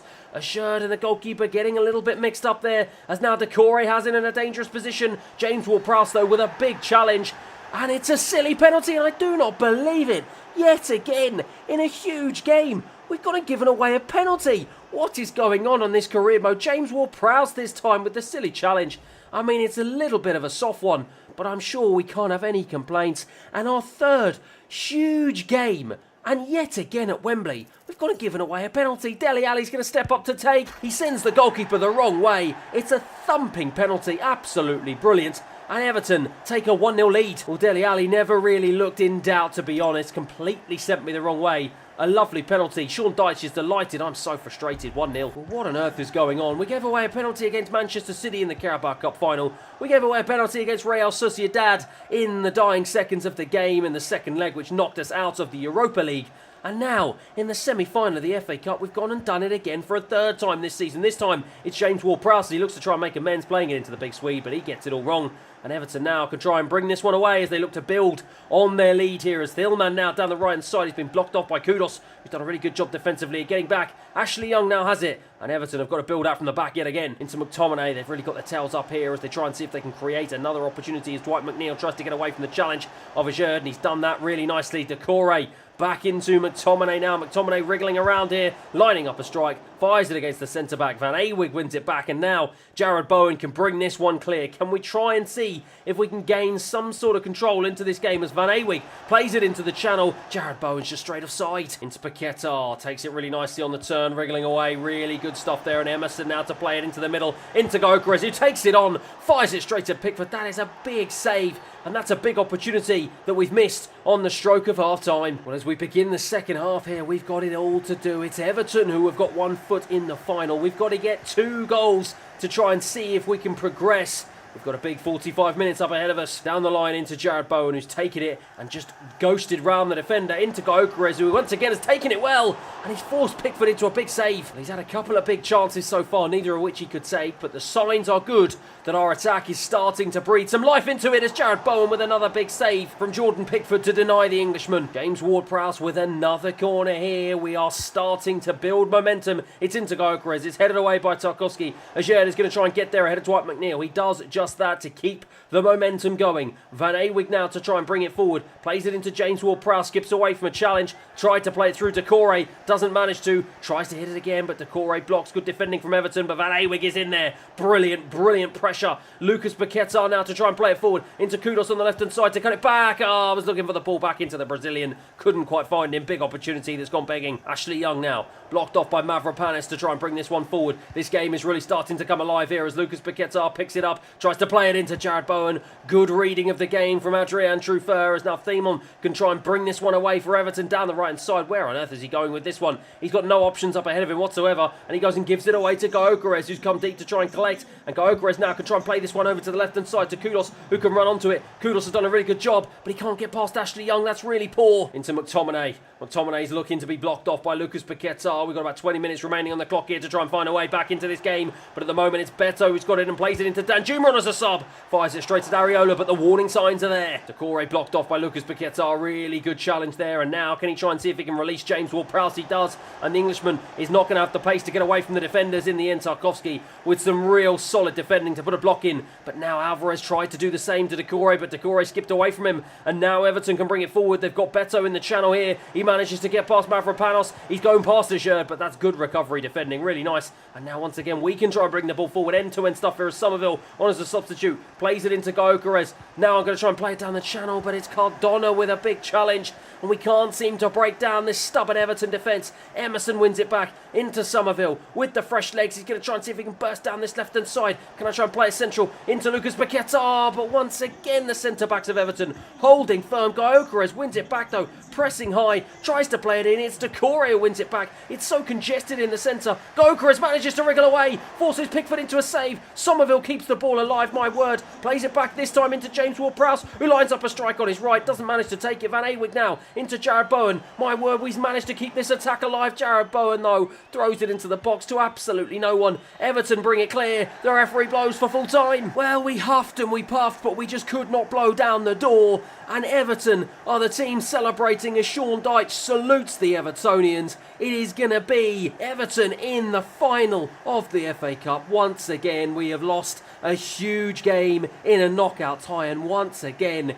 it's all down to a soft penalty that we've given away at the most pivotal of moments. Full-time era finishes, Everton 1, West Ham 0. Well, in a cup competition that all the big six teams have been knocked out of, we have now joined them as Dele Alli managed to net the winner for Everton. And it's so frustrating because with Fulham beating Aston Villa 4-3 on penalties, I would have put us as favourites going into the final. Another huge opportunity missed. And there's going to be no one who's more disappointed than this man, James Ward-Prowse. In the absence of Kurt Zouma, he has taken on the mantle of captain of West Ham United.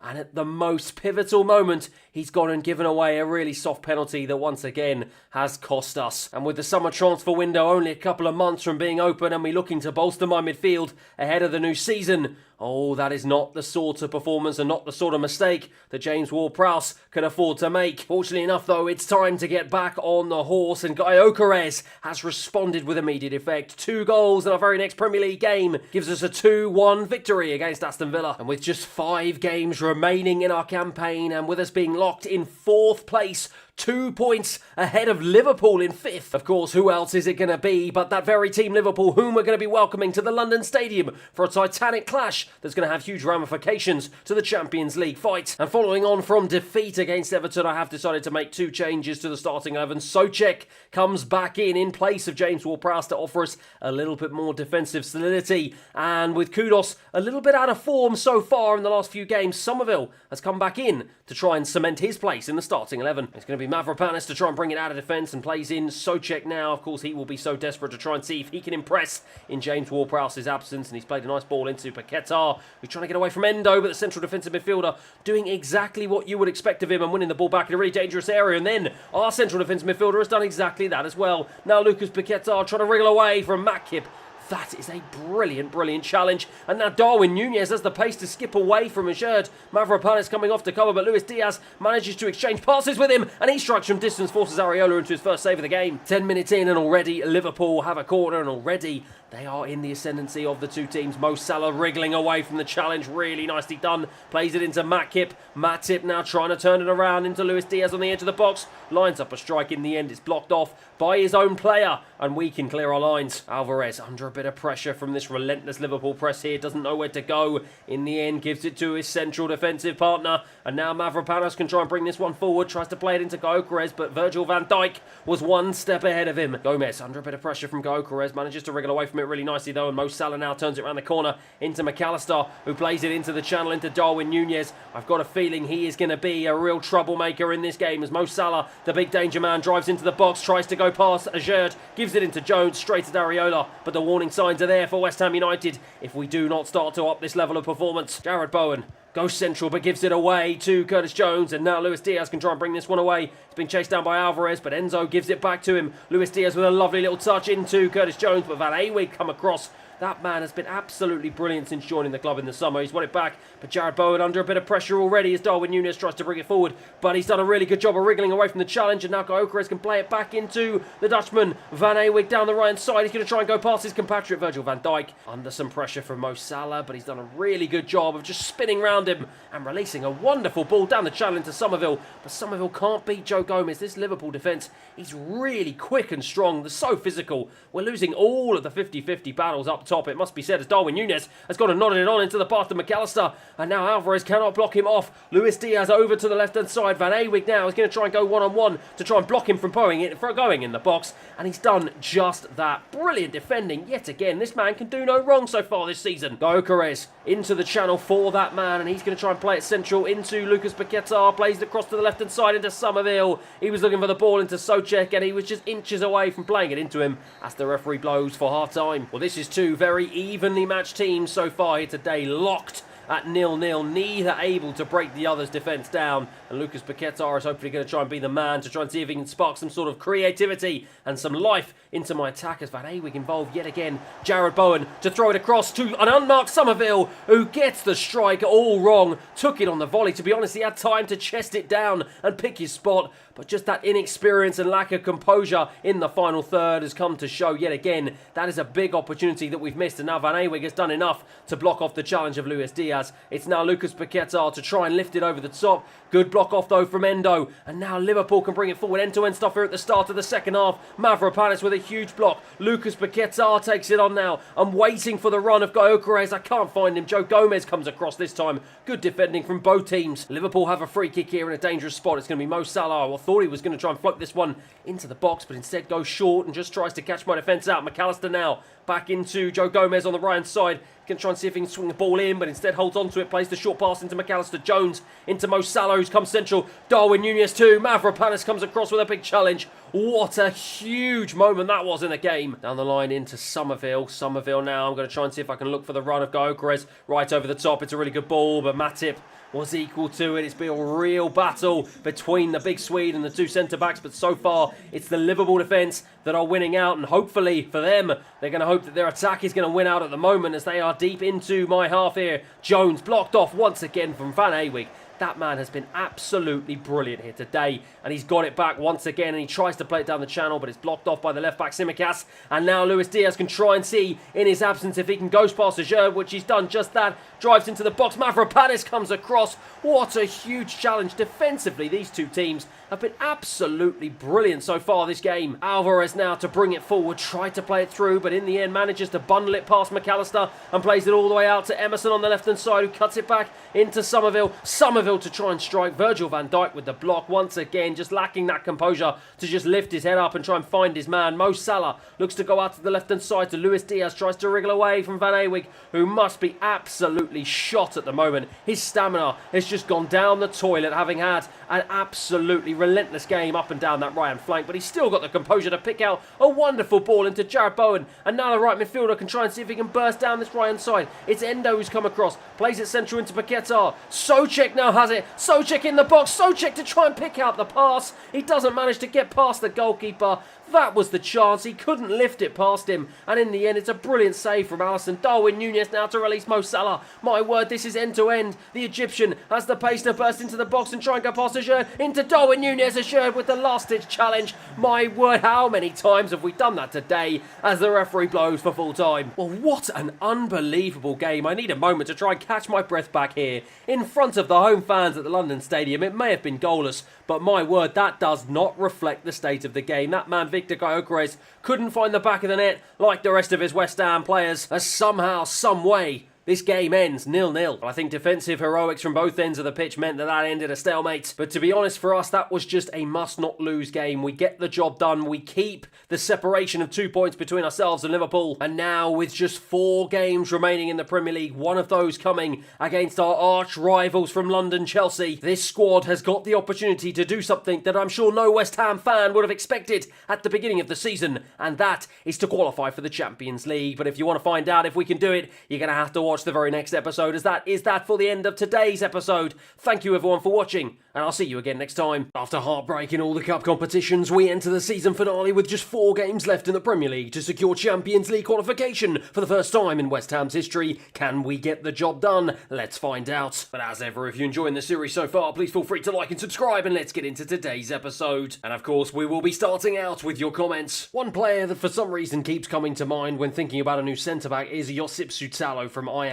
Ajax are partial to moving him along this summer, as he has really settled in Amsterdam this year, and I feel like a move to London wouldn't be entirely far-fetched, considering how coveted he was last summer. Now, I've spoken time and time again about my lack of quality at centre-back. Yes, I've got 2 81 rated players in my starting 11, however, with neither of them at the required level to take us to the next stage in our development. Plus, with me having a 35-year-old 71 rated reserve in Ogbonna whose contract's expiring in 2 months, and a former captain in Kurt Zouma, whom at 29 years of age and only 79 rated is not exactly going to be the long-term option for me either. The 24-year-old Croatian Josip Sutalo could absolutely be a cracking option for me. You are absolutely right. On FIFA 23 last season, he was a highly coveted wonder kid, just waiting for that move away from Dynamo Zagreb, and since getting it to Ajax, you are totally right. He hasn't exactly hit the ground running, however, he does still have a lot of hype surrounding him, and with him being just 24 years of age and still having 13 international caps to his name, and with him having the best years of his career up ahead of him, once again, he could be a great option once my scout report comes back in. David Raum would be a good option at left back to keep an eye on. He was linked with West Ham last year. At centre back, Branthwaite at Everton, Sutalo at Ajax, and Nkape at Leverkusen would be excellent pickups as well. As you pointed out, Scott would look good at West Ham. You could also try Bowen at an advanced midfield to bring Somerville back into the starting 11 as a free option for improving your attacking setup. Keep up the save, man. You have great commentary. Well, firstly, thank you very much for the compliment. I do very much appreciate it. Now, obviously, there's a lot to unpack there, but let's get started with this man, David Raum, a man who in my previous RB Leipzig career mode was an absolute stalwart at left back for me, putting in terrific performance after performance after performance down that left-hand flank. And yes, I totally agree with you, he could well be a very decent option for this West Ham United team as well, especially with Aaron Cresswell's contract expiring in 2 months, and me certainly needing an upgrade on Emerson on the left-hand side of my defence. I am very, very interested to see what my scouts have got to say about him, and potentially how much he might end up costing me in the summer. Now, obviously, I've spoken time and time again about my struggles and my frailties at centre-back, and Jared Branthwaite is a man who has come up several times in several different comments as a suggestion to bring to the club. He was brilliant in my Everton career mode only a couple of career modes ago, but as you can see, he has made a big move to Atletico Madrid, and with him just being 21 years of age and already playing Champions League football, would he want to make the step down to West Ham United, having just got his big move to Spain? I don't know, I'm not quite sure. However, Alex Scott, yet again, is another man who's been heavily recommended by several of you. With him just being 74 rated overall, he's not exactly going to come in and pull up trees in the heart of my midfield. And whilst James Ward-Prowse is more than likely going to be the man that I'm going to try and improve on in central midfield, with him just being 79 rated and 29 years of age, with him being my club captain, and with him being 5 points overall higher than Alex Scott, he might be a bit miffed if the young Englishman, 9 years his junior, comes in and usurps him in the starting 11. However, there is no denying he has wonderful potential, offers versatility not just to play in central midfield, but central attacking midfield, and could be a fabulous long-term option for the club as the career mode progresses. Once again, another one to keep your eye on. As for Jarrod Bowen, I hadn't really considered putting him in that cam position, it must be said. However, with him having the versatility to play on the right-hand side of midfield and up front as well, and he's proven by his stats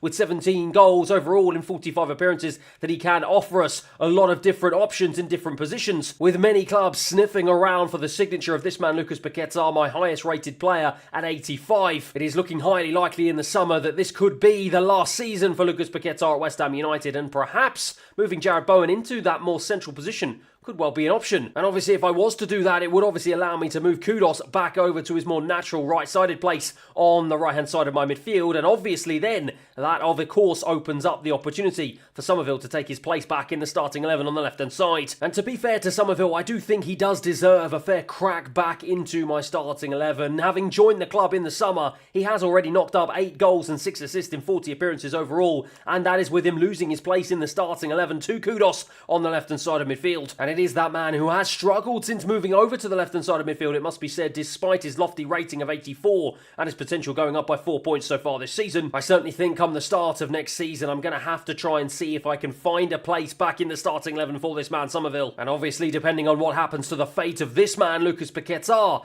that may well shape my transfer decisions as the summer transfer window opens. Can you please sign Eze in the next transfer window, as he'd be great in your midfield? And can you please keep posting this West Ham career mode, as it's so good? Well, once again, I do really appreciate your comments, and thank you very much for your compliments. And speaking of this man, Eze, once again, it brings us back to that central attacking midfield position. And my word, what a potential replacement we might be able to have on our hands. Not only is he lighting up the Premier League for Crystal Palace in real life, but he also offers versatility, not just to play in central attacking midfield, but also centre midfield and left midfield as well. And obviously, as I said, depending on the outcome of the summer transfer window and which holes I need to plug at the beginning of next season, perhaps there might not be a better fit than the 25-year-old Englishman. Once again, let's see what my scouts have got to say and how much Crystal Palace might want for his services. Speaking of transfers though, it's time to switch tact and actually start talking about some departures, as Kurt Zouma has decided he's had enough. Once again, he's gone complaining to the media about a lack of game time, and now he's come knocking on my office door, demanding to be released from the club and officially submitting a transfer request. And with Aston Villa coming in with a bid of £14 million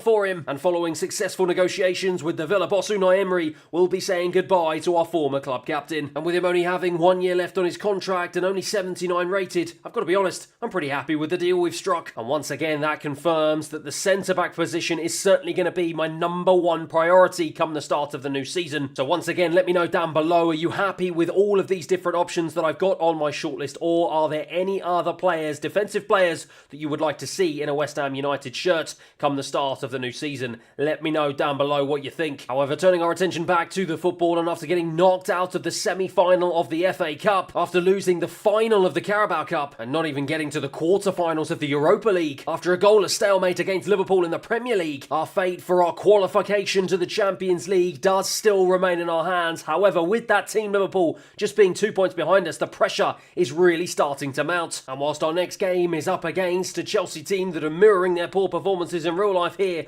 on this West Ham United career mode, I'm sure our arch rivals from the other side of London will be absolutely desperate to put an end to our Champions League fight and make sure that we do not secure qualification and do not secure what will be a famous 3 points against them. And as you can see, no changes to my usual starting 11. It is Areola in goal, Van Awig starts at right back, Ajerd, Mavropanos and Emerson at the back, James Ward-Prowse partners Alvarez in midfield, and just above them are Jarrod Bowen, Lucas Paquetá and Kudus, and of course it is the big Swede Guy Okeres who starts up front. Well, it's a huge game here today and an absolutely vital 3 points that we hope to secure here, but it's Chelsea at the moment who are in the ascendancy as they go into my box here. Pellegrini with a wonderful strike, and they've just carved open my defence inside the opening 10 minutes. Chelsea take a 1-0 lead from absolutely nothing. Well, once again, my defensive frailties starting to rear their ugly head as Chelsea, it was just all too easy for them to ghost into my box. My defenders didn't go tight enough, they didn't shut their men down, and in the end it's easy for Pellegrini. That's still a brilliant strike, it must be said.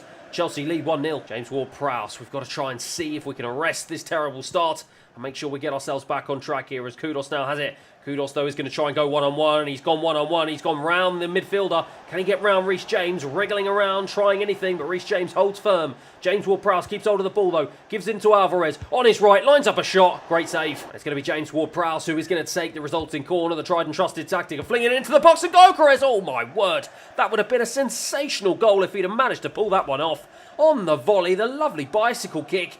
And it just looped over the bar. That would have been a contender for goal of the season. Into Kudus. Much better response here after a bit of a shocking opening 10 minutes. And we just lose out, but Kudus almost wins it back. Tries to get it off Reece James. Does get it off Reece James, but the referee blows for a foul. Into Caicedo for Chelsea to bring it forward into Marlon Pellegrini, the goal scorer, full of beans now and full of energy to get away from the challenge of Alvarez, but he's done a really good job of tracking back and winning it back. And Lucas Paquetá now is going to try and bring this one forward, floats it over to the left-hand side into Kudus. Really nicely done and really nicely taken down, and it's really poor in the end.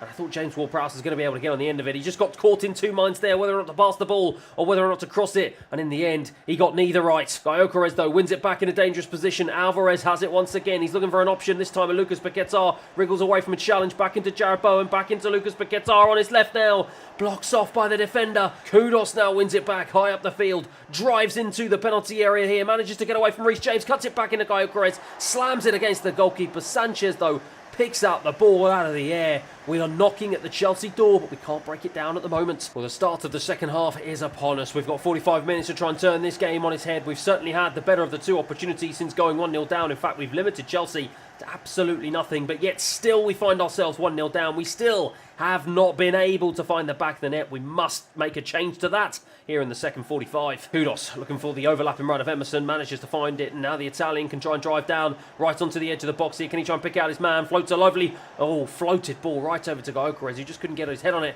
In the end, Caicedo gets it clear. Marlon now away for Chelsea. Into the goal scorer Pellegrini. Back into Caicedo. Look at this relentless press from the West Ham attackers here. Reece James skips away from the challenge of Kudus. Caicedo now brings it out. This is absolutely lovely play from Chelsea. And they've done a really good job of beating the West Ham press. Absolutely beautiful. Enzo Fernandez, though, goes and gives it away after getting all the hard work done. And now Jarrod Bowen to bring it forward. He then loses it. My word, neither team can keep hold of the ball here at the start of the second half as Pellegrini manages to go past Van Ewig. Now he drives into the box. Azure trying to get back. In the end, forces Areola into a save. And somehow they still manage to keep hold of the ball. Areola, what are you doing? He just palms it straight out into the path of Nicholas Jackson. And Chelsea say thank you very much. They've taken a 2-goal lead here at Stamford Bridge. Well, I thought we'd done enough to clear our lines, but calamity at the back. Azure just got muscled off the ball, and then it was fired at the goalkeeper, who just palmed it straight into the path of Nicholas Jackson. And of course, he's not going to miss from there. Chelsea double their lead, 2-0. Azure with the free kick here, takes it short into a central defensive partner, Mavropanos, who finds himself advanced. Paquetá tried to just run it around the corner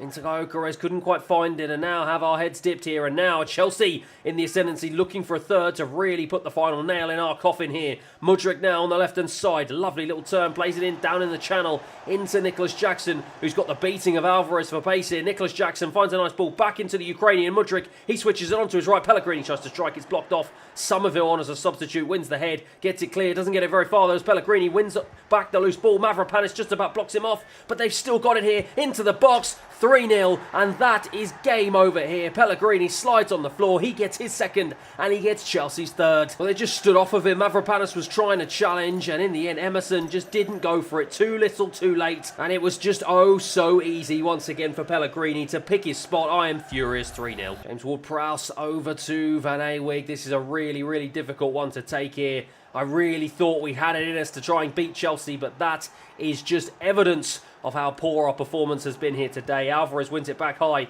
gives it over to Gyökeres. He's going to try and look down the right-hand side into Kudus. Kudus is going to try and float it across. Cucurella blocks. Chelsea have been absolutely brilliant defensively here today. Mudryk now down the left-hand side. Surely there's not going to be a fourth here with about 5 minutes remaining on the clock. Our second half performance has not been at the level it needed to be, and certainly hasn't been at the level as the first half one was. And Chelsea now are just dancing their way round my midfield. Pellegrini again, full of beans, into the box. No one challenging. Eventually, Azure, the last man standing. My word, he needed to put that challenge in, and he did just that. Lucas Paquetá now is going to try and float it over to Somerville. Can the young Dutchman try and find his way into the box? Too heavy a touch. Too easy for Sanchez, the referee blows for full time. Well, is that the game that potentially costs us Champions League football for next season? A huge moment for us to lose our heads and to lose what would have been a much needed 3 points. As a full-time hero finishes, Chelsea 3, West Ham 0. And with Liverpool beating Spurs in their other game now, with just 3 games remaining, they've leapfrogged us into 4th. It is out of our hands. We're a point behind. And now with just Luton Town, Crystal Palace and Manchester City away to finish off the season, we've just got to hope that Liverpool drop points on their final run-in as well. Fortunately enough, though, it is a fantastic response. Despite James Ward-Prowse missing a penalty in the 12th minute, we have responded brilliantly. A goal from Paquetá, Gyökeres, Jarrod Bowen, Van Awig and Kudos in the 79th minute means we beat Luton Town 5-2. And once again, we're going to get straight back at it and try and get things back in our own hands here, as we're going to stay in London once again, this time against another rival in Crystal Palace. We've got to get ourselves back to winning ways once again. And there will be only one change to the team that got thumped by Chelsea, and that is Somerville coming in on the left-hand side as he replaces Kudos, who drops to the bench instead. Mitchell for Palace. Into Franca, chased down by Van Awig, but he manages to wriggle away, and that is a lovely defence-splitting pass all the way over to Mitchell on the left-hand side, and now Palace are bursting in the action, and Odegaard with a lovely finish, and we can have absolutely no complaints about that whatsoever. Once again, our defence is carved apart inside the opening 10 minutes by another London club. This time, it's Crystal Palace, and it's arguably an even better goal than Chelsea's first. A wonderful finish from Odegaard after some brilliant build-up play. Frustratingly, once again, we find ourselves 1-0 down. Well, this episode is not going to plan whatsoever. We've only played 2 games so far. We've lost the first one, and now we find ourselves 1-0 down in the second. We've got to make a change, and we've got to do it quickly. Mavropanos now into Somerville, who surely has the opportunity now to try and burst down this left-hand side, and he's going to play it into the channel of the big sweet Gyökeres, but he doesn't have anyone in the box. It's him who I want in the box here, but he's got no options, so instead has to hold it up, plays it into Alvarez. Alvarez plays it into Jarrod Bowen. That is a wonderful deft finish, and he just cut it past the wrong side of the goalkeeper to get us back on level terms here. 18 minutes played, and my highest goal scorer this season strikes once again. Alvarez with a lovely pass into his feet, and Jarrod Bowen just took it away from the defender, and that is a beautiful finish, low and hard, past the goalkeeper to his left. He had no chance, and the scores are back level, 1-1. Marquez, oh, he's challenged by Lucas Paquetá, and now Gyökeres can bring this one away. Oh my word, the big Swede just continues to score absolutely wonder goal after wonder goal after wonder goal, and he's done it yet again. And within the space of 5 minutes, we've completely turned this game around. Lucas Paquetá won it back high. Gyökeres just drove forward, but he still had a lot to do on the edge of the box. Drove it hard and low, just like the previous goal, into the bottom left-hand corner. The keeper had no chance. Perhaps that's his Achilles heel, as now the score is 2-1 West Ham. Well, there's half an hour played here in what has been so far a fabulous game here in London. Both teams, every single time they go forward,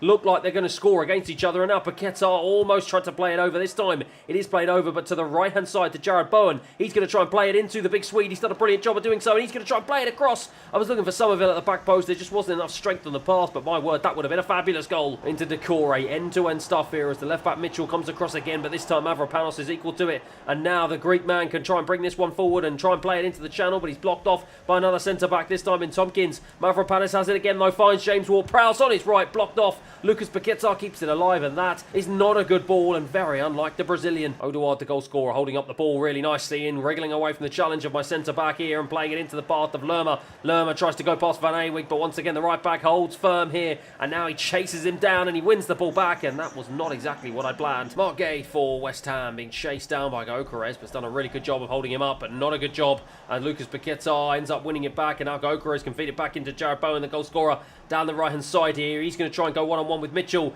Mitchell, though, with some really good defending, but Jarrod Bowen hustling to try and get the ball back. But in the end, Crystal Palace managed to wriggle away from our challenges, and now they can bring it forward. End-to-end stuff here, exactly as the first half was. The second half picks up exactly the same fashion. Lerma now being chased down by Alvarez. This West Ham press is relentless as Mark Gay almost loses the ball. Decore plays it out to Anderson on the right-hand side of defence. He manages to get away from the challenge. Munoz now with a lovely ball over the top. My word, I thought Eze was going to be clean through there. Alvarez into Lucas Paquetá, twisting, turning, getting away. Really nicely done from the Brazilian. Gyökeres doing the same thing here, and he's managed to keep hold of possession here as Crystal Palace back in numbers. Kudos on as a substitute, tried to get away from Mitchell, but it was good defending yet again from the left back, and now it's Palace's turn to try and bring this one away out of their half here. Eze, perhaps with an early audition in front of me for a spot in the West Ham United team come next season, manages to pass the ball out to the right-hand side, and now they try and play it into the box. Emerson, though, doesn't do enough, and he ends up going out for a corner. And it's going to be Eze who's going to take that corner, and he floats it in. It's a good ball into Munoz. In the end, Areola with the save, but doesn't manage to get on the second ball. And at the back post, Crystal Palace have managed to level the scores here. A calamity once again at the back. Oh, Areola, it looked like he spilled it through his arms. My word, he's got to be doing better than that. And we have got to make sure that we're switched on at the back post. I'm frustrated too all. Well, are we throwing this season away before our very eyes? What on earth are West Ham United doing? We were comfortable. We were 2-1 up here. And now we've got it all to do yet again. Into a shirt. Van Ewig has continued his run down the right-hand side, but the defenders haven't spotted him. And now James Ward-Prowse is going to try and see if he can play it through. But in the end, Somerville stopped running and the ball wasn't right. And now Palace with a wonderful ball that certainly was right out to Schlupp. Schlupp tries to go past Azerd. Azerd held him off well. That's the first piece of defending that we've actually done well so far this episode. And Lucas Paqueta now can play it into Kudos on as a substitute. And now he can try and go down this right-hand side. He hasn't got the beating of Mark A for pace. It was just too heavy a touch. And the English defender did really well, and he's done even better to get away, but Lucas Paqueta wins it back high. Now Gyökeres lines up a strike again! Oh, he's just dragged it wide. Well, I thought that was about to nestle into the top left-hand corner. Sorry, what a strike. The keeper was beaten.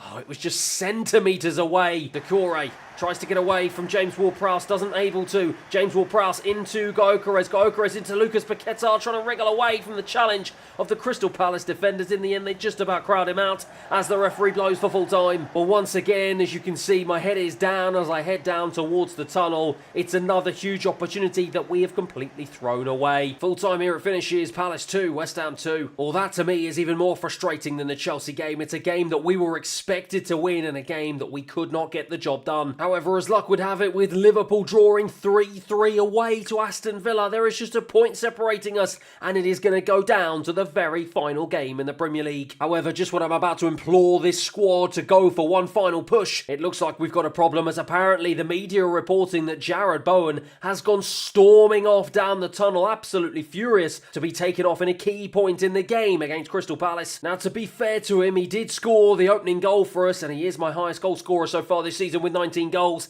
However, it did seem like he was flagging, and I wanted to give the opportunity for this man, Mohamed Kudus, to try and come back in on the right-hand side. However, it clearly didn't work out. And with him now coming and knocking on my door, backing up the story that the media have come out with, demanding to know why he was subbed off at a pivotal moment in that game, I've just got to hope that my calming words are enough to pacify the 27-year-old Englishman as we head into what will likely be the biggest game of the season so far against Manchester City. And it's a game not only do we have to win, but it's a game that Manchester City have to win as well. Fighting against their arch rivals Manchester United for the Premier League title, level on points. They will be going all out to secure victory. And with Liverpool facing off at home against Wolves in their final game, we are going to be hoping for an absolute miracle here at the Etihad. But sometimes miracles come in the most unbelievable of circumstances, and perhaps that is going to be what is going to happen here today. It hasn't been the best episode in terms of played games. Can we make a change to that right here in what is going to be arguably the toughest game of the season? Can we get revenge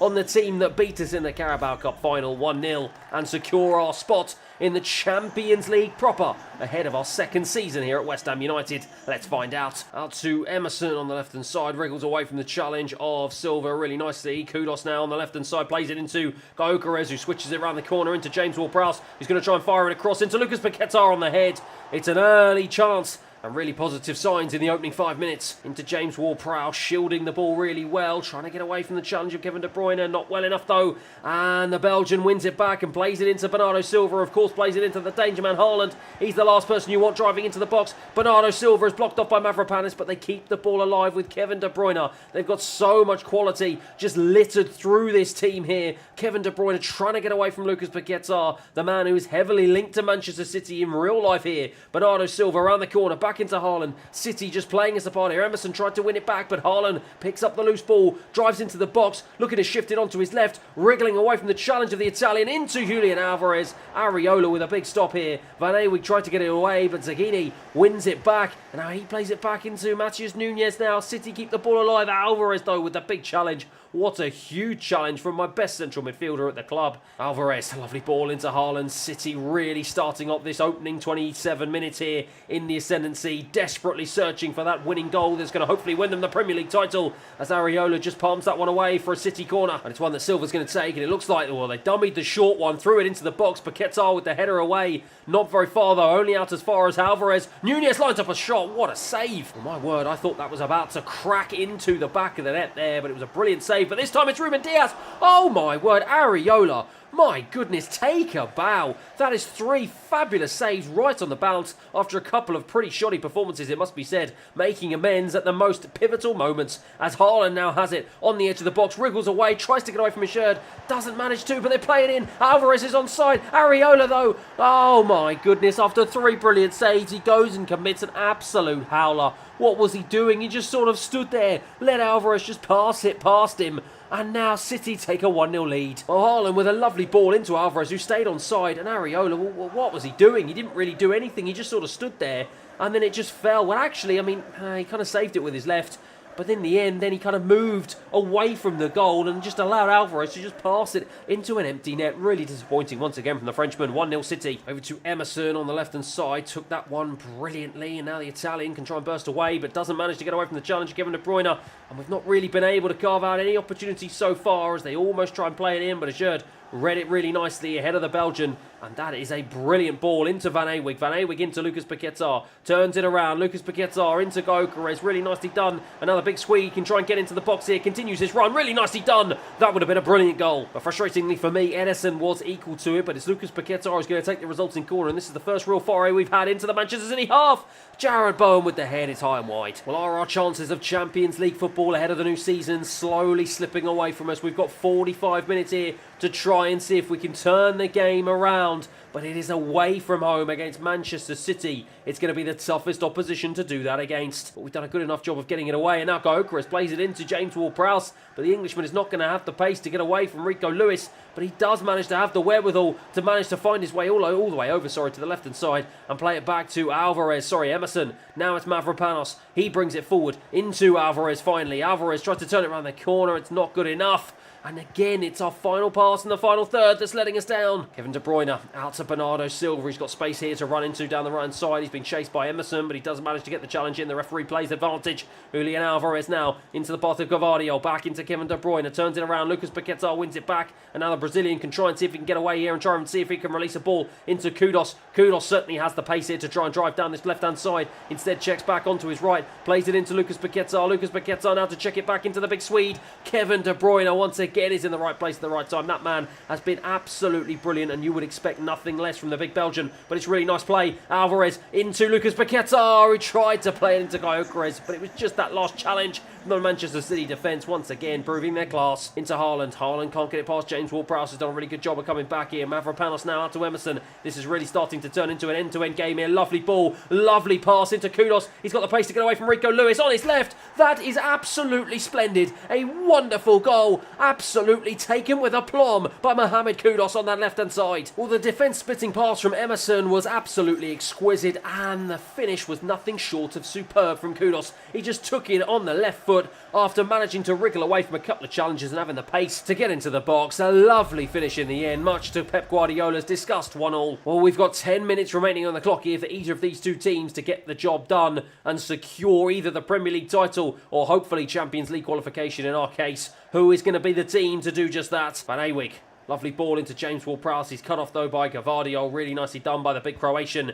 And he plays it into Erling Haaland, into Kevin De Bruyne, back into Julian Alvarez. They're looking for options up ahead of him. Finds Bernardo Silva, really nicely taken. He takes it down with his head, shapes up to strike. It's Nunez, big save. Well, we're well over the allotted time here. It's going to be Manchester City with the corner. It's going to be Bernardo Silva to take it here. It's floated into the box. Gyökeres with the big head. Nunez is getting on the end of it. Paquetá is the man who does. Paquetá to bring it forward, but the referee blows for full time. Well, it's a result that neither team wanted here, it must be said. It doesn't help either of our causes. It's 2 2 points drop for the pair of us as it finishes here at full time 1-1. But with Manchester United only managing a 2-2 draw away from home against Brighton, City are still crowned champions. However, the same wonderful fate cannot be said for us, as Liverpool do manage to get the job done at home against Wolves 2-1, and it means that they secure Champions League football. We end up 5th, and it will be Europa League once again for West Ham United. However, I've got to be honest, if you'd have given me that league position at the start of the season, I would have absolutely bitten your hand off for it, as would the board, as we've hit one of their objectives. And as for this team, whilst we have done very well, and I believe that's West Ham's highest finish in Premier League history, we've still got a lot of work to do if we want to take it to the next level. I think the entirety of my defence needs improving right across the back line, and arguably even my goalkeeper needs improving as well.